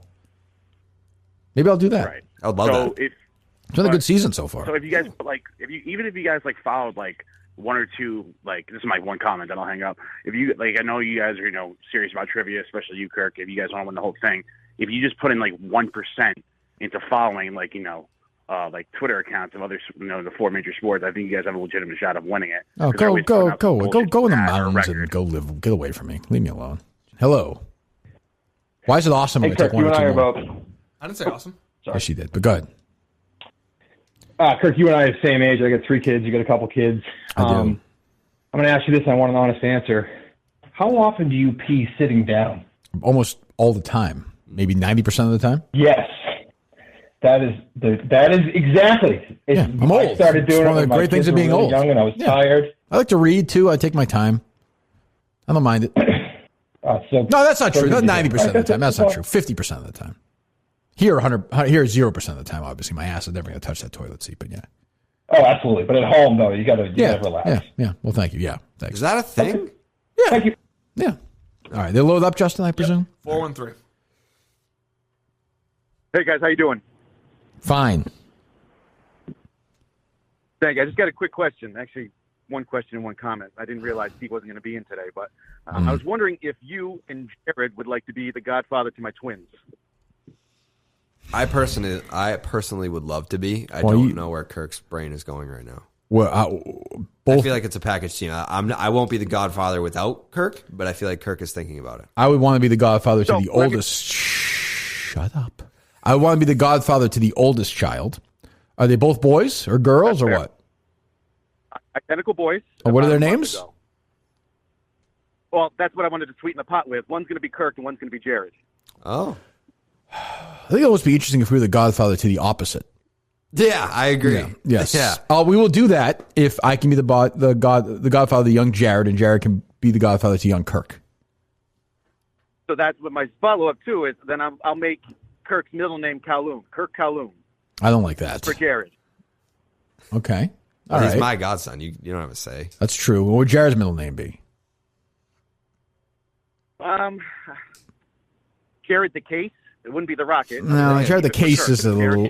How about Seamus? I mean, that's my middle name and Harry's middle name. That's fine. I didn't want to rock the boat too much, but that's fine. Okay. And I was going to say, shit, if he was there, I was going to ask him to do the circumcision because I know how good he is with knives. Well, okay, yes. I wouldn't have killed myself with a knife. 636, you're up. 636, where's that? St. Louis, Missouri. St. Louis, Missouri, where Tina Turner was raised. Hello. Hey, Kirk, I'm curious your thoughts on the disgusting outro that Steve put on the end of every show. The cat being killed or something? It's Justin throwing up too. Oh, I think that's funny. It doesn't matter to me. People don't believe me. I never listen to this show ever. I have never listened to a second of the show like on my phone ever. Not one. Really? Not a moment. Hey, Kirkadoodle.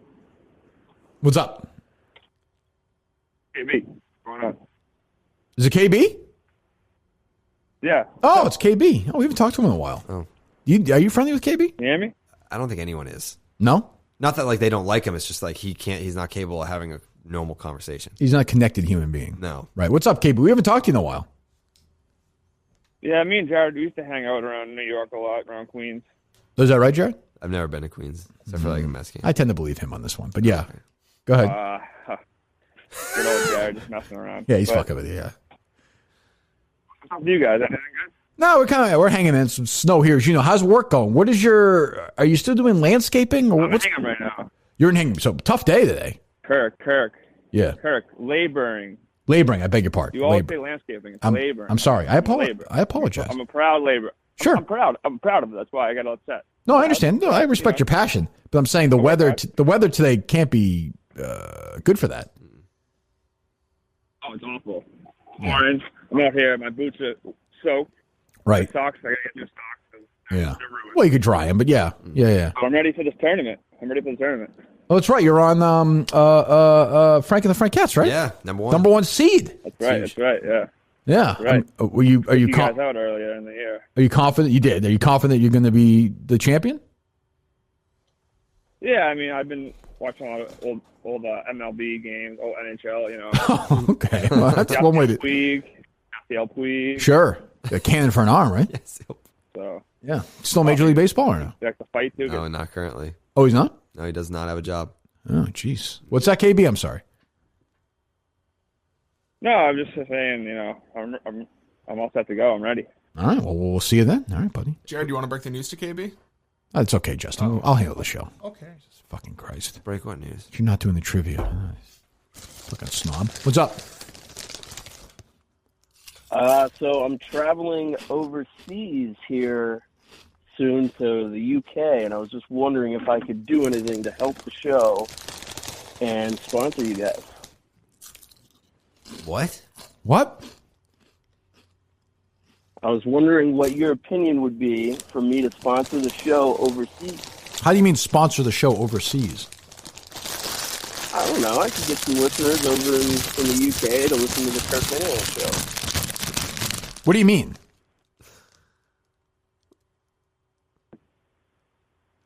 What do you mean? Yep, he hung up. I don't. What does that mean? I don't know. I mean, I'm sure. Do you mean support the show versus sponsor the show? I don't know. He sounds like an idiot. Do you guys have flags? No. Yes, we do. You do? Yep. Oh wow. No, we don't. Well, 413. Hey guys, I just had a quick observation and a quick question if I can. Mm-hmm. I thought it was funny on Monday that Mike's rationale for not getting the COVID vaccine and the example he used was, well, they were only taking vaccinated people off this island with this active volcano, so I thought something fishy was going on, so maybe I'll stick around and wait. I couldn't figure out why he wanted, his example was, they're only taking vaccinated people off. Well, he's stupid in his defense. What's your other point? And my other question was for Jared, and I'm starting coaching T-ball this year. I didn't know if you had any tips, Jared, for first-year coach. I've never coached before. 978. Yeah, hi. Can or not? Can you suggest a proper greeting from an outhouse? I'm sitting in a porta potty right now, calling you. You're in a porta potty right now. Yeah, Yeah. right now. Are you taking a shit? I came out.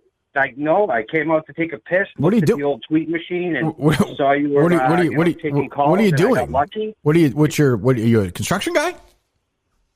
Yep. Oh Just, boy. Banging nails and real crappy out. And How bad is it today, huh? Fuck. Call. Yeah, pretty bad. Wanted to call, say hi. Great job with the case, Kirk. I love it. What do you want me to do in the shitter in the? No, I was looking for a proper greeting. I mean, What do you mean greeting though? Are you confused, Jared, or no? I don't understand. Greeting to whom? To us or to? Yeah, I don't know. I'm not really sure. I mean, are you? It's a good question. Is it? I don't understand the question. I don't know. I mean, I would just say, yeah. Well, yeah, I don't know. Yeah, I don't know. Well, thanks for calling and get out of there and have a good day. Yep. How? Yeah, you sure. All right, goodbye. See you later. That was weird. Well, All right, one more. 617. Hey, Jared, when did you start working for the Red Sox again? I've never worked for the Red Sox. Well, with the Red Sox, covering the team. 2006. 2006? You really have a Hall of Fame vote at this this kind of point, reminds me. So you're pretty young, right? How old are you? I was 16. This reminds me of like a Make-A-Wish kid who never died. Okay. So you gotta be funny. I don't care if you make fun of him, but be funny. I don't get it.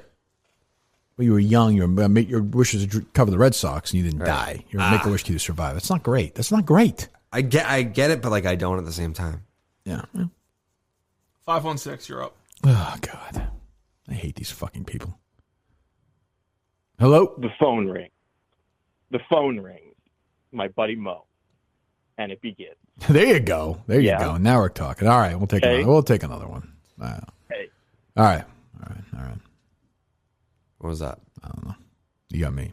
617, you're up. Turkey, Jeff Corner here. What's up? How are you, my friend? I know what that last caller was. That's actually pretty funny. Damn it. What's up? What's up, Jeff? What's up, Jeff? How you doing? Do you know Jeff? Do you know Jeff Turkey, Cooner? I need. Is he the political I guy? need help solving a case. Go ahead. Damn it, that was a funny Young call. Yeah. intern girl I have last seen talking to Greg Hill, producer. Can't find her anymore. Oh, geez. Yeah, I don't know, Cooner. I don't know, buddy.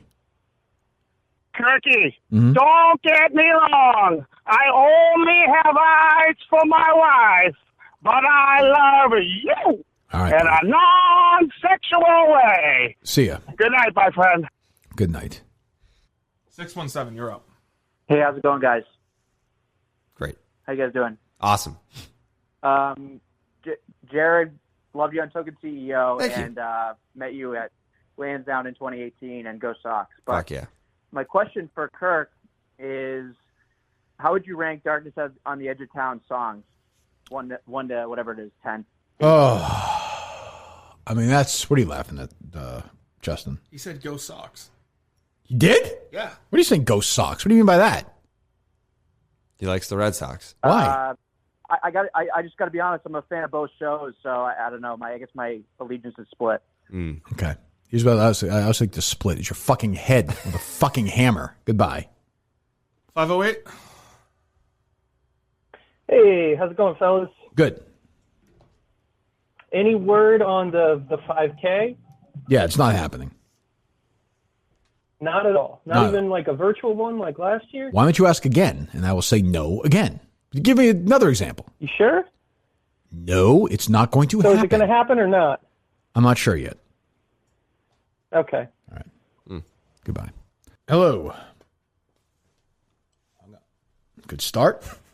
Hello. 856, you're up. Hey, this is my first. I'm from South Jersey, New Jersey. Never called into a radio show or podcast or anything. It's my first time, but just wanted to say, really appreciate you guys, all the work you guys do.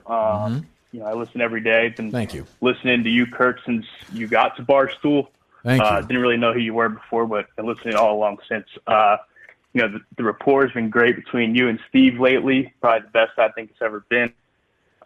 Wish Mike the best and keep up all the good work on the case. Oh, no. Pleasant guy. No punchline. I hate people like that. He's just a nice guy. What the fuck? Well, all right. Well, thank you very much. That's very nice of you to say. Oh, this. Hey, Blind Mike. Yes. Are you more of a handball guy or a squash guy? Mike? Not particularly good at either. You might want to get a coach, though, huh? I suppose. Maybe your old boss can help you out with that. There you go. You got to it. All right. Hello. 239, you're up. Hey, yeah. Hey, I just got finished listening to Dave on Shapiro. Did you guys listen to that? I haven't got a chance to listen to it yet. At all? I heard him. No, I heard him talk about it on his podcast. I will. How was it? It was good. Yeah, it was typical Dave. Shapiro. I can be honest. Shapiro does. Shut up. Shapiro does nothing for me. I find it to be a total zero. 267, you're up. Hey, Kirk. I was just wondering, like for the new contract, how do you leverage the case, and does that is there extra money involved, and does that trickle down to Steve as well, or? I hope not. I've seen to it that it doesn't. I mean, I got a nice base salary raise, which was nice. But the real money, as Steve knows, is I get a slice of that advertising pie for the case, Steve. You know what I'm saying? I do. Huh? I do. What do you mean? Yeah, you get a slice of a big fucking empty pie. Steve is not having the salespeople right now. no. Oh, they're all a bunch of fucking idiots. They are. They manage to fuck this podcast up every which way. Like if you saw the numbers that this podcast is getting, and then the corresponding advertising, it's. We have a very nice sponsorship deal, Steve. With Taser. That is very healthy. We love Taser. We love Simply Safe. Yes, of course we love and we love Smith's cheese as well. No, we don't, Steve. We don't love it. I don't. Hello. You're not with Mike Geary, by the way. I mean, come on. Yes. Hey. Hey, when you guys were traveling to South Carolina and sharing a hotel room, which one of you guys wore the ball gag? Yeah, I mean, because you sexually dominated. It's not great. It's not great. Yes, I would say the world would end before I shared a room. Hello. 401, you're up. Hey, Kirk, how are you? Fine. Good. Hey, I was wondering, are you a breakfast guy? We've talked about burgers and pizza and everything. You never talk about breakfast. I'm not a big breakfast guy. I mean, I eat it because I'm going to run. No, how about for a run? Do you do? Okay, I'm answering the question. I mean, if you're worried about it, you're asking me, I'm going to give you an answer. So I will have occasionally a little bit of cereal. I do like turkey sausage on a nice English muffin. I do like that in the morning. 774. Hello? Yep. Yes. So I recently got promoted from my current job. What is that noise in the background? What is that noise in the background? Could be a phones. Where are you? But I'm wondering. I'm at an insurance company. I'm wondering, should I shit on someone's desk before I leave? That's fine. Or what Yeah. should I do? Oh, you got a new job? Yeah. Okay. Oh, so congratulations. So Awesome. you're at your job for the last day, you're saying? I got about a week here to go. Oh. Well, call back the last day. We'll do something. No, you should do it now. Yeah, you have to keep coming back. Yeah. Call back your last day. We'll make something happen. Hello? Yes. You guys can hear me. Oh, wow. That's how telephone works, dummy. I'm gonna stop. The calls are. I'm getting almost where we're just gonna ban. Oh, I'm sorry, Steve. I'm sorry, Steve. They all sounded like the same guy so far. They all suck.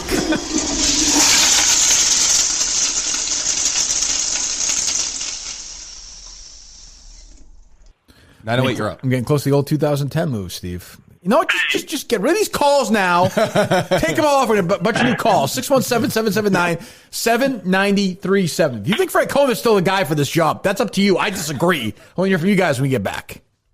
What's up? Good morning, guys. Kirk, quick question. Have you ever heard of Wally Pip? I have heard of Wally Pip. So I think you got to be a little worried with Steve's speaking role last week on the case and his trivia performance. Oh, wait the to last hear, time you guys were on. wait to hear about I think about your job episode. is in danger. Wait to hear about episode 4. Forget it. Steve is inserting himself more and more into the program. I'm telling you, it wouldn't have to happen if my questions weren't so prescient. I agree. No, listen, I don't. Do I ever object when they're good? They're good. You know, Does he it's ever true. present it like? So I think I don't know if this is that great. You tell me. Look, old this man. should be in there. No. I've lobbied to remove myself on some occasions. No, I'm pretty selfless when it comes to that. What's that? I think we're about to see the Steve Robinson show in a few weeks. I hope so. I hope so. There you go. Go away. Hello, Hey, stupid. Kirk. What's up?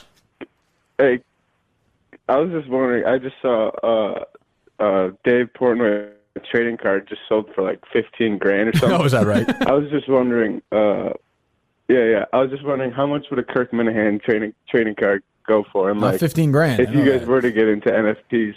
Well, we're not doing $15,000. No, not as much as Dave. I don't know. I don't think we'll be. Jared Carabas is in that world, doesn't he? Doesn't Carabas have a card? Does he have an NFT though? What is it? I don't know what that is. Non-fungible token. Digital art. I don't want to talk about that. Blind Mike can get you guys all hooked up with NFTs. You're damn right. God, go away. I think I was just wondering. No shit, you were just wondering. That's why you called. What do you want? Here? Am I on? Yes. What do you want? Hey, Kirk, what's up? Smooth Day to Dan here. I was wondering Oh, well, it if changes you everything. I could realize tase that. me. I was wondering if it was a possibility that you could literally tase me as a promotion for Taser. Sure. Yeah. Is that allowed? Yes, that is. Anytime, allowed. any place, Kirk. I'm Smooth Day to It's allowed Dan in on 48 Instagram. states. Let me know. Wait, hold on. What's your name? Daniel, but my alias is Smooth Day to Dan. Why would you give your alias? Why would you give your real name away if you then gave your alias? Well, his alias is also Dan. So. That's a good point. Not the craftiest guy. But of course, he's offered to be tased, so I suppose we're not dealing with a. I mean, you have to sign a release and everything. Yeah, would you be willing to sign a release? Yeah, I'm down. I'm ready whenever, boys. You fine with that, Mike? Steve? Sure. Mike? Oh yeah. Okay. All right. You want Mike to do it or me? I am the safer option. I mean, I could probably take 2 shots. I could go both of you guys. Seems like fun. All right. If you die, then that's that's not our fault. Yeah, that'd be fine. I would. Okay. Good. I don't think anybody would miss you. All right. Thank you. All right, thanks, guys. Good enough. Probably happen. I'm sure Taser will love that. I'd like to have this guy in studio. It's my dream. Fucking no. Kirk, Yeah. Kirk, I heard you're buying green bananas. Why is that? You're just a green banana guy. Because I'm not. What are you saying? Because I'm old? What are you saying? Let them sit a couple days, then they'll go yellow. Okay. Yeah, I am not a big banana fan in general. They're too mushy for me. Hello. How are you? Kirk, how you doing? Great, thanks. Bernie Kosar here. Oh, we haven't heard from you in a while, Bernie. What's Bernie going on? Kosar, number 19. Sure. Cleveland Browns. Yeah. I remember very well. First time, long time. Yeah. Well, not true, but okay. Yeah. I just had some more challenging news for you. Great. You ready? Yes. Brace yourself. I found the black box, so I got to listen to the recording, I guess. That's big news. Pretty disturbing what I heard on there. Go ahead. Yeah, Krista McCullough was heard saying, "What does this button do?" And then there's just a big, loud explosion, and then that was all there was. That's not what happened. That is inaccurate. I'll hang up and listen. Thank you, Bernie. I don't think that seems like we'd have to second source that. Why isn't the media picked up on it? I don't know. I mean, what is this? What happens when you let a woman on a shuttle? It's ridiculous. Ridiculous. Women before that. That's a ridiculous statement. Absolutely ridiculous. 262. You're up. She did not do that. I don't know why they got me. What is this button? Oh, this guy enjoyed it too. Tough guy. Yeah, that wasn't bad. Unfortunately, I think I knew who that was. Who is Bernie Kosar? Are you quarterback? Don't give in to this idiot, Mike. What do you want? He's a quarterback. I'm asking a simple question. What did you call for? What did you call for? Suck my peen, bitch. You gone? What do you want?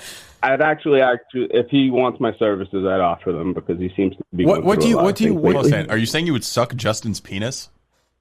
I thought he meant Bernie. I believe your daddy in front of you has said that in the past, if a peen was put in front of him, he'd dance what do you call I've call taken it that for? for? Who is this? I want to know more about his. I saw the Twitter put. Okay, we're Kirk, good. so like you put this phone number on the Yeah, but do you have a thing thought? and, Do you have a ask question? people Do to you have a thought or anything? I have one thought on the green bananas. They're plantains, right? So like you could put them on a stove. Is this drugged up idiot who I use on Twitter all the time? Oh, who's that? Excuse me, sir? Are you the drugged up idiot? Excuse me, sir? Are you Justin? No. Excuse-moi, señor.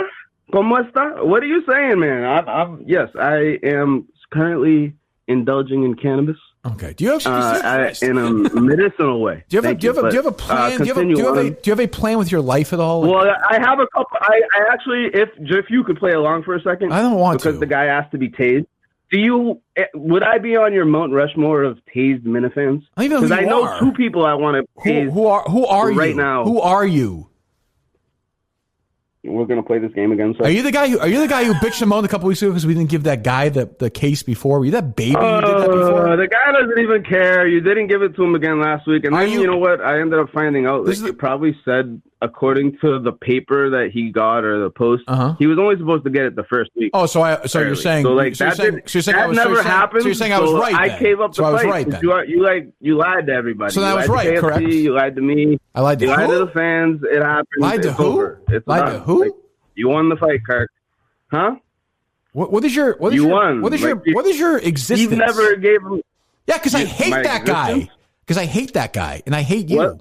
I hate that guy. The Golden and I hate State you. guy? Yes, I hate him, and I hate the you. The Golden State guy actually asked me for my phone number last night. Oh, that's I was different. like, that was kind of weird. So I didn't know why he asked me for that because we probably talk in the VC and Discord. Okay, I can't be every other night.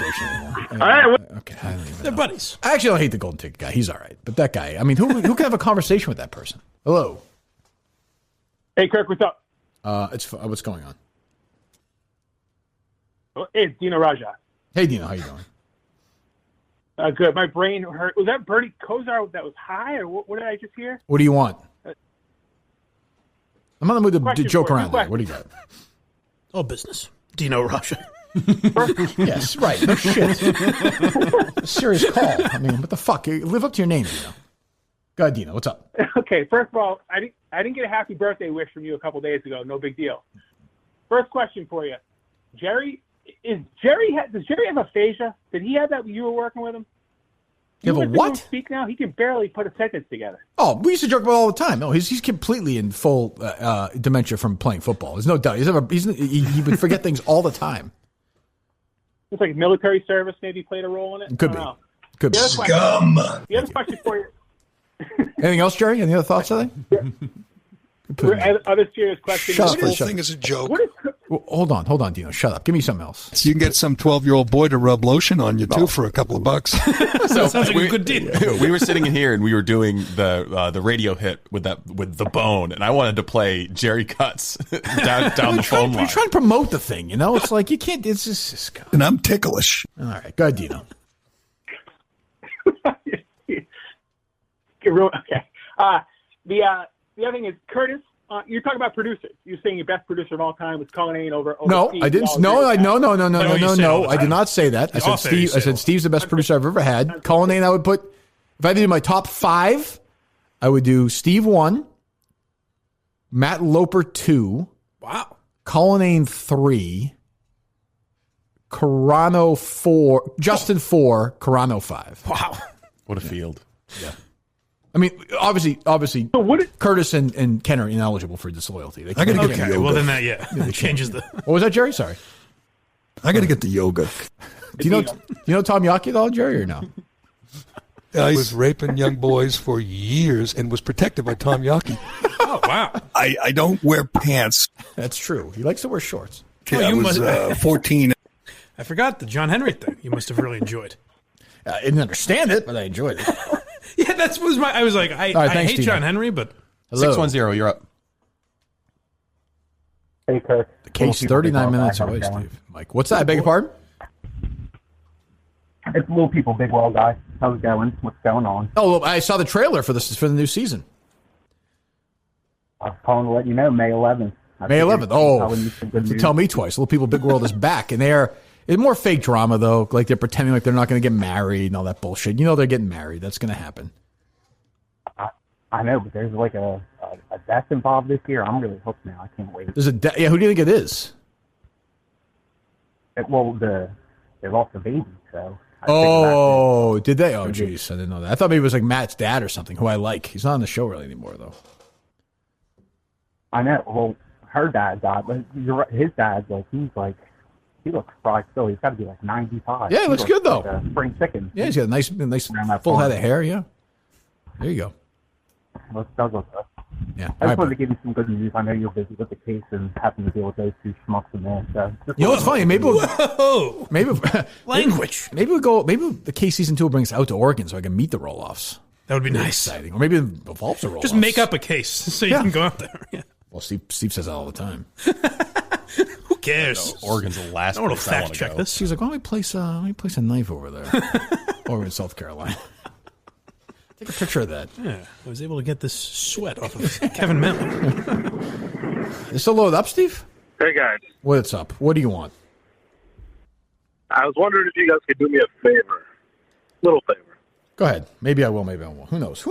I don't know that. I'll do it. I'll commit. Well, okay. Well, my girlfriend is having an abortion this week, and I was hoping you guys could prepare me. Hold on. What? Fucking theater girls. What was that, Matt? Fucking theater girls. I said that my... Oh, you're not. Never mind. Wait, your girlfriend is aborting a baby? This week, Thursday. Yeah. Oh, well, it's Abortion Thursday. That makes sense. Is it yours? Supposedly. Do you have any it's moral? Going away, I mean, so maybe not. Steve looks nauseated right now. Do you have any moral qualms about doing this? I'm curious about this. Like, how long you been dating this girl? What happened? Give me all the backstory for real. I'm actually curious about the story. Go ahead. All right, backstory for real. We've been dating for just about 3 months. Oh. Yep.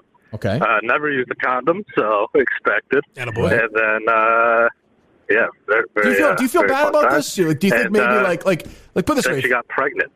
But put this way, like if you were, Kate's adopted, so like I always think of this, like you could, and I don't want to ask any information about your girl, and she has the perfectly right to choose, right, Steve? You're fine with that? Yeah, no, I mean legally she has the right to murder that kid. As you have murdered many babies on this show. True. Are you? Well, here's the other thing. Go ahead. Yep. You're an accessory. We both have a child of our own. So she has a young child, and so do I. What do you mean? You already have a child, and so does she. Huh. Yeah, like we both have kids from different relationships. Steve, does that make it easier for you then to understand why they're doing this? Yeah, I mean the burden of parenthood, they're just not ready for it, I guess. So they have to murder a child. Well, I don't think that's no shit, Steve. We're not ready for 3 fucking kids. We've been dating 3 months. You'll meet the kid in the afterlife. Beep-up over here. Well, I'm just well. So, what is your question for me? How can I help this? Is your girlfriend there by any chance? No, definitely not. Okay. So what do you need me to do? Well, I'm surprised Steve hasn't done it already, but Oh, well, Steve's been around a lot of these clinics before, just with dynamite. So I don't know what he's gonna. I'm not sure he's gonna. Well, is this a joke for the show? Or are you actually doing this on Thursday? Oh no, it's for real. Yeah, it's really happening. This may be. Hold on, Mike. I'm sorry. This may be in poor taste, but given the way Steve does this for the show, is there any way you could send the fetus to us so we could almost put it above Steve during the phone call segment? You know, a little more authentic. Yeah. Don't you think, Steve? Are you going to be able to look at your girlfriend? Steve's not joking. Are you going to be able to look at your girlfriend the same after she murders a child? Don't be such a moralist, for Christ's sakes. Well, here you go, Steve. I'm kind of excited for this because she hasn't been great for the past 3 weeks. I was really hoping for. Okay, we're throwing a party. Come next week. Tough to defend this guy now, but okay. Oh, so being pregnant's kind of gotten in the way of your unprotected sex? Oh, it shouldn't. Oh, 100%. I mean, and I completely understand where she's coming from, but all kidding aside, though, is there a party that's like, I feel bad about doing this or no? Oh, yeah, for sure. Yeah. As it's been getting closer, I've been getting more like, damn, it kind of sucks. I'm like, don't feel great about it, but I do feel like it is the smart decision for the future. Yeah. Be great if the decision hinged on this phone call. She's like, I don't know, call Kirk Minihane and see what he says. Well, I mean, There's nothing wrong with fucking women consensually. You're damn right, baby. I just think it's, it's easy for us to be moral judges. Like, Steve, it's easy for you to say that, Steve. But this guy's it's easy for me to be opposed to murder, yes. Well, I mean, I don't... You should investigate this guy next. It seems pretty simple. Well, fine. Well, so it's Thursday, huh? Any chance you guys can call us from the clinic or no? I'll see what I can do about that. I can also try to preserve the fetus and being like, I want to save this as token of some shit. I don't know. And then send it to you guys like that. But you can give it out as a trophy at the window. Are you gonna go? The worst caller. Are you gonna go with her to the clinic or no?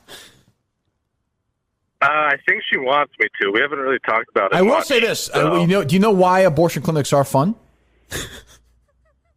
They bring why they're fun? Yeah, they bring out the kid in you. That's a good one. See if that one gets a laugh at the clinic. I'm gonna have to use that with her on Thursday. I was wondering about the abortion clinics. Like, all kidding aside, they have vending machines and you get like a cafeteria. Well, yes, because they treat it like it's just a medical procedure. Well, it is a medical procedure. Yeah. Well, yeah, I mean, okay, by that standard, there are medical procedures happening at Auschwitz. Fried placenta and shit. Oh, don't say it. I'll handle it. Oh, jeez. Well, all right. Well, good luck. Give us a call. Keep us updated. Give him no feedback, and then good luck. Get the hell out of here. I don't know what to say. Jeez. 781, you're up. Guy's got Steve Things take time, I'll say. Things take time. Also, I would like... Ever hear of Sherry Shriner? I don't know if I know that. There's a new show on the Vice Network regarding Sherry Shriner. There's a podcast she's a radio host. Okay, go ahead. I don't know where we're going here, but all right. Well, she ran some type of cult. There was a whole podcast regarding her called The Opportunist. Okay, I'll take a look. I was really interested in it. They talked about the reptilians, and I was absolutely So this poor kid from the earlier call is going to get aborted, but this guy can live? I like this guy. Well, there was a suicide. Involved. Yeah. Yeah, the girl shot him. She shot him right in the head. We're good. You get a fun voice. Oh, there you go. 401, you're up. Kirk, I love the case. I noticed the other day you said you loved that podcast, Rebutting a Murder. Listen to that, right? I did. Yeah, I did. Yeah. So I think both sides represented is a good thing. I was wondering if, Mike, would you do an 8-part series defending Kevin Mailer? I think that's interesting. Absolutely. Wait until you hear the start of today's episode. I think it's pretty on brand. Yeah, that's true. We get more into the history later on. Mike will be more and more likely to defend him. I don't think you guys have really presented any facts. Yeah. That's true. That's true. I mean, Mike, they never talked about what these women were wearing in any episode yet that I've heard. Goddamn right. Well, they did. Listen today. No, let's not laugh about that. Tough crowd. Hello. Kirky, I got two things. One for you. I just applied for a sales job with a national golf company, so I'm feeling pretty good this morning. Great. The other thing I had is, Steve, were you in a lot of knife fights in high school? Yes, I saw was you tweet actually. out the Tucker Carlson clip. Well, I saw a lot of childhood knife fights. Saw a lot of Twitter this week. A lot of blue checkmark guys who went to schools like I did. Man, they were I must have missed out because when the bell rang between fourth and fifth period, it sounds like they were ducking knife fights left and right. I can tell you in Winchester that was not going on. No, you know the rules. You both have to hang onto a rope. You can't let go, and then you stab him with the other hand. Unbelievable. What are you saying? Yeah, I grew up in Randolph, and it wasn't that great of a town when I grew up. And I'm pretty sure there was 0 knife fights in the 4 years I was in high school. That would be a bit of an event in my school. I know that. Oh God. Hello. You could be the last call. Who knows? Hey, Kirky. You got me into the podcast of Business Wars. I was wondering if you saw the latest one about the vaccine. Oh no, is it good? Yeah, it's really good. Yeah, God does a good job. I did not. Now, who knew Colonel Sanders was such a fucking lunatic back in the day? That was a good one too. Yeah, that was a good one. But are you concerned? Do you think any of your real sworn enemies are crazy enough that would want to get involved with the case in like somebody like Murchison or something like that, and kind of try to help these people? Sure. Oh, I'm not worried about it. I welcome it. Go for it. Good luck. That would be wild. It wouldn't surprise me at all. I mean, from what we know about Bob Murchison's character, yes, he would support these people. Yeah, of course. I mean, yeah, he's a horrible, horrible person. Terrible person. Wouldn't surprise me at all. Have a good day, guys. Oh, great. You too. Thanks. Yeah. What do you got, buddy? I got a listener recommendation for you. On YouTube, it's Mad Dog Russo just after he signed his Sirius deal on Stern. Have you listened to that? I have listened to it. Yes, I have. It's very entertaining. Yeah, he's the I greatest. just found it on YouTube. He's the greatest. Thanks. But do you know what his least favorite Springsteen song is? Ooh, I don't know. What is it? Murder Incorporated. That's his least favorite Springsteen song? Yeah. That's a good middle of the road. It's not my favorite. At least it's one of the songs I have to say I never think about. Right. It's just off of the Greatest Hits album, isn't it? Correct. Yeah, it was an add-on back then. Thanks for the call. 636, you're up. Hey, Kirk. Didn't know if you saw or not on 420, Frank the Tank eating a 3-cheek cookie by mistake. Oh, I heard about this. I didn't watch it. I did hear about it. Think he might have a drug problem, and it might affect the trivia team. It's a good question. We got a lot of thanks for the call.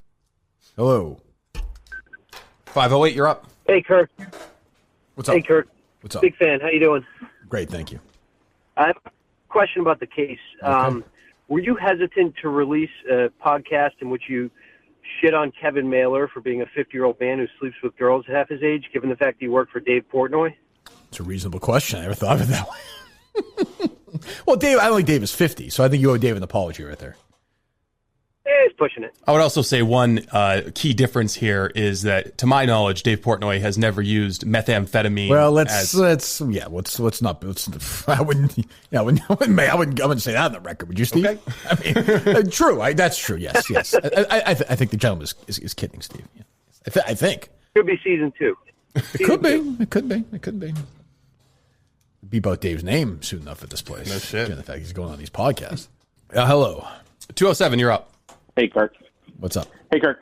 Hey, what is your level of frustration with the case in terms of law enforcement and just what you see as opposed to what is do you know what I'm trying to say? No. What is adjudicated or I don't know what you mean. results or I whatever? think what he's asking, like, are we seeing something where it's like, this person is clearly guilty, why haven't the police gone and arrested No, them? I mean, I don't think it's that obvious. I think it's like everything is like a step or two away. You know what I mean, Steve? Like, Yeah, well, I think also there's a different standard between what we can report on and Right, what's it's not- probable cause to get correct. a warrant to go arrest somebody. Like, police officers see the same things we're seeing often, and they're bound by a different set of rules. Yeah, it doesn't if that mean makes it doesn't sense. mean they don't think the same things that we think, or have the same suspicions that we have, or find certain things that we're bringing to them interesting or provide.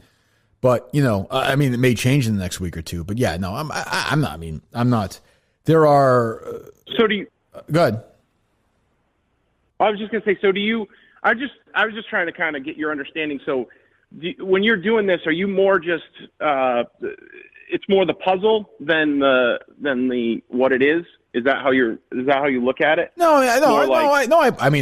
Thanks for the call. No, I'd like to bring closure to these families. If I could help at all, why Steve and I help at all, that's great. But I mean, the puzzle aspect of it is interesting to me. But there are, everyone's like, oh, cops, and I get that. But there are also other people involved. When somebody dies, there could be a coroner involved. There's certain things that make you say, geez, why did this happen? Why did that happen? Why was this? There are judges, and there are, we say all the time, why is this guy, not in jail? He's done something 40 times. Well, that's not the fault of the police, for example. That's not their jurisdiction. They arrest them, and then it's out of their hand. Hello. 240, you're up. 919 never made it, huh? Fell off. Nope. Hey, Kirk. What's up? How you doing? Fine, thank you. Hey, this is Joe from Chicago calling. First time, long time. Just was interested, how come Diana Natalie's backyard never got a warrant or even like her being subpoenaed for the backyard to be dug up? It's a good question. It was searched by Ann Desmond, who was the Brockton detective. Well, Brockton detective at the time. We don't know if she ever went and got a warrant, but a very cursory search because she was so skeptical of it. So that might explain why they never said, "Oh, let's go get a warrant," because Ann Desmond kind of checked that box for him right away. Got it. Have any developments since the episode came out developed it from the police looking back into that, or in Brockton or going into the backyard? Not really. I mean, we've talked to people about it, but I would say from a Brockton Police Department perspective, the answer to that is no. And I think we're right now in basically trying to negotiate an effort to bring ground radar in and search that backyard, but it's going to involve essentially renting out that space and compensating the current owner, and then finding a ground penetrating radar company to come in and do that. So we're in the process of trying to do that right now. Awesome. And then just last thing, I know this might be a big ask, but I feel like it would be awesome and a lot of users might love if you and Steve potentially did kind of like a retrospective kind of 20 or 30 minute discussion like podcast after just kind of like talking about the episode and kind of the new developments. I mean, I know you guys are so prominent, obviously, within the actual episodes, but I think it'd be really cool to have like almost a reflective piece. Well, that's probably after them as well. Well, thanks for the call. Yeah, that's probably what the YouTube show should be, and that's what we kind of try and make it to be. But I appreciate that. All right, hello. Yeah, and if you're wondering, just follow at The Case Podcast. We always tweet out a YouTube link for every episode. Sometime during the week when it fits with our schedule, we'll do a 10-20 minute live stream reacting to the episode we just released and kind of giving a teaser about the episode that we're working on as we do that. Hello. Hey guys, have you thought at all about trying to buy the house? I mean, you could get a GoFundMe raise. I mean, we're crazy, right? You can raise $400,000. It's not impossible. I would say it's been discussed. It's not impossible. It's not impossible. I mean, I wouldn't. It gets a lot more complicated where we could just rent their backyard, right? Yeah. I think the idea of buying the house and knocking it down is kind of a fun like barstool idea, sort of in a way. But I don't think we need to do that. Right. But it's put it this way. Yes, the answer to your question has been discussed. Right. Okay. Thanks. So that was like a Bill Simmons response. Right. They loaded up. They are loaded up. All right. Hello. I'll talk about the case. 647. Hey, Kirk, how's it going? It's great. It's going very well. Thank you. Cool. Thank you. Are we only talking the case today? Go ahead. What do you got? I had a political question for SE actually, if that's all right. Okay. I mean, did you see what the tweet was? It was about the case, right? Yeah, that's why I asked. Are we just doing the case? All right. Go ahead. I have a case too. Ask your case question. Go ahead. Ask whatever you want. Go ahead. All right, SE, I was saying I'm up in Toronto, Canada, and Ontario is still under lockdown. I just wondered if SE had thoughts about this, and Kirk, I thought you might want to know that they closed golf here, and I thought it's the only place in the world where golf is not allowed. I mean, you're outside. Can you pull some strings for me, get this back, or what? Open the border, open everything up. Didn't you guys have a surge though recently? Yeah, we're doing badly, but the golf's what's getting me. I thought maybe Kirk could pull some strings, get it back for us. Yeah, I'll make it go. See, it's 7. There were 8,400 cases. In Canada, there were 8,400 cases yesterday? Well, in Ontario, we had like 3,500, which is actually down a bit. Everything's closed here. Schools are closed. Everything's closed. I think the border needs to be opened up. The border is not, border crossings is not going to exacerbate the problem, and I'm worried about our friends, who live in those border communities being economically deprived. You're worried about them? I am, yes. You spend a lot. You haven't discussed that worry with me. You must be very internal. That worry. It is. Okay. Don't harbor that Kirk. inside. Let it go. Yeah, go ahead. Sorry, we lost him. That's too bad. That is driving me nuts at this point. It's been fucking 14 months. That would drive me nuts. 508, you're up. Kirk, has there been any movement about reopening the accidental overdose cases of April and Kevin? And when you return to South Carolina next week, will you bring Sue O'Connell as a bodyguard? I think that makes the most sense. I'll answer the second one first. Yes, I certainly would. I mean, Sue may not bring any weapons, though she is an NRI member. But if there is a, what did you break up 3 of? Muggings. If there's a mugging going on, if somebody tries to mug me, she'll be there. And the first one, there's progress. I'd say there's progress in that. There's certainly progress in that. Yeah. Thank you, Kirk. Could be an interesting Great job with the case. Thank you. Thank you very much. Yeah, I am doing. Thank you very much. I'm doing a great job with the case. So is Steve Robbins. Thanks, boss. It's no problem. 617, you're up. Kirk, I think I stumbled upon something yesterday for season 2 of the case. There's a dog that was adopted out of the same place that Steve's got his dog named Ziggy. Okay. And it says that he was abandoned, and I just need comment from Steve on if that is Zigophilius Rex. No comment.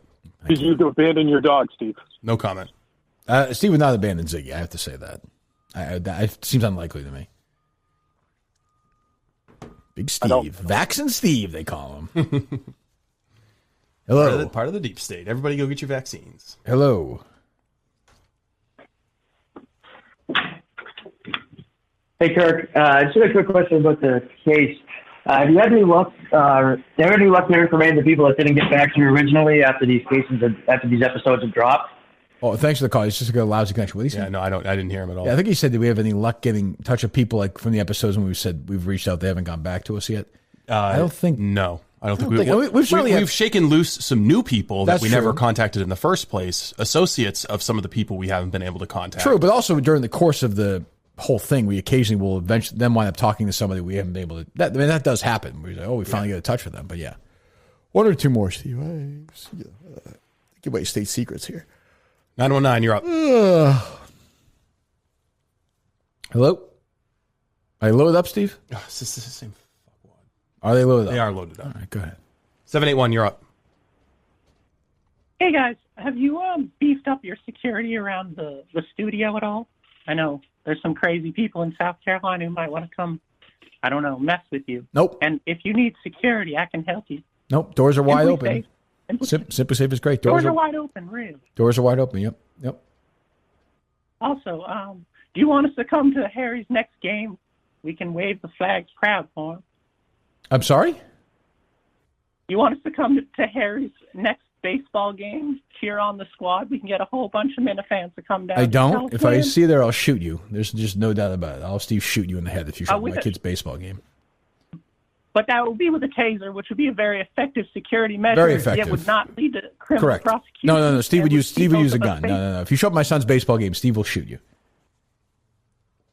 Oh, okay. Okay. We will not do that then. Wonderful. Okay. Thank you. I appreciate All right. it. Have a good day. Thanks. Good serious call. I like that. Oh, these fucking people. Hey, Kirk. What's I up? got 3 things I was hoping to run by you. I was hoping you could rank them for me from most dumb to least dumb. Most? So the first is going to be the most dumb. The last is going to be least dumb. Is that what you're saying? I'm going to give you 3, and you're going to Okay. tell me which one's the most dumb. Okay. So here's the 3. First one, there's an ESPN show called PTI. Mike Wilbon the other day said he watched Serena Williams lose at the Australian Open. Might be the last time she ever plays there. Said he cried watching her walk off the court. Okay. The second one, this one's for you, Steve. Joe Biden lighting all those candles on the front steps of the White House for the 500,000 Americans dead of COVID. Mm-hmm. And then the final one, you're going to have to stick with me here. Mm-hmm. It's a ESPN 30 for 30 on Al Davis versus the old commissioner. of the Were NFL. the actors playing the whatever they had playing the guys? Yeah, the I saw that. CGI. Yeah, it was that was weird. Although it wasn't as awful as I thought it was going to be. It was a weird calculation, but it wasn't a total disaster. I would go. That's honestly the least dumb. I'd go Joe Biden. I put Joe Biden second because he is pandering to some base there. That's part of his job. Mike Wilbon crying because Serena Williams isn't going to play tennis in Australia anymore. To me, would be the most dumb. I'd go Wilbon, Biden, 30 for 30. Wow, I thought you were going to say the Al Davis one. It wasn't.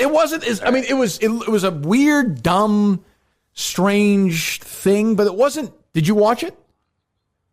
Yeah, so I had it on TV, and so they do like the little intro. Yes, it's and very then, weird. Right before it it is. starts, they put it on screen. I watched it too. It was. Don't you think Al Davis and Pete Rozelle could just be like a great 6-part Netflix series? Like just not having to worry about the other shit.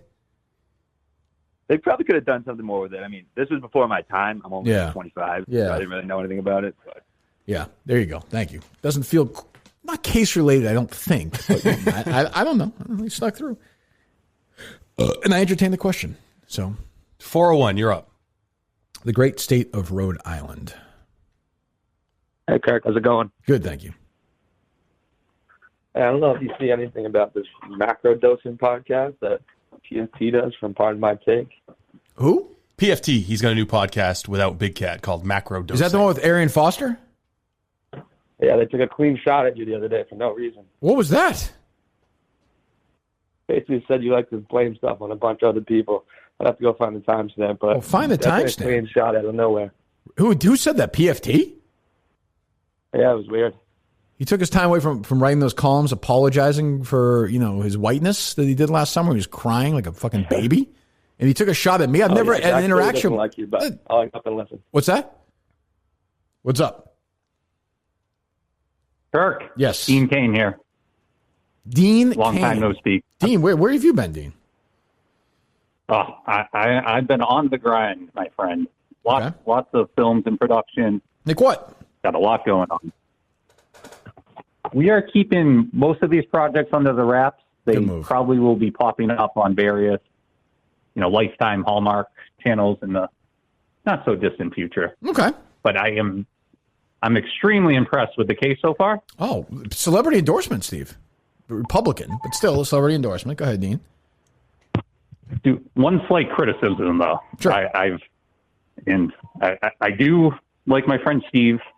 However, he's asking some good questions, but he's not really bringing the kind of spunk and entertainment that Kirk brings during these interviews. Oh, I know. Okay, go ahead. So, season 2, if I can fit it into the schedule, Steve can produce, but it will be Kirk and Dean taking on the case. I'm not going to close any doors, Dean. I'm not going to close any doors. Thank you. I was hoping for a better payoff, but all right. There you go. Thank you, Dean. All right. Last call or two would be as we're slipping away from the case here and getting more goofy as I thought we would. Yes. Hey, what's up, Kirk? What's up, Steve? How are you? What's up, buddy? Not much. This is Bronson Royal. Just saying hi. And I had a comment and a question about the case. Okay, Bronson, sure. So I was away last weekend, and I got to see my brother down in Florida. Good. And we're talking, and we got like 12 years difference between us. And I couldn't stress how cool it was when we started shooting the shit about whatever. And he's like, I started listening to the show, the Kirk Minihane show, and we just connected. Like we don't get to talk a lot, and it was so cool, man. It was so cool. So I know he's listening now. It's pretty fucking cool. So I just wanted to say that. Means nothing and to then me. I did have a serious... Go ahead. What's that? So that means nothing to me, but I'm happy for you and your brother. Go ahead. Thanks. No problem. But I did have a question about the case. Sure. I was listening to the thing about April. Mm-hmm. And then the other guy, I forget what his name was, who was barricaded with the drugs and stuff like Kevin that. Craig, yes. Yeah. What's the hypothesis on, like, if they were barricaded and they were murdered by Kevin, how did Kevin get out after he made it look like that? Well, if you listen to the episode, his brother, kind of outlined it for you. Go back and listen to episode 4. Did Brandon Walker say earlier about going to the girl's been dead for 30 years? What is a couple more days? How cruel is that? It's very callous. I mean, unbelievably callous. Unbelievably. Oh God, there's no place. Well, the thing is, he doesn't have to deal with real human emotions in sports writing. That's true. It's more just like jock sniffing. I'll write those stories and wins those awards time and time. One more, Steve. One more. These case callers are surprisingly awful. Hello. Hello, is it me? It's you. 909. Perfect. Hey, so I just wanted to see why you guys haven't sent Mike or Justin to go get wrap-up interviews with the subjects of the case. It's a good question. Good way to get rid of them. It's a good point. All right, thanks for the call. Okay, I don't know the mood for this. Hello. What's up, guys? What's I was wondering if I could get Sporty McKenzie's thoughts on Mac Jones and the Pats. I beg your pardon? What do you think about the Pats picking up Mac Jones last night in the draft?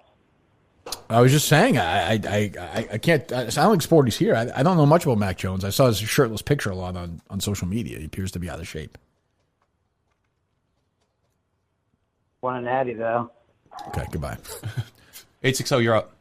What's up, Kirk? What's up? What's up, Kirk? Over the pandemic, I've been watching those 2-hour compilation videos of old Stern. Mm-hmm. And I just watched the one on the Jesus twins. Oh, the greatest. And I was wondering, the great manager too. What Jonathan Mendelsohn. Yeah, the Jesus twins are going right to the top, Howard. They're going to the top. They're completely superfluous. Yes, yes. But I think one of the Jesus twins is dead. I think. I think so. Yeah. But I was wondering what your favorite whack packer / weird guest they had on was. Well, I love the Jesus Twins. "Feel My Ubiquity" is a great song, but I would say, I wasn't super whack pack guy. I just loved best when you like the infighting. Yeah, I love when they would break each other's balls. When Stern would just be merciless on Jackie, or they go after John, or Fred, or whatever. Gary, of course. The Gary tapes are probably my favorite thing ever. It's just so sad to see Stern, especially that New York Post story the other day. I don't think we covered it here. Oh, we talked about it briefly. The Radio Gunk story. Well, Maureen Callahan wrote Radio Gunk to the actually a very good YouTube show on it that I watched. Hello. Good afternoon, guys. How we doing? We're doing fine, thank you. Wonderful. Couple things. One, great job on the case, Kirk. Steve, you guys doing a hell of a job. Number two, Jared, I love you. You're great. But I really, really hope fucking Rico takes your spot, brother. Same. It's addition by subtraction. And you know what? I knew you were going to give that fucking answer. Your heart's not in it. Kirk deserves better than that, man. There's something you guys, to that. Even Steve deserves better than that. No, he doesn't. Get the fuck out. Get Rico in. You said you love Jared. I love Jared, but I want you to win, Kirk. I want you to fucking win. We've lost one game, even with me there all the time. We should have won that game. That was Gossip Girl said. But Jared, your heart's not in it. Your heart's not in it. My heart's Rico not really has in other it. Rico's a moron, but he knows college sports. He knows modern day sports, and you don't fit that void. It's true. He does kind of fit the gap that we need. Mm-hmm. Yeah, but I would miss. I want Jared to do. We're a team. The title. Thanks for the call. The title will be a little tainted if Jared's not there. Hello, Stephen. Yeah, Are I'm you here. there, Stephen? I'm here. This is your father-in-law speaking. Hi. Okay. Hey, it's your father-in-law, Steve. I heard you the first time. I'm really excited you got your Fauci ouchie so that we can restart our book club again. Is that true, Steve? We do share book recommendations. Oh, from is that time to true? time. What was the most recent one? It's most been a recently while. we're reading Sideline. I Contain Multitudes. What's that? It's a book by Ed Young about the many bacteria on your body and how they contribute to your overall health. A lot of fun to read. Hello, you're on the Kirk Minihane Show. Jared Carabas, the Rocket himself. What? Said, holy shit. Good afternoon, Kirk and the Mechanics. Nice to hear you on a Friday afternoon. How you doing? I'm a little angry that Jared, being at Barstool, is still showing his weight bias, and I feel like he should really join on the national PSA to help stop weight bias. And You know, it's just a little frightening to hear that still. Jared, if you haven't listened to the PSA, you really should. Yeah, my response is that I'm not anti-fat. I'm anti-Pablo Sandoval. It's one individual. It's not all fat people. It's one fat person. Okay. Yeah. I feel like you're just using that as a You don't way get to it wasn't good enough. You fat. don't get a second point. Yeah. Just didn't. I think he thought we should have watched something we didn't. That's on us. Hello. Hello. Oh God, see, we have work to do still. Huh? Hey, I don't think Thanks there's anything for for you taking my to do. call, Actually, there is. I got to finish that thing and do the Oh. other thing. Yeah. Hello. Hello. Thanks for taking my call, guys. First of all, I just want to say I love you, Kirk. Okay. Also, Jared, across the board, fat people are gross, and I really think that you should start admitting that.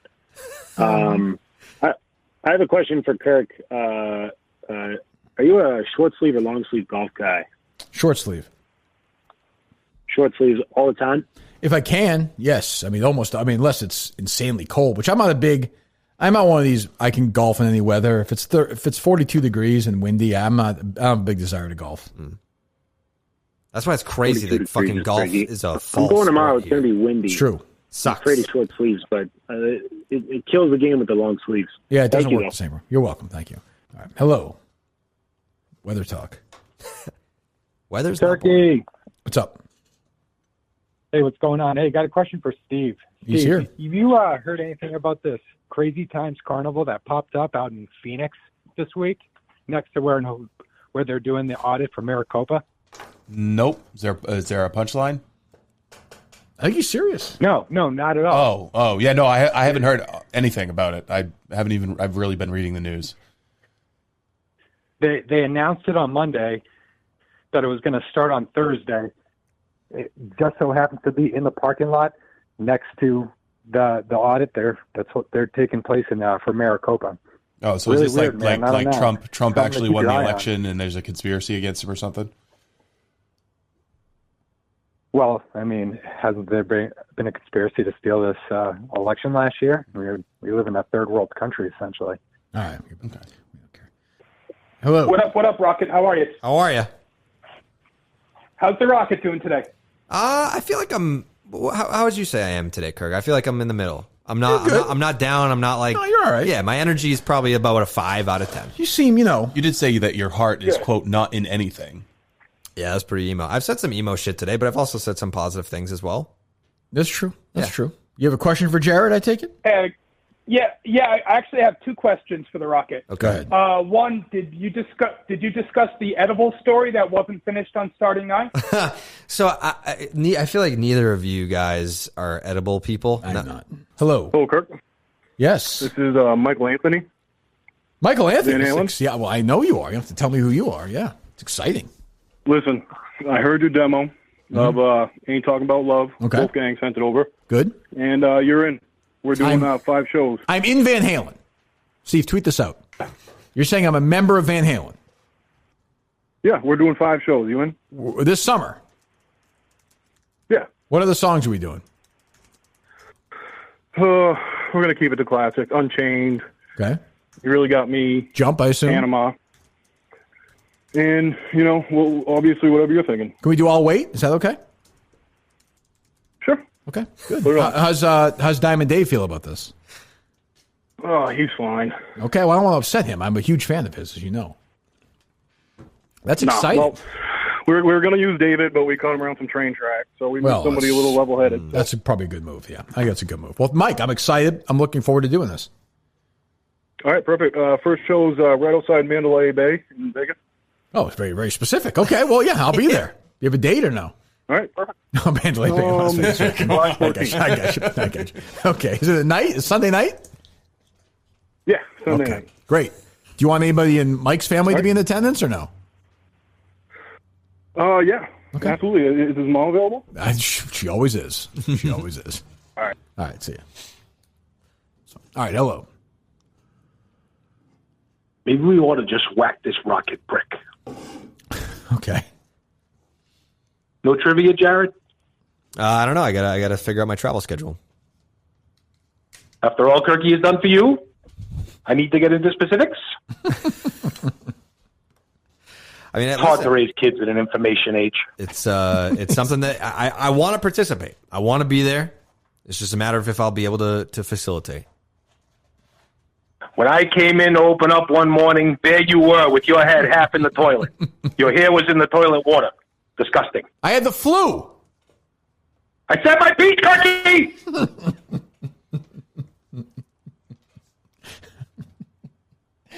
Anything else, Sil?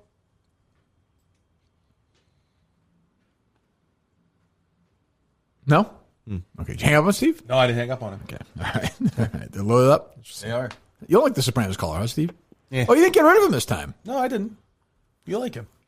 No abortions yet. The time Yeah. is 6 minutes past the hour. Uh-huh. And finally, the Greg has come back to the Kirk Minihane show. Gregors, what's going on, buddy? How you doing? How you doing? It's Greg. Yeah, I figured it was. I thought it might be. He's finally drinking in the afternoons. Hey, That's true. hey, I'm sorry. I'm sorry I haven't called in so long. I'm very busy. What have you been doing? Not rehab. Hello, George Floyd verdict out. Right. Oh, you People were getting shot in Columbus. Oh, yeah. Well, yeah. I'm back on the circuit, baby. I'm in the Antifa circuit. Well, how's it going? Woo! That's how we really first met you, as I recall. How's it going? It's. I gotta be honest.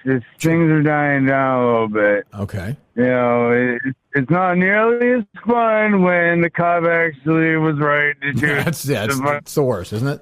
You know, and when they come out with the guilty verdict, and we can't burn fucking Minneapolis to the ground, but it's tough. You know, I'm making do. I got my captain's hat and my pilot ship for the Odyssey, flying around from place to place. Good. It's good, baby. How's the show going? I haven't heard much of it lately. I'm embarrassed to say. You and about everybody else haven't heard much of the show lately. Well, look, we've always been nice to each other since you've called in the show, but I mean, I don't want to become an asshole here, but that was my piece of real estate, and I brought big numbers, Greg, and the numbers are not the same anymore. Like, I don't want to tell you how to do your show. God knows I respect you, but what the fuck is going on here? Kirk. Yeah. Kirk. Mm-hmm. Can from one pro to another? No, absolutely. Can we just level with each other right now? I'd love to do that. Sure, I welcome that.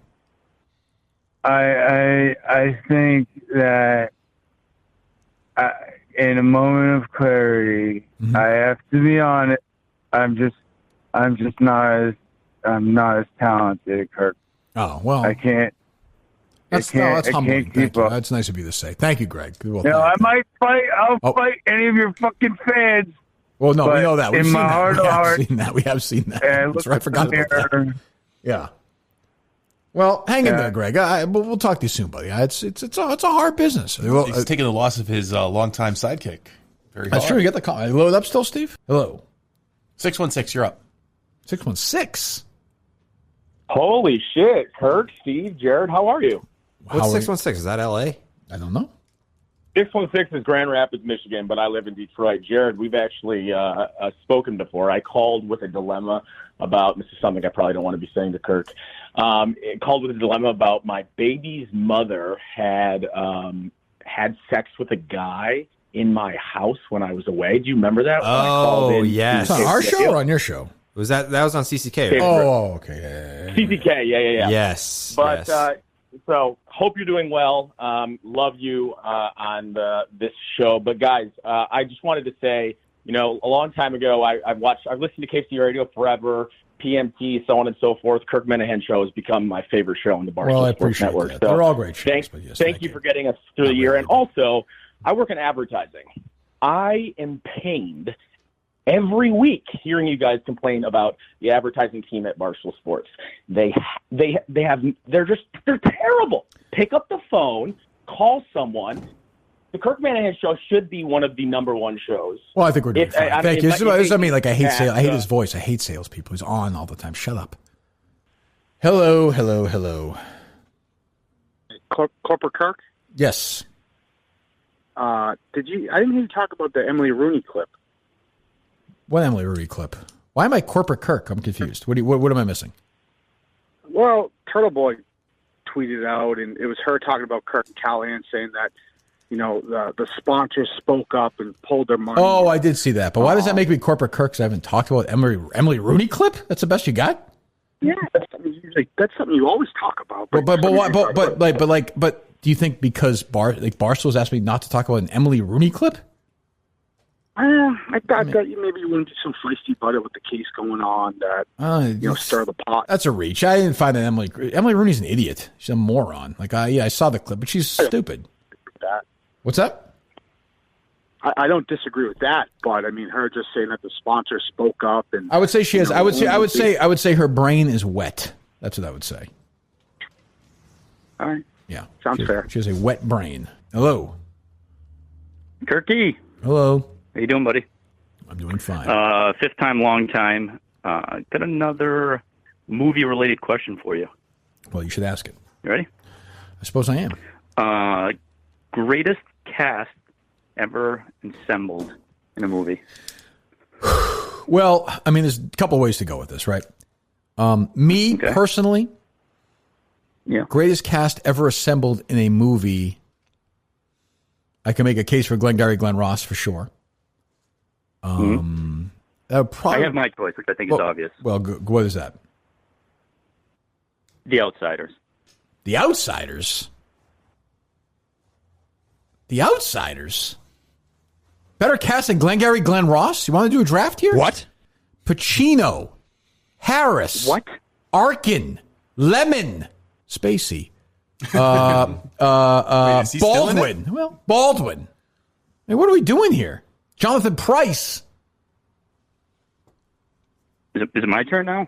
I could give you the cast of The Outsiders. You think I'm stupid? I know what the cast of The Outsiders is. Okay. I mean, so you're going to give me Cruise, right? Mm-hmm. After Cruise, who in that cast has had a film career even comparable to the second pick in Glengarry for me would be Ed Harris, say. Who's had a career like Ed Harris in The Outsiders? Or Jack Lemmon? Okay, all right, hold on. I can do it for you. The answer is nobody. Not Estevez. Not Macchio. Not Lane. Not Dylan. No.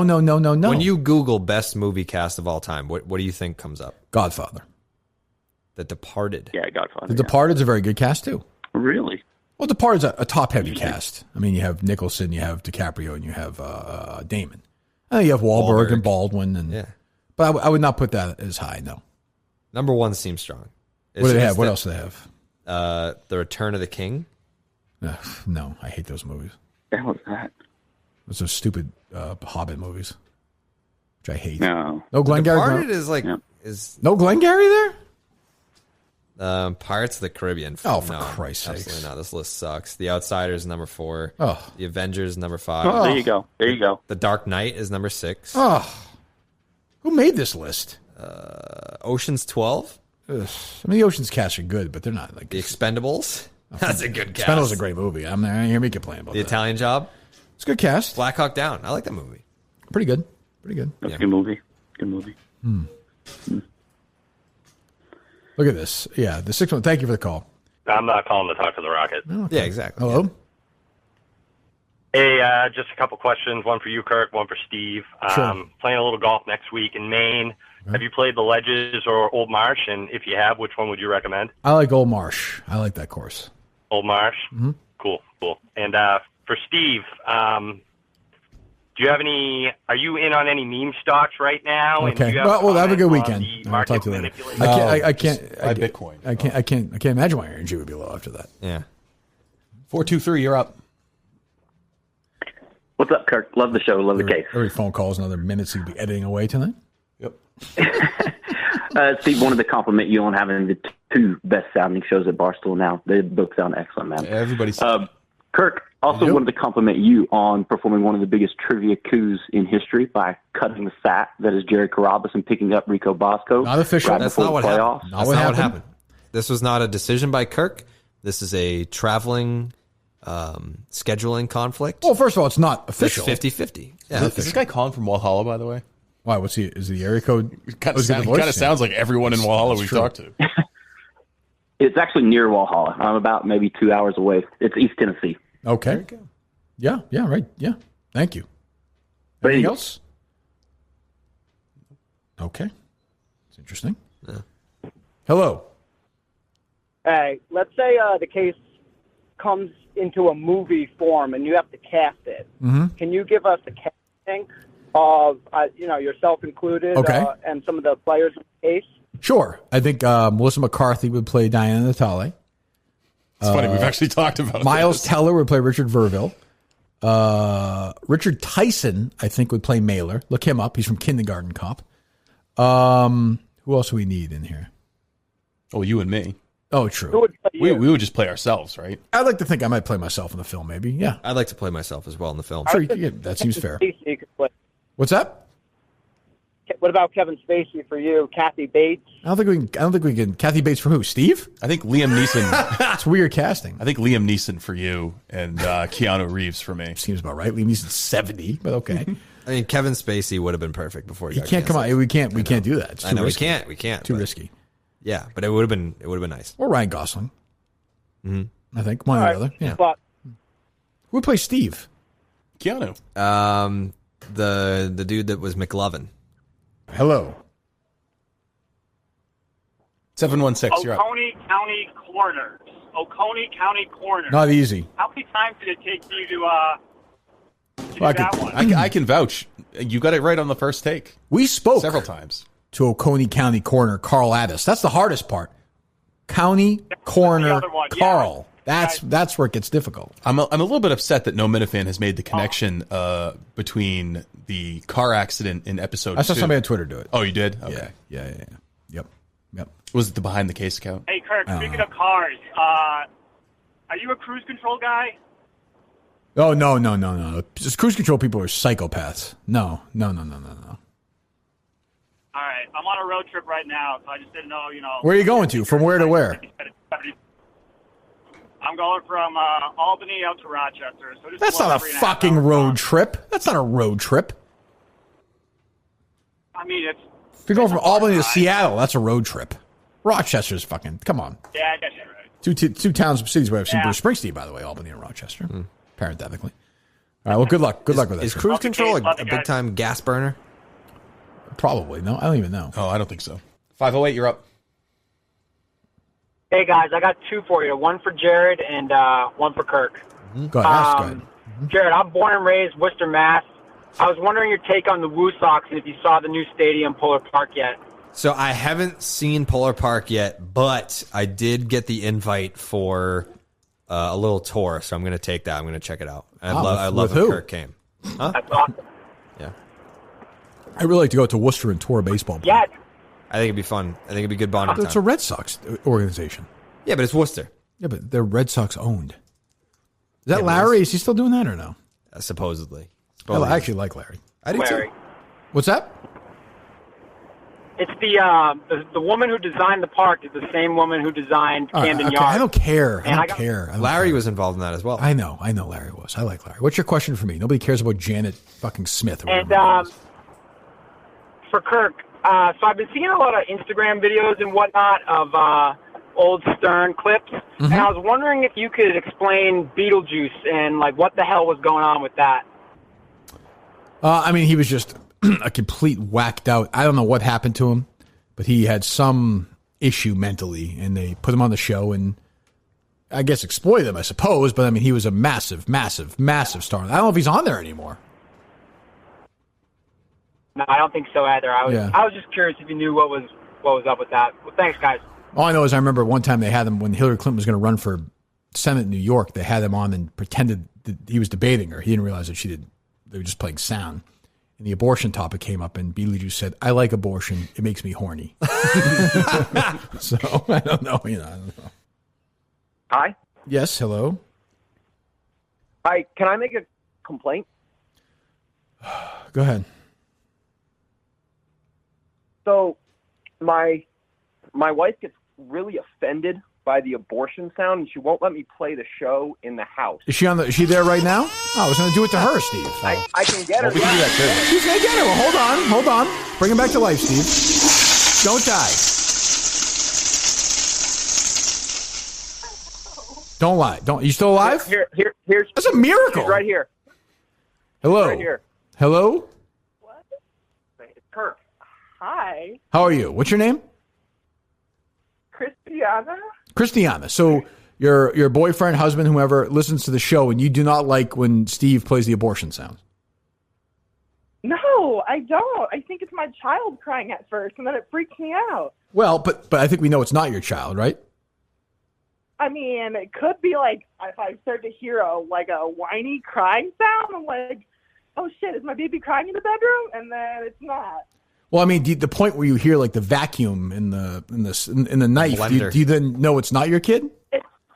It's too much. It's too much. Well, what specific? Well, we'll play it. What specific part of it? Well, don't hang up. Go ahead, Steve. Go ahead, just play it. I can't hear it again.